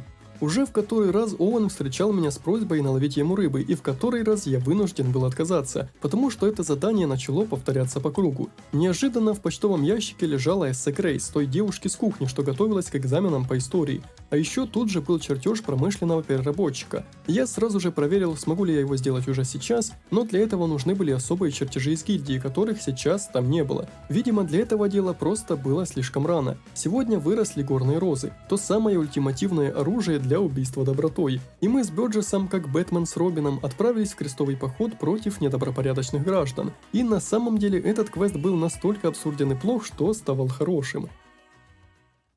Местными нарушителями были бессовестные люди, что смели выливать на песок воду, за которую они заплатили. Когда Бёрджес упомянул об абсолютном оружии, этот тип явно занервничал, ну а после... Сила любви наставила его на путь истинный. С излишне карикатурной интонацией I'm sorry.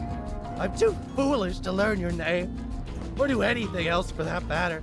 Он признал, что у него просто не хватает ума, что он все делает неправильно и впустую тратит свою жизнь. С двумя оставшимися типами ситуация была точно такой же карикатурной, но от этого не менее забавной. Я бы сказал, что случившееся было где-то на грани между Якудзой и такой детской версией Saints Row. Бёрджеса, кстати, тоже можно было заромансить, но, увы, мое сердечко уже было занято. Я немного улучшил качество своей кирки, увиделся с Амирой, а после пошел помогать Мигелю, представителю из Церкви Света. Тот просил помочь ему поухаживать за садом, прополоть сорняки и параллельно рассказывал свое видение того, как Церковь Света должна работать. Мигель имел более консервативный подход, считал, что обществу нужны более строгие правила, и то, какой Церковь Света является сейчас, не очень подходит под его представление. Он даже разбрасывался метафорами о том, что общество это тоже сад, намекая на то, что некоторые его представители это цветы, а некоторые сорняки. Ну, я жартую на цього. Люди як мухи і бджели. Бджели шукають квіти, мухи зовсім інші. А если серьезно, я не особо разделял его точку зрения, потому что в области религии держать все в ежовых рукавицах, мне кажется, это ни к чему хорошему не приведет и попахивает каким-то фанатизмом. Хорошо, что Мигель просто помощник, а не глава здешней церкви. Он заплатил мне за помощь и дал пару семян горной розы. Ну а я просто был рад, что этот тип не занимает какое-то важное место в городе.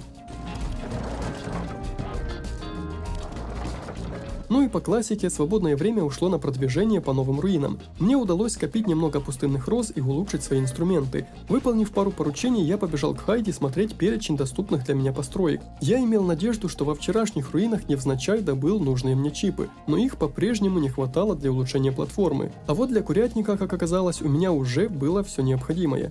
Пришлось сделать небольшую перестановку, изменить местоположение каждой маленькой грядки, чтобы освободить место за мастерской. Оставалось лишь навестить ранчо, купить несколько кур и одного петушка. В магазине ездовых животных появилась лошадь очень хорошего качества. Я чуть было не сорвался и не потратил все свои деньги на нее, но понял, что у меня есть и более важные дела, которые требуют больших вложений. Я расширил территорию мастерской за 20 тысяч гольдов, а после проверил курятник. Помимо кормежки за птицей нужен уход. Да, вы не ошиблись, теперь каждое свое утро мне нужно будет начинать с поглаживания каждой особи в этом загоне, потому что хорошее питание и настроение будет положительно влиять на скорость роста. Я перенес сборщик воды немного подальше, это место казалось для них идеальным. На следующее утро я заметил в списках чертежей трекер поручений, и если я правильно все понял, то это очень ценная для меня вещь. С его помощью можно было брать поручения от жителей, не бегая каждый раз в гильдию торговцев. Это сэкономит кучу времени, да и я могу ошибаться, но, по-моему, спустя время поручений на доске стает меньше, потому что другие мастера начинают их разбирать. Я еще немного повозился в руинах, и, видимо, залез я достаточно глубоко, потому что начал встречать залежи новой хромовой руды, а после мне снова захотелось немного отвлечься от важных дел и заняться чем-то другим. Я навестил старину Морта, поблуждал по пустошам в поисках кенгуру, правда, снова эта затея закончилась неудачно, и мне удалось достигнуть последнего уровня на станции Гекка. Глядя на возможный лут, я заметил какое-то оружие, и в этот раз сосредоточился не на руде, а на спрятанных под землей артефактов. К приятному удивлению, первый же заход за копьем закончился удачей, и оно оказалось очень сильным оружием.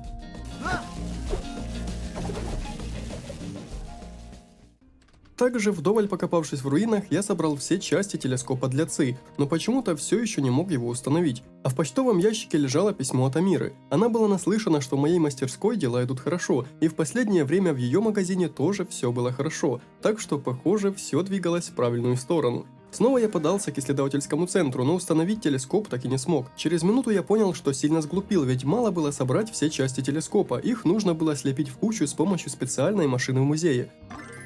Но установить телескоп игра мне так и не дала, сообщив, что лучше сделать это вечером, чтобы ЦИ сразу же мог им воспользоваться. Неожиданно, пробегая мимо Пена, я решил, а почему бы не попробовать с ним сразиться, тем более, что уровень у меня уже был довольно высоким. Но когда я вышел на ринг, стало ясно, Пен все еще на десяток уровней сильнее меня. Тем не менее, я старался драться осторожно. Мои удары отнимали очень мало здоровья, а вот мое лицо чувствовало каждый удар.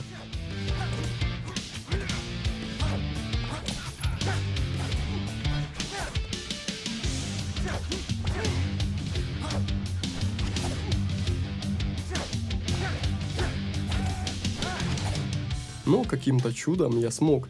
Пен никак не ожидал такого исхода событий и даже заметил, что мои руки, они такие мускулистые. Ну, наконец-то я избавлюсь от старого прозвища. Хотя, Пен не мог решить, как теперь меня называть, и все осталось на своих местах. Конечно, этот тип сказал, что теперь это будет звучать как шутка, ведь все будут понимать, насколько абсурдно это звучит после моей победы. Но черт, и ради этого я столько старался. Не знаю почему, но при всем этом злиться на Пена у меня все равно не получалось. Вечером я вернулся к лаборатории и занялся установкой телескопа. Не спрашивайте, в какой из тайных карманов я его засунул, скажу лишь, что в этом научном проекте непосредственное участие принимал Янг Фобес. Ци хотел запретить мне пользоваться им в том числе, но мэрия повлияла на него, и тот пошел на уступки. С завтрашнего дня я уже смогу его использовать. Заправив станки, поработав на грядках, я увидел, что мои цыпочки уже стали взрослыми. И признаться, не вижу особого смысла в производстве ими перья яиц, я все равно не использовал в ремесле ни то ни другое. Так что сразу же отправился на ранчо, нашел спрятанный на крыше сундук, а потом сразу продал всех кур и купил новых.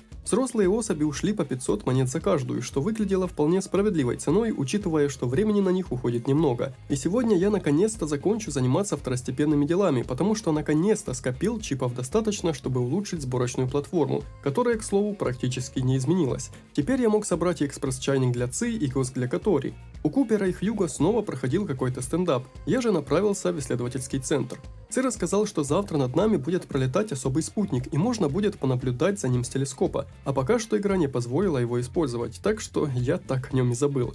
Уже поздним вечером посреди пустыни я установил киоск для песчаных гонок, которые, как я понимаю, пройдут уже в ближайшее время. Я даже получил награду нормальные штаны, собрав таки весь костюм целиком. Торжественное открытие песчаных гонок произойдет уже завтрашним днем, а я, встретив Амиру у своей мастерской, предложил ей провести время вместе. И это было наше последнее свидание для того, чтобы выполнить ее небольшое условие. Правда, после этого ничего не произошло, и я надеюсь, что нужно просто подождать.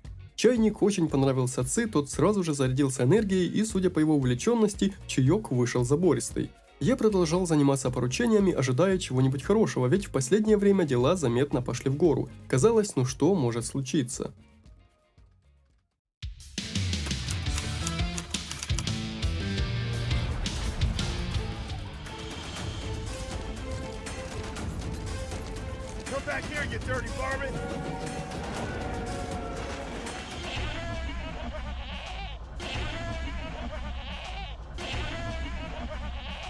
Пришли анализы. У вашего ребенка слом головного мозга. И это передалось от вас.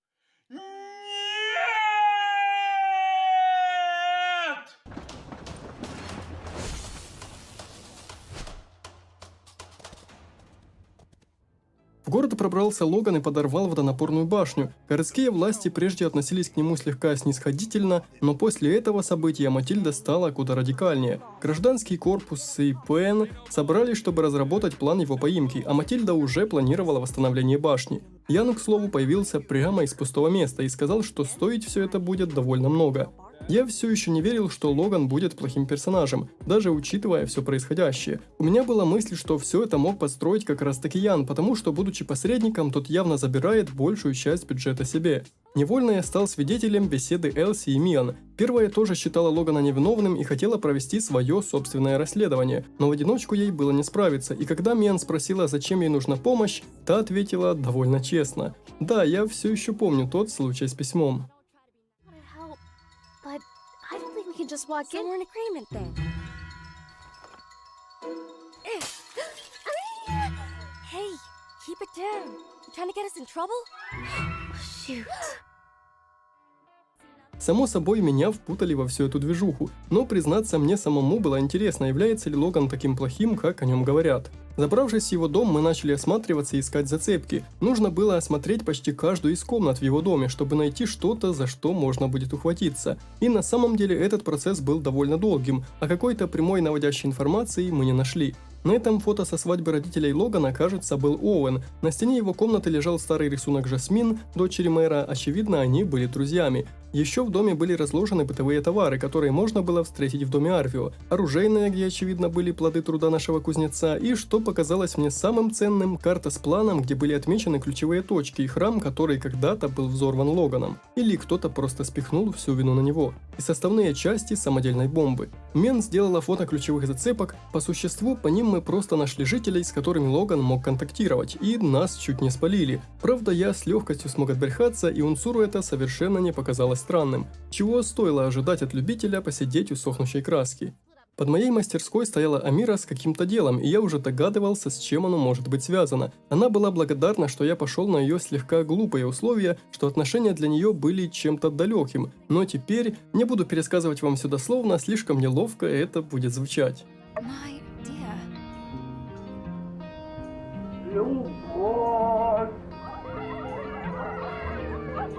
Итак, мы заключили новый договор, и наши отношения официально перешли на следующий уровень. Вид удаляющейся женщины прекрасен. По мне так лучше, когда они подходят. Да, это тоже неплохо. В почтовом ящике лежало немало писем. Ци решил поделиться результатами исследований, потому что считал, что мне это будет интересно.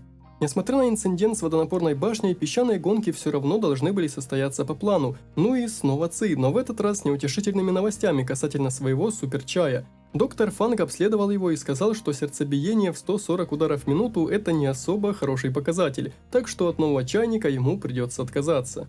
Из-за происшествия цены на воду опять взлетели, но без нее было никак. Наоборот, теперь воды мне нужно было еще больше, ведь я начал выращивать растения. Заглянув в журнал заданий, я снова отправился искать кенгуру-боксера. Нашел новые места для исследования, еще одно озеро для рыбалки и оббежал практически всю территорию пустошей. Но так и не смог его найти. Но хотя бы по пути пополнил запасы некоторых редких ресурсов. Не успел я начать новый день, как игра рассказала мне о том, как устраивать свадьбу. Элси принесла мне сделанные Мен фото для опроса жителей и предупредила, что мне могут прийти письма с угрозами и случиться всякие не очень приятные вещи. Все для того, чтобы я прекратил расследование. И на самом деле это звучало вполне логично. Я не стал отказываться от дела и был готов продолжать начатое. В почтовом ящике лежало сразу 3 чертежа для восстановления водонапорной башни. На плечи Миан легла работа по восстановлению водопровода и насосной станции, а я должен буду заняться каркасом и резервуаром башни, а также сделать фильтр для очистки воды. Оуэн в своем письме рассказывал об улучшителе, что может повышать качество предметов, но эта информация уже немного устарела. Я думал, что работы у меня станет меньше, но кроме опроса доброго десятка жителей, на мне все еще висели второстепенные поручения и бытовые дела в мастерской. Было страшно браться за этот огромный список дел, но так или иначе придется это сделать. Отдавая заказ Бёрджесу, я попутно спросил, что он видел во время того взрыва в храме, что устроил Логан. И на самом деле он не видел ничего. А точнее видел Логана, а потом удар и потерял сознание. Мне все еще было неясно, зачем вообще Логан устроил подрыв. Либо я что-то упустил, либо игра просто это еще не рассказала. Проходя мимо того, что осталось от нашей старой башни, я увидел, что ее можно разобрать, и хотя бы это дело я откладывать не стал, ведь заняло оно считанные секунды. От самих жителей, к слову, ничего особо интересного узнать не удалось. Пен, как обычно, рассказывая о чем угодно, говорил только о себе. Он был чем-то похож на Грута, просто вместо одной фразы каждый раз говорил разными формами восхищения самим собой. Я хорош! Я хорош! Только Матильда наконец-то обрисовала картину, и мне стало понятно, что произошло во время первого взрыва. Отец Логана исследовал какие-то опасные руины и заразился неизвестной болезнью, после чего был помещен в карантин, ведь нельзя было допустить, чтобы от него заразились другие жители. Одной из ночей Логан атаковал храм, где сидел его отец, с помощью бомб, вероятно, желая его освободить. Но взрыв оказался слишком сильным, и часть здания обрушилась. Когда жители разобрали завалы, то отец Логана уже был мертв. После этого Логан обвинил церковников и сказал, что будет им мстить. Арвио ничего не знал, лишь подтвердил, что раньше вел дела с этими ребятами. Фанг, просто Фанг, а от Мигеля я узнал, что решение поместить отца Логана в карантин принадлежало ему. Жасмин и Хьюго ничего не знали, и мое предъявление ему фотографии со сделанным им оружием выглядело смехотворно, ведь на то он и кузнец, чтобы изготавливать для жителей оружие. Оуэн тоже не сказал ничего особо важного, от него я лишь узнал одну странную деталь. Мать Логана почему-то покинула семью сразу после его рождения, что выглядело слегка странно. Настала пора песчаных гонок. Правда, почему-то из жителей здесь была только Катори. Сначала я посчитал это багом, но позже стало ясно, что виной всему недавний взрыв. Жителям явно было не до развлечений. Катори подарила мне космический скафандр как первому клиенту, и хоть здесь не было никого кроме меня, да и сейчас не самое удачное время для подобных детских забав, я все равно решил их опробовать. На самом деле это было довольно неплохо, не хватало только соревновательного элемента, а сам спуск был довольно приятен. Бёрджес снова винил себя в произошедшем, но к этому я уже привык. Он подарил мне и Миан недельный абонемент на этот аттракцион, ведь мы вложили в него много сил. Когда Миан узнала о том, что я опрашивал жителей, то маленько ужаснулась, ведь это по сути нас раскрывало. Элси отнекивалась, и хоть я сказал, что никто ничего не заподозрил, это явно было не так, ведь мы буквально расспрашивали людей о взрыве, случившемуся бог знает когда. Увы, ничего по существу эта беседа нам не дала, мне лишь сказали закрывать ночью окна и смотреть, как бы их кто не разбил. И если честно, я был готов и к такому. На новостной доске города висел список участников архитектурного конкурса, точнее отборочного этапа, и в нем наша Хайди заняла первое место. Правда, по ней было видно, что она волнуется, и на самом деле она понимала, как угодить ханжам, что сидят там в жюри, но ее разрывало на две части. С одной стороны победа, с другой в жюри будет сидеть ее старая учительница, и Хайди хотела сделать что-то по-настоящему полезное, а не просто угождать жюри. Я сказал ей быть верной себе и вовремя. После слегка опасной прогулки мы набрели на воспоминания из ее детства, фреску, что они рисовали с матерью. Неожиданно у нее появилась идея. Хайди набросала проект школы, и тут я поймал себя на мысли, что мне всю игру казалось, будто бы в городе чего-то не хватает, а в нем не хватало детей. Только дочь мэра и один малец, которого я видел только пару раз. Да и в городе опять-таки не было школы. Я надеюсь, что проект Хайди не закончится этим рисунком, и мы построим школу в этом городе. Быть может, тогда у него появится второе дыхание и новые жители. Я немного покопался на грядках, ведь птицы Якмеля нужно было чем-то кормить, и проверил, как там поживает посаженное кофейно-чайное дерево. Оно как раз дало свой первый урожай, а рядом уже рос каштан. Утром Элси принесла мне подарок – маленького Якмеля. Правда, у меня все равно не было хлева, где его можно было вырастить. В ближайшее время вряд ли появится, потому что мои запасы еды постепенно истощались. В почтовом ящике лежало письмо от Нии с воспоминанием о школьных временах, и из письма можно было понять, что наша подруга детства должна быть довольно красива. Я не спеша занимался бытовухой, попутно пополняя запасы окаменелой древесины и минералов. Оказалось, что в пустыне их можно найти довольно много. Вдруг мне стало интересно, что находится с обратной стороны нашего города, вернее того, что расположено за ним. Я хотел пересечь железнодорожный мост в противоположном направлении, но игра мне это сделать не дала, так что я отправился исследовать близлежащие окрестности и очень быстро нашел доселе неизвестное мне место. Здесь обитали бесы, похожие на вычурную пародию персонажей из Borderlands. Они были довольно высокого уровня, но все еще недостаточно сильны, чтобы представлять какую-то опасность.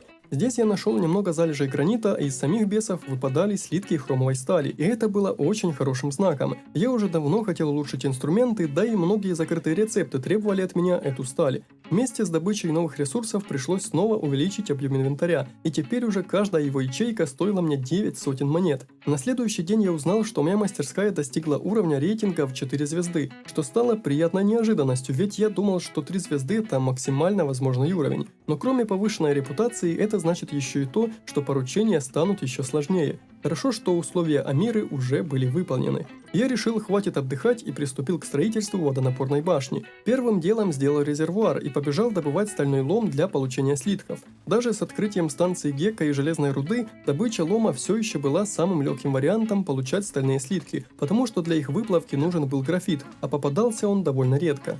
Подкопив стали, я сделал пару каркасов и начал собирать опору. Остался лишь фильтр, но для него нужны были фильтрующие ядра, созданием которых я до сегодня не занимался. Для их создания пришлось отправиться обратно на первые уровни руин и немного порыться в земле. Вот только заметил я это слишком поздно. К счастью, того небольшого количества энергии, что у меня осталось, как раз хватило, и я успел доделать фильтр в тот же день.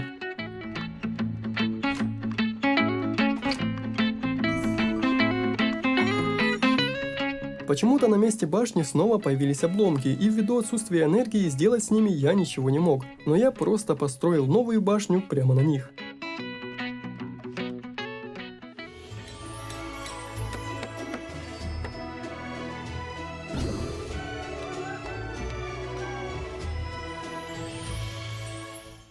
Матильда была очень довольна работой и попросила Яна выплатить нам премию. Тот сказал, что добавит ее в счет, выставленный городу. А когда я с ним поговорил, то получил эту самую премию в размере целых 50 гольдов. Ян, ну ты и мудак. Чтобы восстановить утраченную честь, я вызвал его на спарринг и немного потрепал. А после, немного подкрепившись мясом, смог разобрать остатки старой башни. Не помню, как она выглядела, но новая как минимум была намного выше и прочнее. Даже жители заметили, что ее Логану взорвать будет куда тяжелее. Я решил заскочить на ранчо и продать своего ездового якмеля. Это, конечно, статус и уважение, но я решил купить себе простую лошадь. Она была в разы быстрее, и хоть энергии у нее было куда меньше, думаю, что этого мне должно хватать. Угадайте, кто пришел ко мне утром. В город вернулась Труди, мэр этого города, на чьем посту временно была Матильда. И, к счастью, она тоже создавала ощущение умного и уравновешенного человека. Правда, Труди казалась немного неуверенной. Я сразу спросил, не могу ли я чем-то помочь, и спустя пару неловких она попросила сделать ей новое рабочее место. Только я поговорил с Амирой, как на почту пришло письмо от Нии. Она очень волновалась из-за случившегося в городе теракта и пообещала приехать сюда ко мне. Если все хорошо, то Ния будет в городе уже через 2 дня. А еще она прикрепила к письму свою фотографию, чтобы не случилось такого, что я не смог ее узнать. Да, вот вам и дело сердечное. Игра знает, как внести в серую рутину капельку неурядицы. На контрасте лошадь была прям заметно быстрее. Еще одно поколение кур выросло, значит скоро я заработаю еще пару тысяч монет. Но пока моим занятием была выделка кожи для создания офисных принадлежностей нашему мэру. На пути к ней я повстречал Оуэна, рассказавшего, что о нашем городе распускаются не очень приятные слухи. Люди из Атары считают, что здесь свирепствуют дикие звери, а цивилизацией даже не пахнет, и попросил сделать пару фотографий в доказательство обратного. А вот и последствия чрезмерной работы. У Миан болела спина, возможно, даже она сломала кость. Я взял ее поручение на себя, чтобы та могла отдохнуть. А тут еще Арвио. Сегодня будто бы все мешают мне подойти к мэру, но в этот раз, что довольно нетипично, у него были хорошие новости. Один неизвестный спонсор прислал ему 20 тысяч монет и попросил сделать обувь для животных. Звучало глупо, и Арвио спрашивал, что ему делать с этими деньгами. Как по мне, выход был один – сделать обувь, ведь именно для этого он и получил монеты. Арвио сказал, что Виви подготовит чертежи для покроя, а я смастерю обувку. Погодите, а как так получилось, что 20 тысяч заплатили Арвио, а всю работу он переложил на чужие плечи? I'm stronger. I'm smarter. I'm better. I am better. Труди получила свои стол и стул и довольно неплохо за них заплатила. Поскольку она являлась по сути единственным жителем, с которым я еще не познакомился достаточно близко, я решил что-то ей подарить. Она казалась умеренной женщиной традиционных взглядов, так что я подарил ей цветы. И не прогадал. Продал выводок кур, но новых пока что закупать не стал, а все потому, что боялся, что им не хватит еды. Дело в том, что животные питались узким перечнем овощей, и те семена, что продавались за золото, им не подходили. А семена, что я мог взять за диски, они продавались слишком малыми порциями. Очередной чертеж полетел открываться, а я тем временем решил посмотреть, какую корыстную выгоду можно получить от дружбы с нашим мэром, ведь иметь в другах мэра должно быть очень выгодно. Дружба с Труди позволит мне получать скидку на покупку расширений своего участка. Это кажется незначительным, но я думаю, что еще 2-3 покупки и новое расширение будет стоить добрую 100 000 монет. Наконец-то в гильдии торговцев появились новые чертежи, в том числе чертеж слитка хромовой стали. Я сразу же скупил их все, принял новое поручение и еще раз убедился в том, что сохраняю свой отрыв в рейтинге. Пока для задания готовились стальные слитки, я решил поснимать наш город. Сделал фото нашей новой водонапорной башни, магазина с водой и семенами, железнодорожной станции и парочки здешних обитателей. Само собой, Оуэн похвалил мои снимки. Здешние жители хвалили почти каждое мое совершенное действие. Я был так сильно увлечен работой, что забыл об одной вещи. Уже завтра в город приезжает Ния.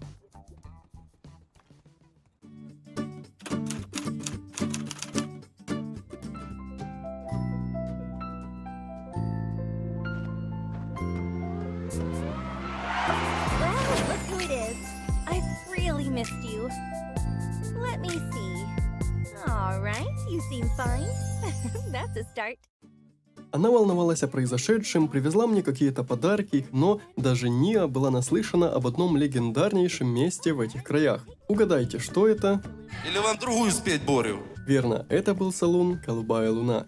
Мы выпили молока, поболтали о том да сём. Ния рассказала, что учится, и после учебы было бы неплохо куда-то проехать, чтобы расширить свой кругозор. Само собой, я предложил ей снова приехать сюда. На данный момент она погостит здесь только 3 дня. Ее интересовало буквально все в этом городе, а в особенности земледелие в этой засушливой области. Ее учитель знал некоторые способы улучшить урожайность. Ну и еще она спросила, есть ли у меня вторая половинка. И тут что-то заставило меня задуматься, но я просто отшутился. Пока Ния ушла изучать город, я вернулся домой. На почту пришло письмо из мэрии, завтра на площади будет проведена встреча Труди по случаю ее возвращению на пост. А вот и чертежи обуви для животных. Обувь для верблюда, с которой, цитирую, все было просто, и для нашего кота в шляпе. И вот тут Виви пришлось изворачиваться, начертить отверстие, чтобы кот мог пользоваться когтями, и обувь ему в этом не мешала. Правда, странная затея, зачем все усложнять, заставляя животных носить обувь. Я отправился к нашему кузнецу за точильными камнями. С момента, когда я открыл чертеж хромовых слитков, их запасы заметно пополнились, и я мог сделать себе новые инструменты. Первой ввиду важности, само собой, была кирка. Правда, учитывая высокое качество старого инструмента, новая оказалась даже слабее, а для ее улучшения требовался агат. Мало того, что у меня его не было, я пока даже не знал, где им в принципе можно разжиться. Для покроя обуви мне нужна была грубая кожа, и за ней я снова отправился ко второму мосту. Там обитали гиены, с которыми я подрался. Правда, совершенно забыл, что кожа добывалась в противоположном месте. В пустоши недалеко от станции Гекка, и для нее нужно было завалить пару-тройку местных пингвинособак. Все же странная затея, зачем делать животных такими безобидными и забавными, а потом заставлять их убивать. Раз уж я был здесь, то не мог позволить моему абонементу вот так просто закончиться, и опробовал новый режим гонок. Опять я был сам, но этот заезд уже отличался неким разнообразием.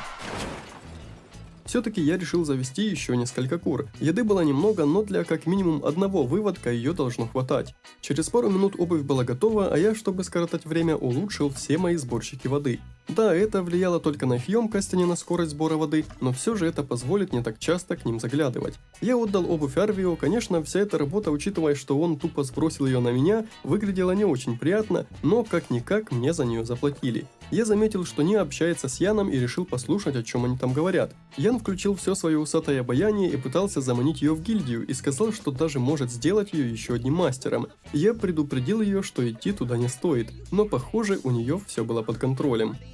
Don't let me see this girl again. Builder. Когда они вернулись, Ян был весь в слезах. Ох, я даже не представляю, что она ему сказала. Видимо, за этим милым личиком скрывается гораздо больше тайн, чем могло бы показаться. Только сейчас я смог выполнить поручение, взятое у Мен, и принести ей лекарство, чтобы та скорее поправилась. В беседе с ней я посоветовал найти себе хобби, чтобы хоть как-то отвлекаться от работы, и Мен приняла эту идею с большим энтузиазмом. Правда, учитывая, что в качестве хобби она выбрала себе помощь Зику с земледелием в теплице, сомневаюсь, что ей удастся больше отдыхать. Тут еще и Джастис пригласил меня на стрельбище, ведь пушку он мне дал, а стрелять не научил. Было, конечно, поздновато, но предложение я принял, и завтрашним утром собирался туда идти. Но неожиданно этот квест был провален. Когда я утром явился к месту, то уже ничего не произошло, и это было неожиданно, так как это был первый квест, который имел срок сдачи. Но зато хотя бы с приходом хромовой руды я мог сделать для Миан капсулу времени. Она попросила один предмет, который я положу туда. Меня немного душила жаба, но я пожертвовал старую улучшенную кирку, ведь она будет самым полезным вложением из возможных для будущих поколений, если, конечно, у них тоже будут свои мастера. Мы с Миан сделали фото, которые приложили к капсуле. Да, и правда, выглядим как профи. А еще мы оставили в ящике послание. Миан спросила, что лучше написать. Я выбрал послание за мир во всем мире. Что-то произошло на ферме, и я подался туда. Ния общалась с Зиком относительно посадки культур, и она довольно неплохо была погружена в тему. А еще она привезла небольшой подарок, немного семян малины, чтобы поглядеть, как они будут расти здесь. Спросила, разбираюсь ли я в земледелии, и даже погоняла по связанным с ним вопросам. Само собой, это были примитивные вопросы по типу, каким инструментом делают посадки и какой из продуктов нельзя вырастить в здешних краях. Я просто выбрал то, чего не было в магазине Зика. Я высадил семена малины прямо здесь и надеялся, что скоро в здешнем магазине их можно будет купить. Когда я заглянул к старине Морту, то и Ния уже была здесь. Из общения я узнал, что Морт был одним из людей, которые основали этот город. Именно они нашли его еще во времена, когда тот был просто опустевшими руинами. Я уже было собрался возвращаться в мастерскую, но сегодня проходило городское собрание. Все поздравили мэра Труди с возвращением, и она поделилась результатами своей длинной экспедиции. Она выглядела не совсем уверенно, и тому были причины. Озеленение пустыни прошло безуспешно. И хоть большинство жителей поддержало мэра, нашелся один рыжий мудак, который надавил на больное. You said you was gonna plant us a whole mess of trees out there and stop them sandstorms. You can't even grow yourself a green bean. Напомните мне подарить ему кусок дерьма. Труди добавила, что добыла много образцов грунта, который может пригодиться для исследования Зика, но даже тут Купер умудрился все обосрать. Но приятно, что такие, как он, были в меньшинстве, и большая часть жителей не сдавалась. 3 дня прошли чертовски быстро, и сегодня настала пора провожать Нию домой. Я заправил печи, взял несколько поручений и собрал новый урожай. Как видите, один из участков почвы преобразился и больше не был засушливым. Вау, я, конечно, видел в играх и прокачку персонажа, и прокачку лошади, прокачку оружия и прочего, но вот чтобы можно было прокачивать землю, это точно было что-то новое. Настал момент прощания, и Ния отправилась домой, но она сказала, что как только закончит учебу, то приедет в город снова, и это действительно был задел на любовный треугольник. И снова все стало на круги своя. Я отправился на ранчо к Мейлб, она хотела устроить бесплатную раздачу еды для жителей города и попросила сделать ей стол для раздачи и приготовить какую-нибудь закуску. Видимо, в делах кулинарных она мне не особо доверяла, потому что ингредиентов дала лишь для одного блюда. По такому случаю он бесплатно поделился со мной одним из своих рецептов, я же сразу закупился дополнительными ингредиентами для готовки. А вот и Сэнди в новых башмаках. Это выглядело слегка убого, но, видимо, назад уже ничего не вернуть.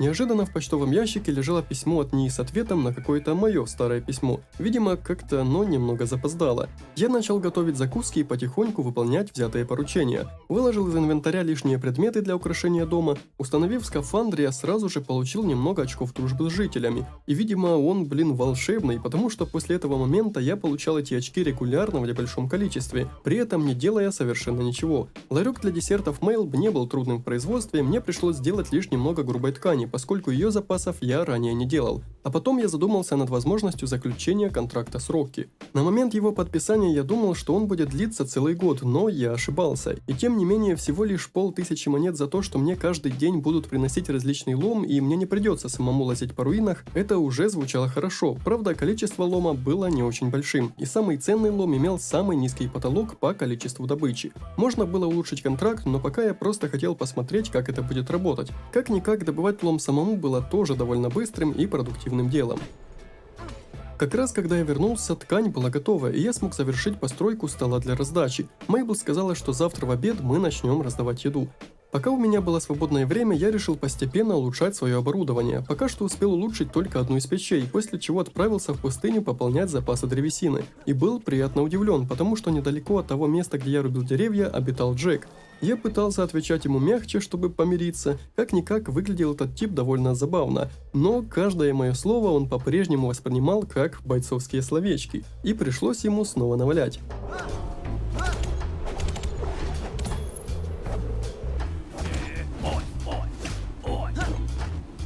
Но и этот раз был не последним, он сказал, что мы встретимся снова.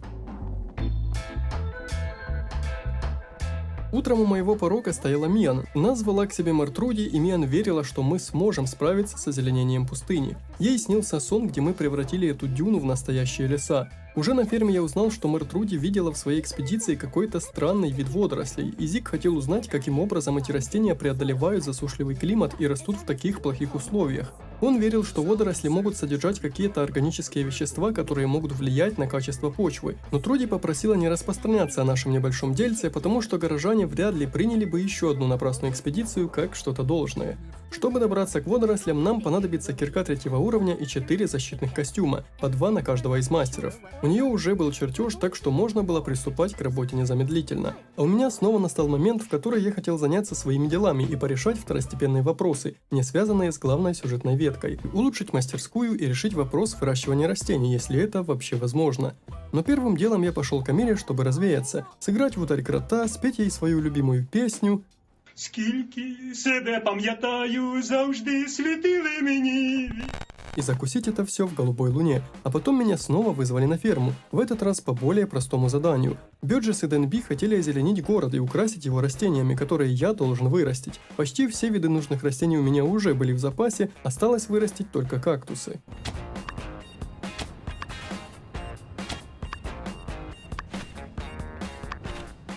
Они вырастут почти через 2 недели, так что с этим явно пока можно было не торопиться. Но к Мейбл я все равно чуть не опоздал. Жители уже наслаждались закусками, Бёрджес даже поделился рецептом своей любимой каши. За столь небольшое и приятное дело мне заплатили целую 1000 монет, а Мейбл сказала, что хочет проводить такую акцию каждый месяц. В журнале осталось только 3 квеста. Боган Джек еще не появился, кактусы росли, а на нашу экспедицию с мэром я пока не спешил. Я был полностью свободен, и это было идеальным временем, чтобы улучшить мастерскую. Я продолжил улучшать печи. Хорошо, что в последнее время заказов с использованием алого камня не было, и его накопилось достаточно много. Опять-таки, улучшения не ускорили работу, но зато расширили вместилище и баки для топлива, а также уменьшили его расход. Копаясь в рудном обогатителе, я понял, что смогу достать агат для улучшения кирки и топора из гранита, который недавно нашел. Так незаметно и пролетали мои будни. Посреди города я застал загадочного торговца, тот хотел купить керамику в лавке у Арвио. Он оценил качество работы и хотел знать, кто ее сделал. Само собой, это была Амира. И торговцу настолько понравилась ее работа, что он согласился на все ее условия. Никаких скидок и уступок, и первая партия размером с дюжину. Дела в ее лавке однозначно пошли вверх, и она могла вернуть мне одолженные ей 2000 монет. Я сразу не хотел их принимать, но понял, что она воспримет это как оскорбление. Амира сказала, что отдав долги, она сбросила тяжкий груз с плеч. Мы и вправду были с ней похожи. Мои будни продолжались, и в этот раз я решил отправиться исследовать ущелье в той стороне, где нашел гранит. Но теперь я выбрал другой путь, уходящий далеко вниз в какую-то долину. Здесь обитали очень криповые существа. Были спрятаны сундуки, и тут я впервые наткнулся на залежи алюминиевого лома, правда в очень небольшом количестве. Попал в ловушку к ядовитому грибу, и на самом деле этот путь уходил далеко вглубь, но здешняя территория была отравлена каким-то туманом. Кажется, я понял, куда будет направляться наша студия-экспедиция. Движение в противоположную сторону привело меня в тупик, но в одном из ущелий я смог отыскать залежи нового минерала. Вернувшись домой, я совершенно случайно увидел, что возле отреставрированной мельницы появились продукты. Видимо, старина Купер все-таки сдержал обещание и оставлял здесь излишки со своих складов. А вот так теперь меня встречали чуть ли не каждый день. За время жизни в городе я успел подружиться чуть ли не со всеми здешними жителями, потому что благодаря одному из открытых навыков, улучшая отношения с одним человеком, я сразу же улучшал их с его знакомыми. Оуэн попросил меня наловить ему рыбы, но в этот раз я не стал ему помогать, потому что за последнее время это задание появлялось уже 3-й раз. Вместо этого я продолжал заниматься своими делами. Сделал новый хромовый топор и сразу же начал очистку новой порции гранита, чтобы добыть минералы для его прокачки. Регулярно я заглядывал в конюшню к Куперу, мне хотелось купить дорогую лошадь высокого класса, и теперь я мог себе позволить большие траты, денег у меня стало гораздо больше. И наконец-то у меня дошли руки для постройки новой мастерской. Но, как я говорил, я не хотел заниматься этим самолично и строить все с нуля, а выбрал один из готовых шаблонов. Их здесь было довольно много, начиная от более скромных домов и заканчивая целой усадьбой. Но мое внимание привлекла вот эта небольшая мастерская. Она была почти таких же размеров, как моя, но куда приятнее и уютнее на вид. После небольшой перестановки территория мастерской заметно похорошела. Правда, пришлось по новой расставлять мебель в доме, чем мне не особо хотелось заниматься. Был, конечно, один маленький косячок в этом доме, который я заметил после, но ничего страшного. В новом письме от матери лежал довольно неплохой шарф, правда он проходил сквозь текстуры жилетки и поэтому пришлось его отложить. А поставки от Рокки на самом деле были довольно маленькими, но за те деньги я на большее не рассчитывал. В очередной раз, отправившись в пустыню пополнять запасы, я увидел на карте зеленую точку. У меня были надежды, что это кенгуру Джек, но неизвестным оказался потерявшийся турист с довольно глупым выражением лица. Мало того, что он не смог забраться ко мне на лошади и предпочел просто бежать по пустыне следом, он не додумался сделать пару шагов к железной дороге, что располагалась в 50 метров отсюда. Я уже ничего не говорю об использовании Якмель-станций и тому, что даже оттуда можно было увидеть очертания города. Этот тип попросил отвезти его в салон и оказался не простым зевакой, а знакомым Оуэна, от которого тот узнал о слухах касательно нашего городка. Да, именно для него и предназначались те самые фотографии. Я продолжил заниматься рутинными делами, потихоньку скапливая ресурсы и репутацию. Торопиться мне никуда не хотелось. В почтовом ящике лежало письмо с 5000 монет и тяжелым мечом, который я даже не смог взять в руки, слишком мощным тот был. Это была награда от таинственного спонсора Арвио. Каким-то образом он узнал, что я сделал ту обувь и прислал мне награду. В этот самый день я наконец-то увидел на карте еще одну зеленую точку, где-то в глубине пустыни. Я был уверен, что это Боган Джек. Очередная попытка подружиться была провалена, и мне не оставалось ничего, кроме драки.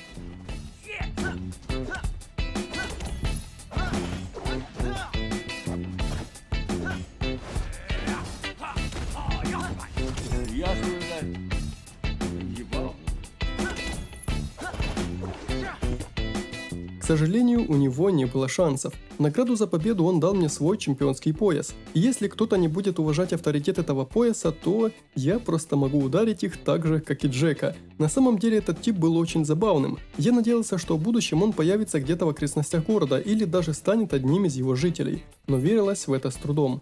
Я потратил остаток дня на добычу руды в станции Гекко, повесил свой пояс в доме и начал улучшать все имеющиеся станки, скопив для этого достаточно ресурсов. И в таком неспешном темпе прошла неделя, пока не настал последний день зимы.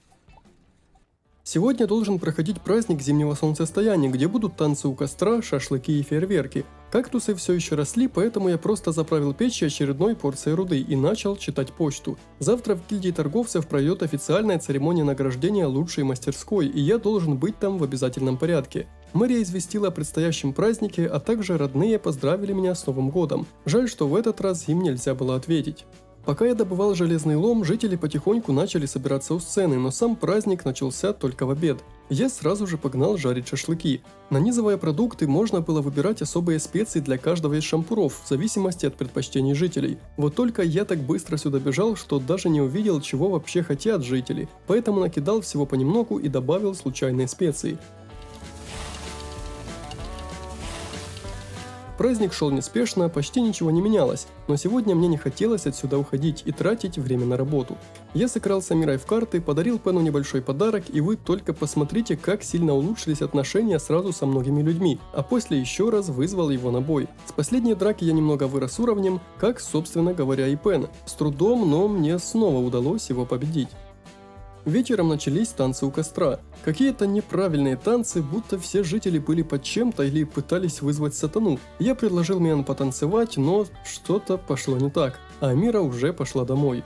Ближе к ночи начался запуск фейерверков. Глядя на то, как жители радуются вспышкам света в небе, мне одновременно стало и радостно, и грустно. Кажется, на миг я вспомнил, какой беззаботной и простой жизнь была раньше. Но не время вешать нос. Сегодня отдых зарядил меня энергией для новых свершений. Неожиданно я осознал, что к концу 100-дневки осталось не так уж и много времени. Я был обязан за это время успеть провести экспедицию для мэра Труди.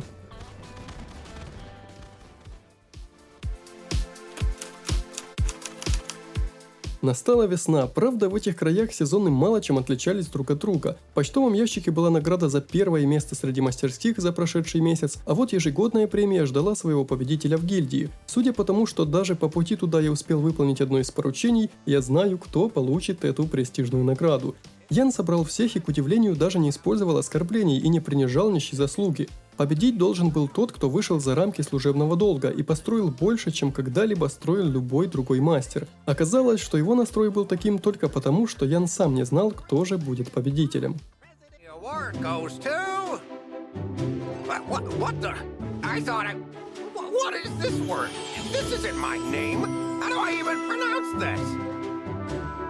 Hey, that's you! You won! Go get your award!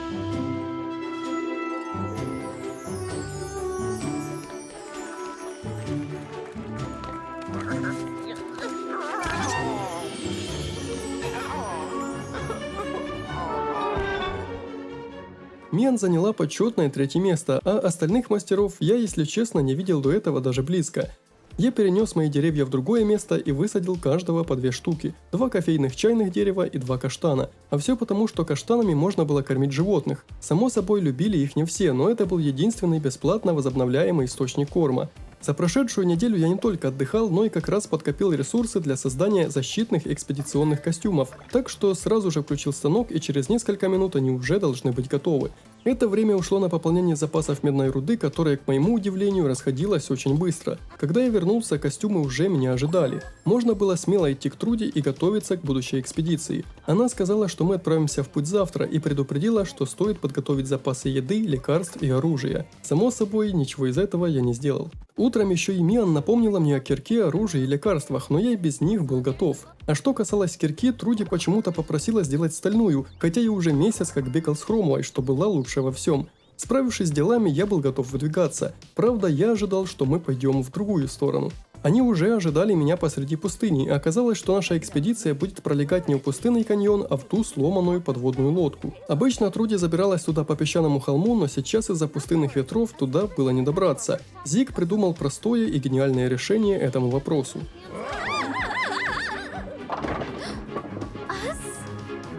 I'm not making 2 trips. That works too. Are you okay, Trudy? Uh-huh. Saddle up, partners. Yep, up.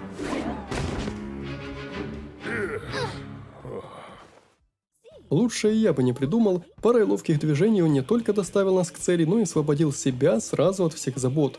Ну, прямо экспедиция в космический корабль с чужими. Видели эту хрень? Вы видели, что это за хрень? Вы видели эту хрень? Ну просто хрень, да посмотрите на это! Подлодка просто кишела враждебными роботами, и нам пришлось преодолевать целые их толпы, прежде чем мы смогли хоть что-то отыскать. Здесь обитали очень няшные с виду, но очень криповые из-за странного пения морские звезды.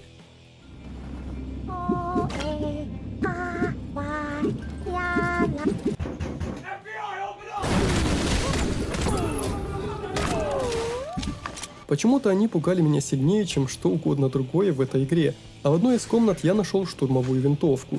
Вот с этим сражаться уже будет куда веселее.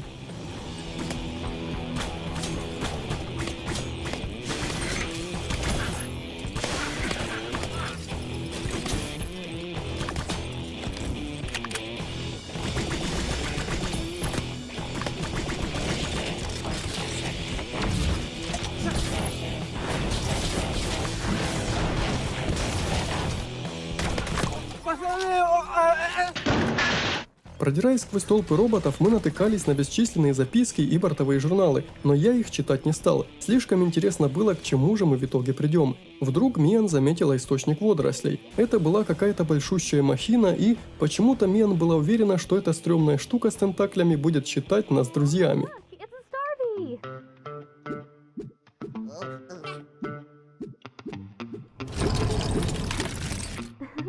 Hope it doesn't mind if we walk away with a little...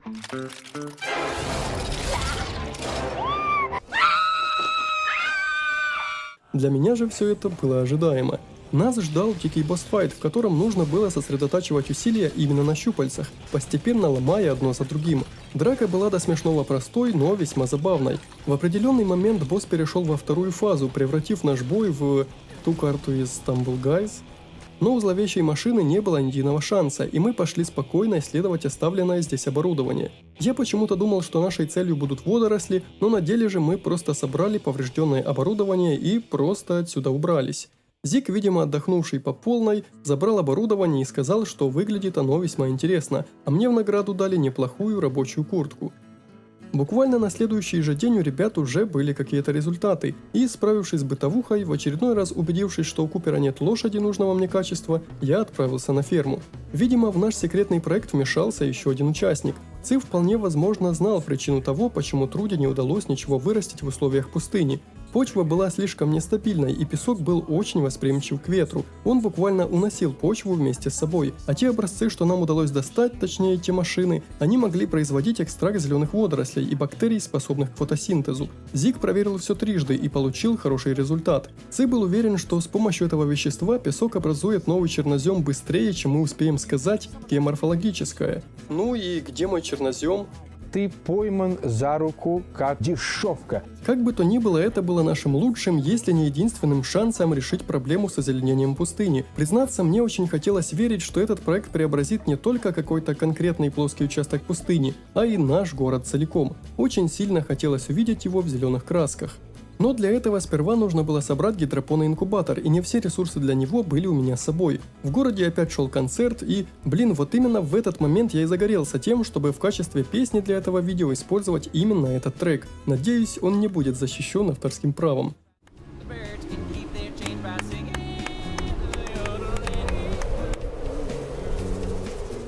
В мастерской появилась куча новых рецептов, и я тут же начал слепо их скупать, пока не увидел, что это рецепты оружия, которое, если быть честным, мне не было нужно. Буквально через пару часов я уже бежал на ферму с новой гидропонной установкой. Вроде бы все работало, и теперь оставалось лишь ждать. Зик пообещал сообщить, когда все будет готово, а я тем временем продолжил выполнять прямые обязанности городского мастера. Труди прислала мне письмо с обнадеживающими новостями. У Зика уже было почти достаточно почвы для проведения экспериментов, и завтра на городской площади будет собрание по этому поводу. Видимо, настала пора раскрыть наш маленький секрет для всех жителей. Тем временем я установил еще одну якмель-станцию, в этот раз у подлодки, открыв тем самым быстрое перемещение и к этой точке тоже. А в мастерской буквально на моих глазах созрели кактусы, и это значило, что можно было приступать к украшению города. Не сказать, чтобы это изменило хоть что-то, я ожидал немного большего. но Зиг поблагодарил меня за помощь и отсыпал немного монет. Мои посевы постепенно превращали сухую почву в плодородную, а в почтовом ящике снова было письмо от Труди, но в этот раз не совсем официальное. Она взяла небольшой отпуск и хотела провести его с дочерью, а та настояла на том, чтобы позвали и меня. Не знаю, зачем там нужен я, но был только за. Тот заблудившийся турист прислал мне письмо с благодарностью за помощь и пару сделанных им фотографий. А судя по этому письму, в городе скоро намечается очередной праздник, или даже скорее соревнование. Как видите, я все еще выращивал и продавал птиц. Плоды каштана дали мне небольшую пассивную прибавку к еде, и по крайней мере для кур этого было достаточно. Настало время посетить городскую площадь. Мэр Труди раскрыла результаты нашего исследования незарегистрированных руин. Мигель сразу же воспринял это в штыки, сказав, что мэр не может так рисковать своей жизнью и жизнью городских мастеров ради какого-то потенциала старой испорченной технологии. Мне никогда не нравился этот тип, и я решил заступиться за мэра. Но, слава богу, его речь перебила Матильда, дав Труди наконец-то донести то, что она хотела сказать. И вот тут она заявила, что у нас появилась возможность вырастить деревья в пустыне, и в планах было провести пробную посадку недалеко от станции Гекка. Если это сработает, то мы сможем не только озеленить Сендрак, а и остановить песчаные бури. И почему-то сегодня жители были от плана не в восторге, хотя вот он настоящий шанс исправить ситуацию. Матильде удалось немного склонить чашу весов в нашу пользу. У Труди были семена дерева черный саксаул, и Зиг считал, что они будут хорошо расти в удобренной почве. Желающим помочь раздали немного семян, и сам Зиг сообщил, что завтра нужно будет их посадить. Для этого понадобится посадочный набор 2-го уровня, но у Зика уже был его чертеж, так что я смог сделать его в тот самый вечер. И только посмотрите на масштабы возделанной почвы с помощью этой штуки. Чувствую, что завтра будет весело.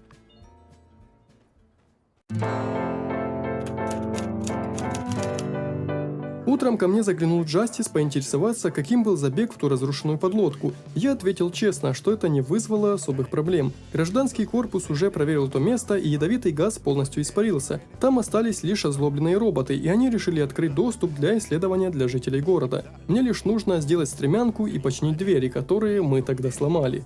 Завершая поручение, я забрел в пустошь и не поверил своим глазам. Здесь уже появилось ограждение, и жители посадили довольно много деревьев. Было приятно видеть, что столько жителей сплоченно работают над общей задачей.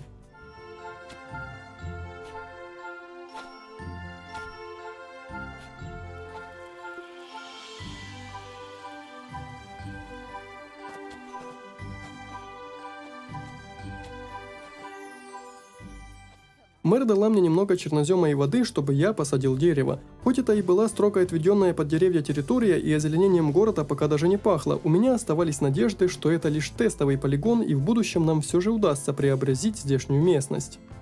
После я установил лестницу, починил двери, но по словам Джастиса были еще одни, что находились где-то внутри. Для этого снова придется туда пробираться. Но думаю, ничего страшного, тем более, что в этот раз я был не один.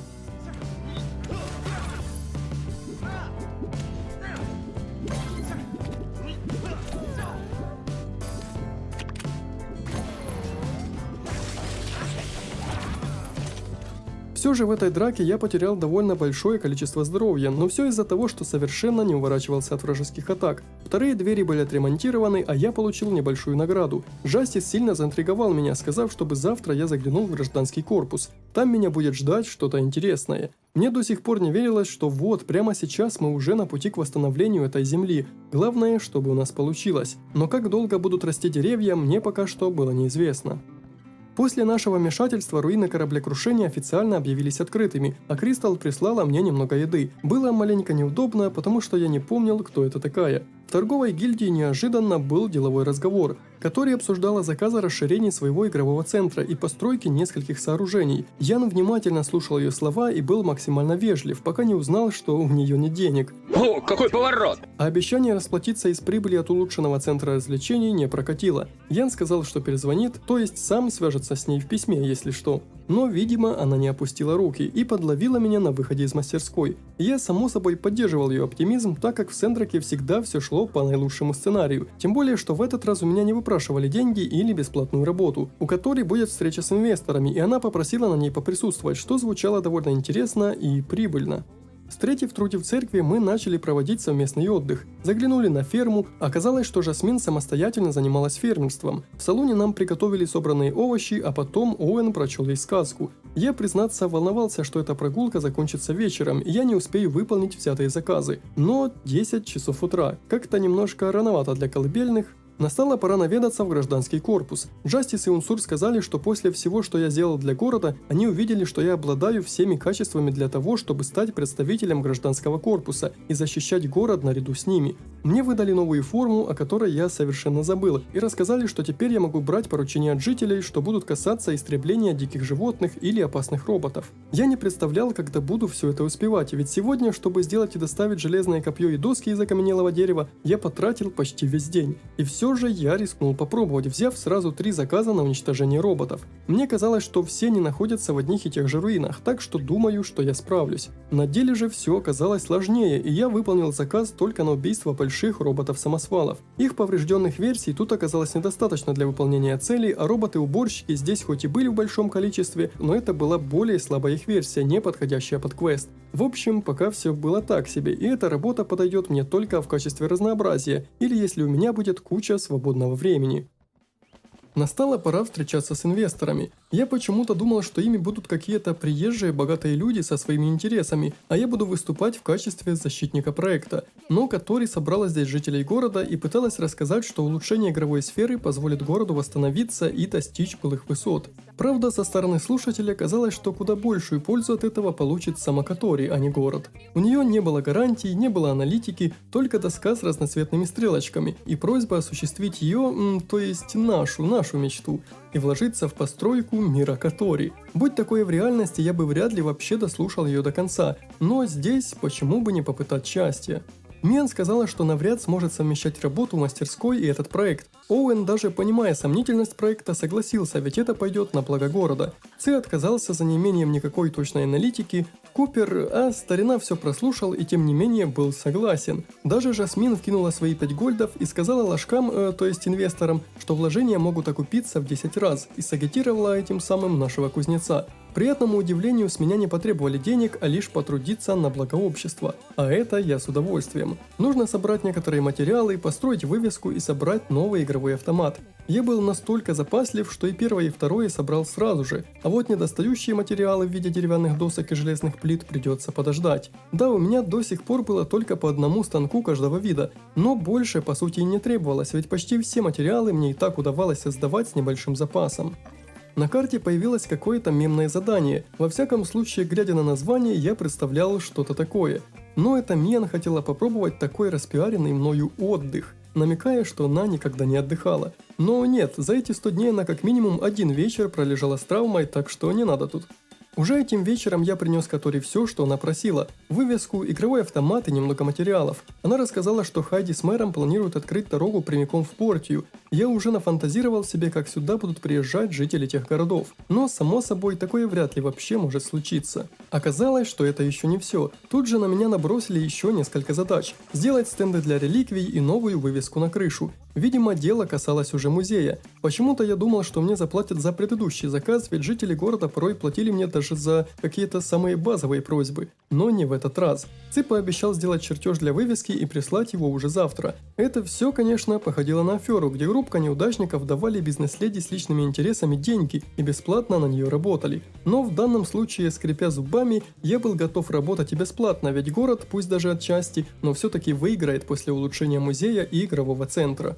Вывеску мне удалось сделать сразу же, как только я поднялся с кровати, а дальше дело немного застопорилось. Все потому, что я набрал слишком много задач, и в пылу бесконечной работы я совершенно забыл о встрече с Миан. Что ж, как бы это ни звучало, но похоже, что единственный ее выходной в году был успешно провален из-за меня. Но ничего, отдохнет в следующем году. А я дошел до того, что все-таки забрал назад свои слова про то, что одного станка каждого вида мне хватало. Сделал еще один шлифовальный и обрабатывающий станок. Сразу же улучшил их до максимального качества. Немного переставил их местами и занял работой. И хоть в данном случае это ускорило работу вдвое, но у меня появилась новая проблема. Мне начало не хватать воды. Но следующим утром я забыл совершенно обо всем, потому что в гости пришла Миан, и мы отправились посмотреть на посаженные деревья. Зик, Труди, да вообще все были вне себя от радости, ведь наконец-то у нас получилось. Да даже я был рад, ведь мне дали новые штаны. А вот Мэр, она действительно это заслужила, ведь пол игры провела где-то в пустыне, пытаясь хоть что-то вырастить. Я сгорал от любопытства, думая, приведет ли это к еще более ошеломляющим изменениям, но боялся, что за оставшиеся дни 100-дневки это банально не успеет случиться. А из хорошего я решил проблему с едой для животных. Даже одно каштановое дерево давало урожая достаточно, чтобы я мог прокормить одновременно и кур, и свою лошадь. Пусть даже не всем из них была приятна такая еда. Оставшийся день был целиком забит второстепенными поручениями, которые остались еще со вчерашнего дня. Я купил немного воды в надежде, что протяну на ней еще немного, а потом заглянул к Хайди в лавку, чтобы глянуть, не могу ли я улучшить резервуар с водой.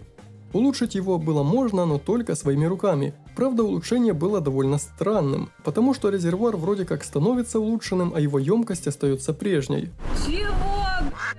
Но в любом случае материалов для этого у меня не было, нужны были станки промышленного уровня, а их мне делать пока что было не из чего. Но на самом деле у меня была одна идея, она, возможно, поможет решить эту проблему довольно быстро.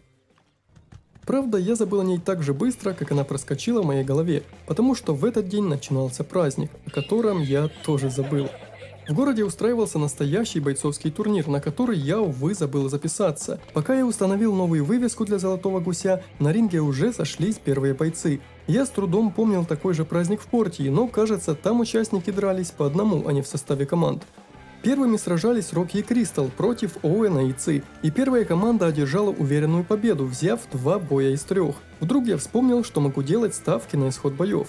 И хоть руководствовался я только своими суждениями, по-моему, на турнире в Порте я угадал исход буквально каждого боя. Или все-таки ошибся, но только один раз. Здесь я уже, увы, пропустил первый бой, но мог ставить на грядущее. Само собой, я поставил на команду, в которой был Пен, ведь он хоть и был бесконечно влюбленным в самого себя, но это не делало его слабее. В перерывах между боями я пытался выполнять свою работу, хоть как-то, но хватало меня лишь на то, чтобы заправить станки и немного улучшить здание музея. На него я поставил новую вывеску и несколько сделанных заранее выставочных стендов. Как было видно по интерьеру, очевидно, здесь не обошлось без Хайди, потому что здание стало гораздо больше и опрятнее. Пока я вернулся, на ринге как раз сражалась моя команда фаворитов. Они дрались против Бёрджеса и Пабло, так что я особо за них не переживал. Хотя тот факт, что все участники были одного и того же уровня, немного понижал мою уверенность в безошибочных прогнозах. И тем не менее, этот бой закончился удачно. Дальше будут драться Рокки и Кристал против Элси и Катори. Я хотел бы, чтобы победила Элси, но прогнозы делал, руководствуясь головой, а не сердцем. А еще я поставил на Миан с Микелем, ведь Райан и Денби с виду не казались особо сильными противниками. В перерыве я переоделся в костюм гражданского корпуса, и бой как раз начался.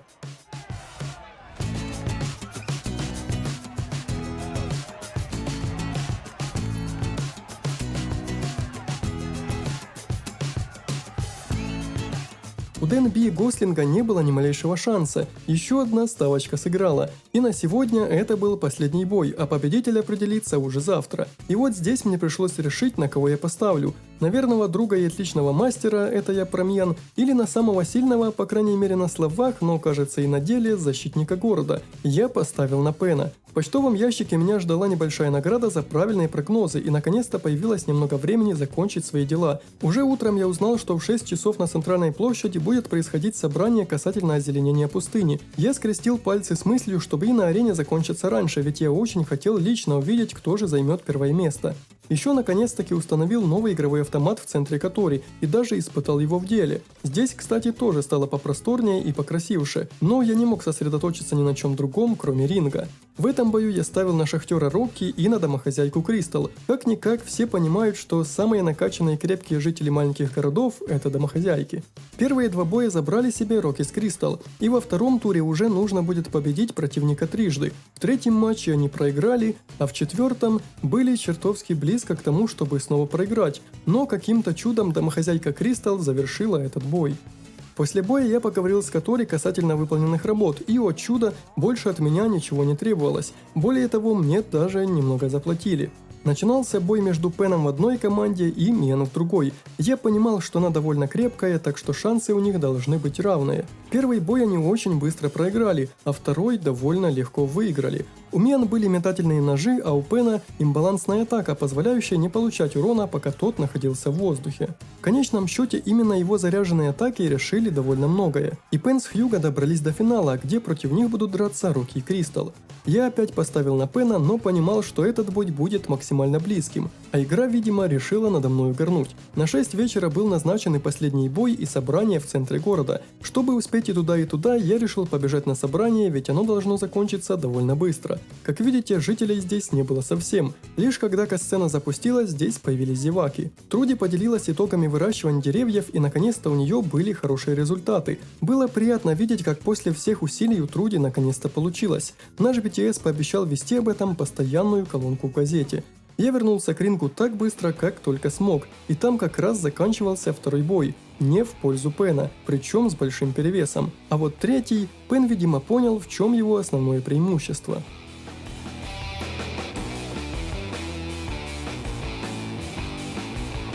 И в последнем раунде, чуть не улетев от огромной кувалды Кристал, он с Хьюго все-таки вырвал победу, а это значило, что все сделанные мною ставки сыграли.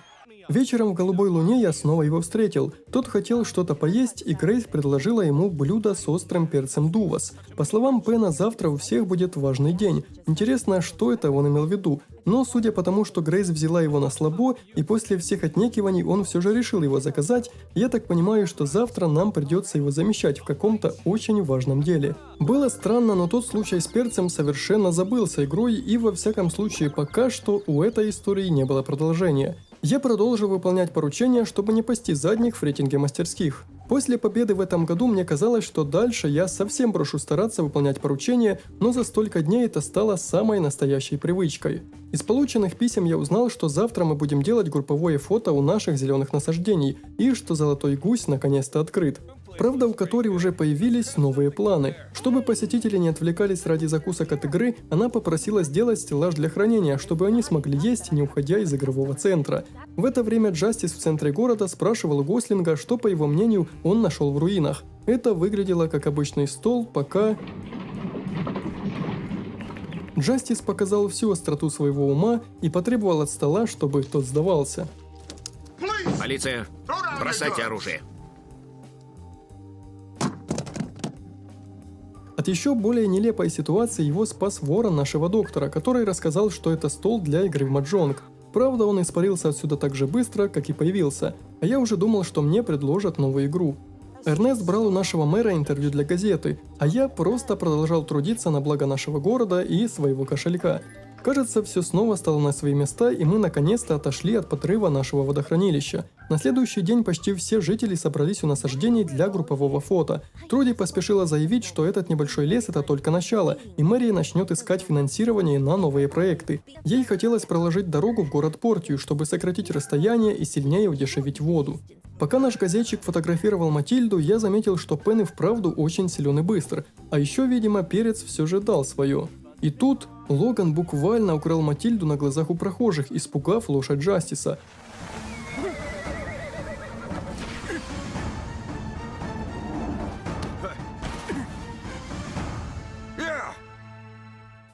Но тот был доволен. Во время падения он успел, нет, не прикрепить на Логана какой-то маячок, а прилепить к нему клубок кошачьей мяты, и капитан уже отправился по следу.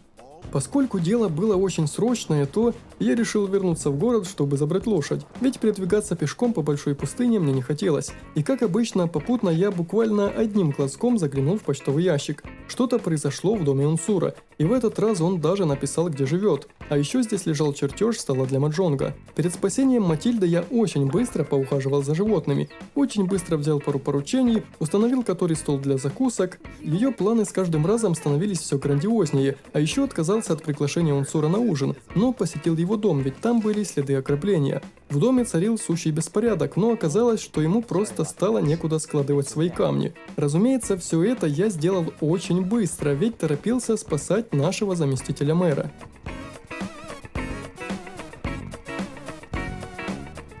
Следы кошачьей мяты привели нас к пещере, где и должен был находиться Логан. Внутри было много диких животных и несколько сундуков с добычей. Самих драк я предпочел избегать, но даже с учетом этого не один раз получил по лицу свалившейся с потолка глыбой.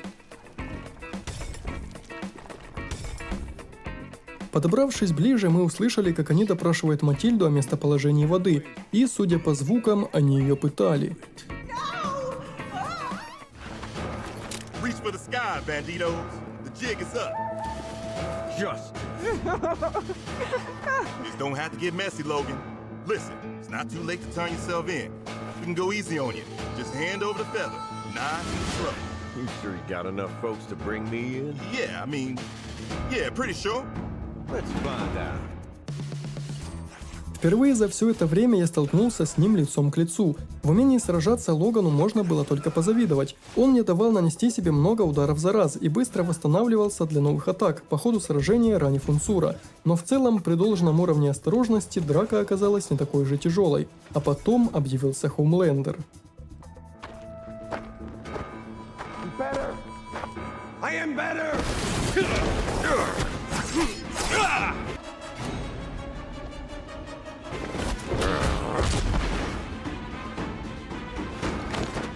Let's move. Им все же удалось удрать, предоставив нам выбор между их поимкой и спасением Матильды.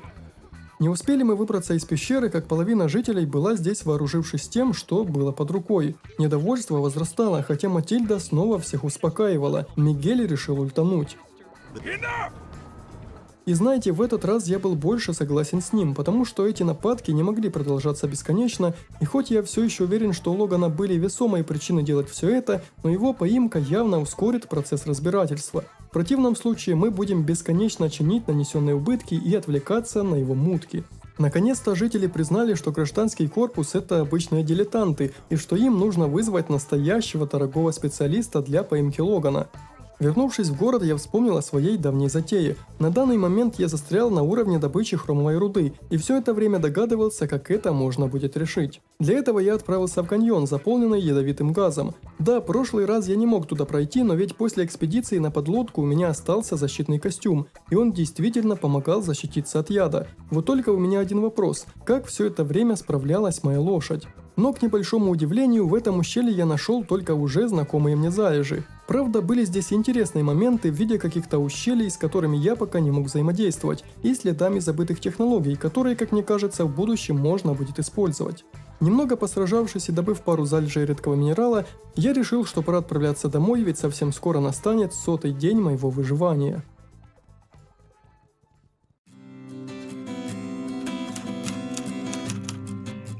Каким одновременно радостным и грустным был этот день. Радостным, потому что я понимал, что скоро смогу поделиться с вами своим приключением, а грустным, потому что эти приключения подошли к своему завершению. В 100-й день я должен был завершить побольше дел. Он предложил помочь ему разложить камни, но после того, как он рассказал о тонкостях их сортировки и классификации, я просто ушел. В игровом центре уже был установлен стол для маджонга, видимо, это задание они отдали Миан. Я лишь доставил некоторые запчасти для его починки. Катори говорила, что эта игра слишком сложная для нее, но тем не менее предложила мне сыграть. Я начал читать правила и понял, что есть куда более важные дела. Нужно было помочь Катори уже в музее. Поскольку она постоянно занята, то снова пропустила день рождения своего сына и попросила меня сделать ему подарок в виде игрушечного поезда, рецепт которого она выпросит у нашего седого машиниста. Правда, было видно, что отношение к игрушкам 10-летних и 60-летних детей было совершенно разным. Половину из слов Дженсена Катори пропускала и остановила свой выбор на игрушке с любимой цифрой ее сына. Я отправился в пустыню, где установил еще 2 якмель-станции для быстрого перемещения и решил, что в конце 100-дневки все же стоит принять приглашение на вечеринку Унсура. Все равно она начнется завтра, а сегодня уже последний день 100-дневки. Напоследок я решил провести время с Амирой, ведь последние месяцы я был занят работой. Правда, в ресторане случился маленький казус. На это время как раз была запланирована встреча с Катори. Да уж, неловко получилось, но, видимо, Амира поняла, что это была чисто деловая встреча и все закончилось хорошо. Поздним вечером я встретил Элси и немного ее успокоил, ведь та очень сильно переживала за Логана и не могла понять, почему он все это делает. На дворе была поздняя ночь, и это значило, что настала пора отдыхать. Одновременно такое радостное и такое грустное событие, ведь наконец-то прошла добрая 100 часов работы над видео. Но, если честно, хотелось бы остаться в этом мире еще хотя бы ненадолго. С начала самого первого дня мастерская заметно выросла. Буквально каждый житель городка стал как минимум знакомым. а единицы из них хорошими друзьями или кем-то ближе. Правда, должен сказать, что после приезда Нии я немного засомневался, что Амира это тот самый человечек. Но самое прекрасное это то, что я до сих пор не знаю, будет ли у всей этой истории достойное продолжение. Спасибо за то, что досмотрели видео аж до этого момента. Это было невероятно длинное и довольно тяжелое приключение, если быть до конца честным. Я бы даже сказал самое тяжелое, потому что в одном видео на меня навалилось сразу много неурядиц. Частые отключения света, невероятный объем работы и то, что в процессе монтажа была случайно удалена добрая треть уже написанного сценария, из-за чего пришлось переписывать все сначала. Но любые трудности становятся проще, когда помнишь, сколько людей ждало это видео. Должен сказать, что я хочу попытаться решить проблему с отключениями электричества, чтобы у меня было больше времени заниматься созданием видео. И для этого первым делом мне необходимо купить небольшую автономную станцию, которая позволит запускать ПК даже без света. Но поскольку эта штука стоит довольно больших денег, я буду безмерно благодарен вам за помощь в сборе средств на ее покупку. Ссылки на это дело я оставлю под видео и сразу же говорю спасибо всем, кто посмотрел его, возможно даже подписался и написал что-то в комментарии. И всем, кто уже столько времени поддерживает канал. До встречи в новых видео.